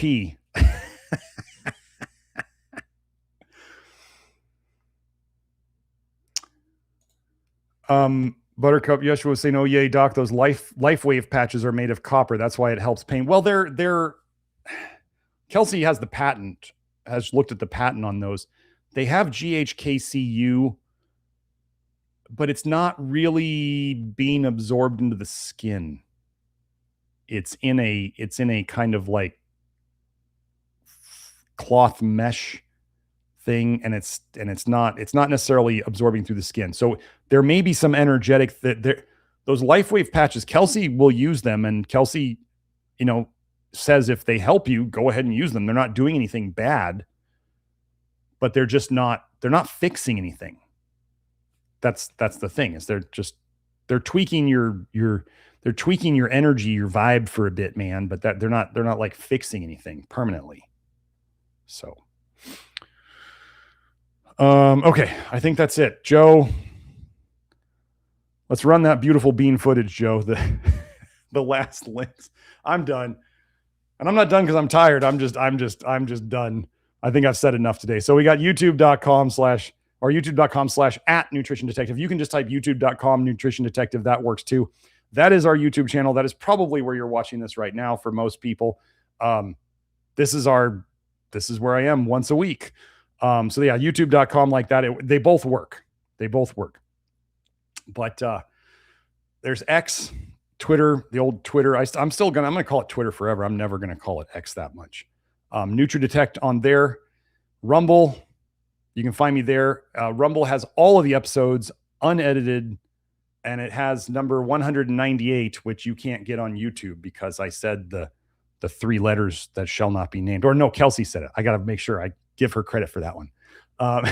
Our main website at nutritiondetective.com. That's where you can find the shop, the VIP shop, the consultation, the instructions for the supplements. You can find links to our social media there. That's our main website. So that's where you can find a link to the Love Your Liver program too. We got Facebook. We post shorts and reels there. That's about all I do there. And I'm posting them from a third party. So from a third party software. So I don't go on Facebook anymore. 231, episode 231. This is the toxic bile paradigm that I did with Beth Martins. We did a 3-episode series on it. And that's where, if you want to understand the basics of toxic bile leaking into your bloodstream and causing you the symptoms, and nickel literally causes this. Nickel literally eats away at your gut, just like retinoic acid, vitamin A does. This is the Revive Mouthguard. If you guys want to get a Revive Mouthguard, I can tell you, I've been doing I feel like I got very used to the R3, the big one, the new big one.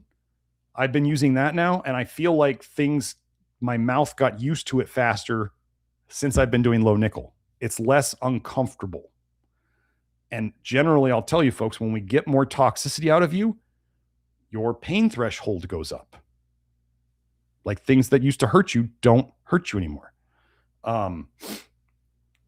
Okay, Love Your Liver program. This is my life's work. This is where you can go and talk to people in a kind of socially network type setting. It's where you can find the Love Your Liver program. It's where you can talk to people. It's where I post, the announcement for this each week. It's where I do my inner circle, where if you want to hear more from me, another hour and a half of stuff that I say there that I can't say necessarily other places like here, maybe. It's a paid thing, but you can do that. So that's in there. That's also where you can get to Beth Martin's Deprogram Your Health meeting.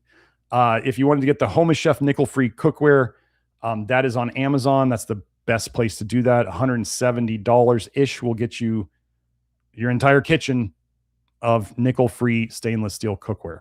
And that's not an affiliate link anymore, so you don't have to worry about it. Amazon keeps booting me out. I wonder why. Anyway, so my GLASP. So Joe uses this during the show.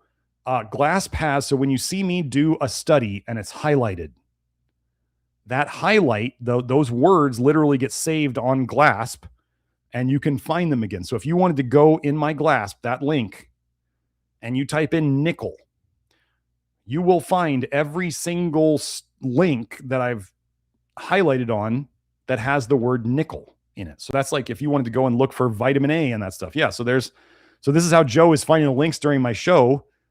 He types in some of the title, I think, and then he finds it, or maybe it appears there and he finds it there. So yeah, so GLASP is really cool. That's the highlights that you see. And so you can get the actual link to the study. You can get the things I highlighted. And yeah, so that's a fun thing. What's the thing that you put on your browser? It's one of the extensions. It's a browser extension. So yeah.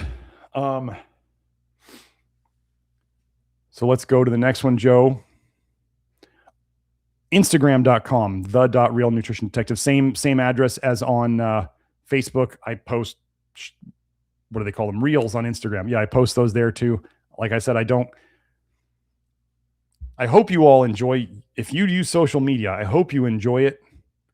And I hope you think it's okay for you, because I think social media in general is absolutely one of the most toxic things we can do.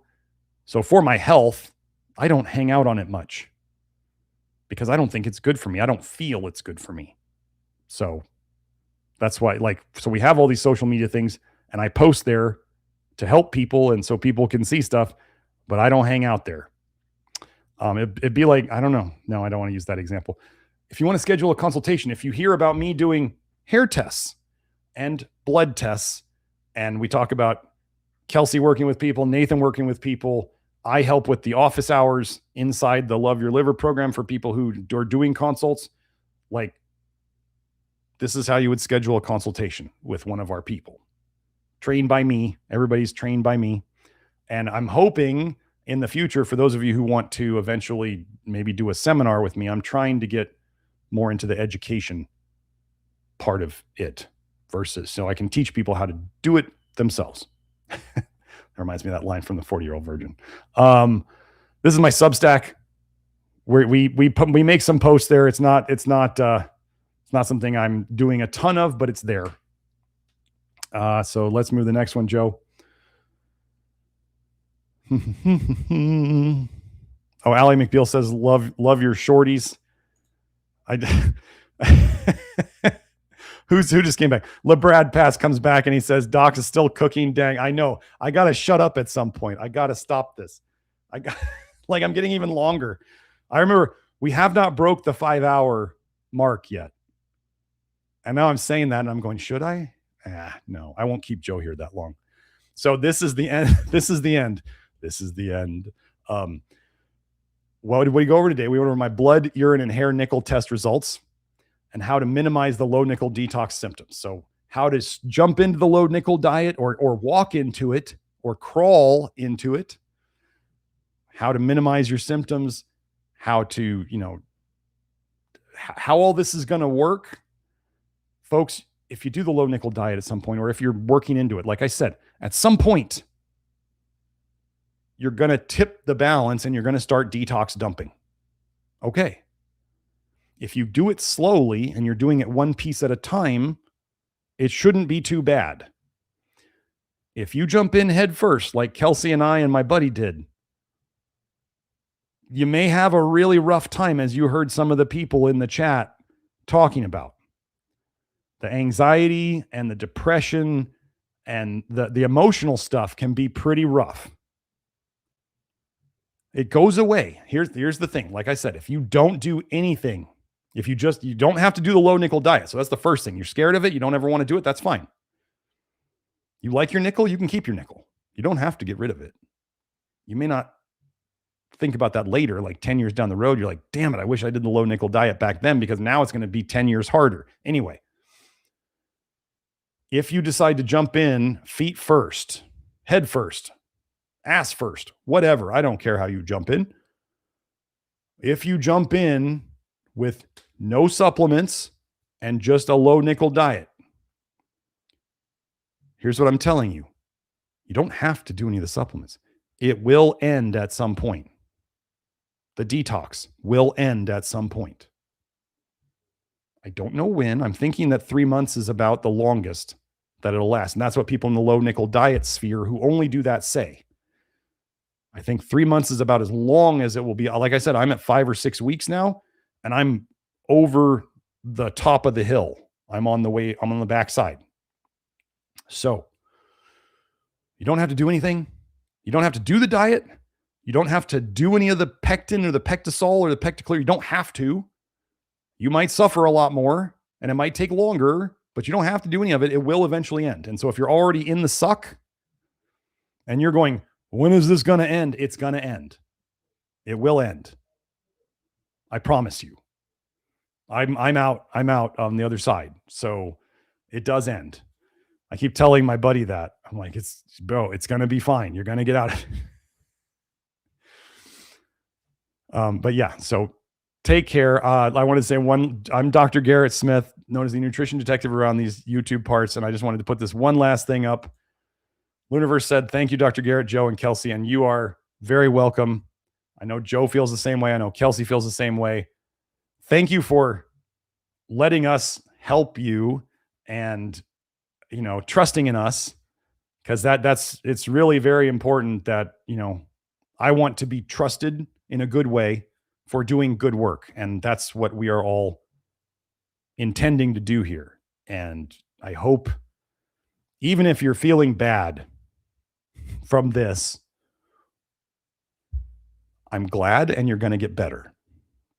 Okay. So it does get better. It does. Let me add this last thing. Eliza said, love you, Doc Smith, Kelsey, and Joe. Yes, here's the thing. I was telling you about IP6, and it binds to cancer, it binds to iron and nickel, and it helps with cancer. And nickel in all the animal studies could cause cancer wherever it was injected. What do you think this could do for people who already have the issue? Like, what do you think? Do you think we're going to blow up the whole big C world?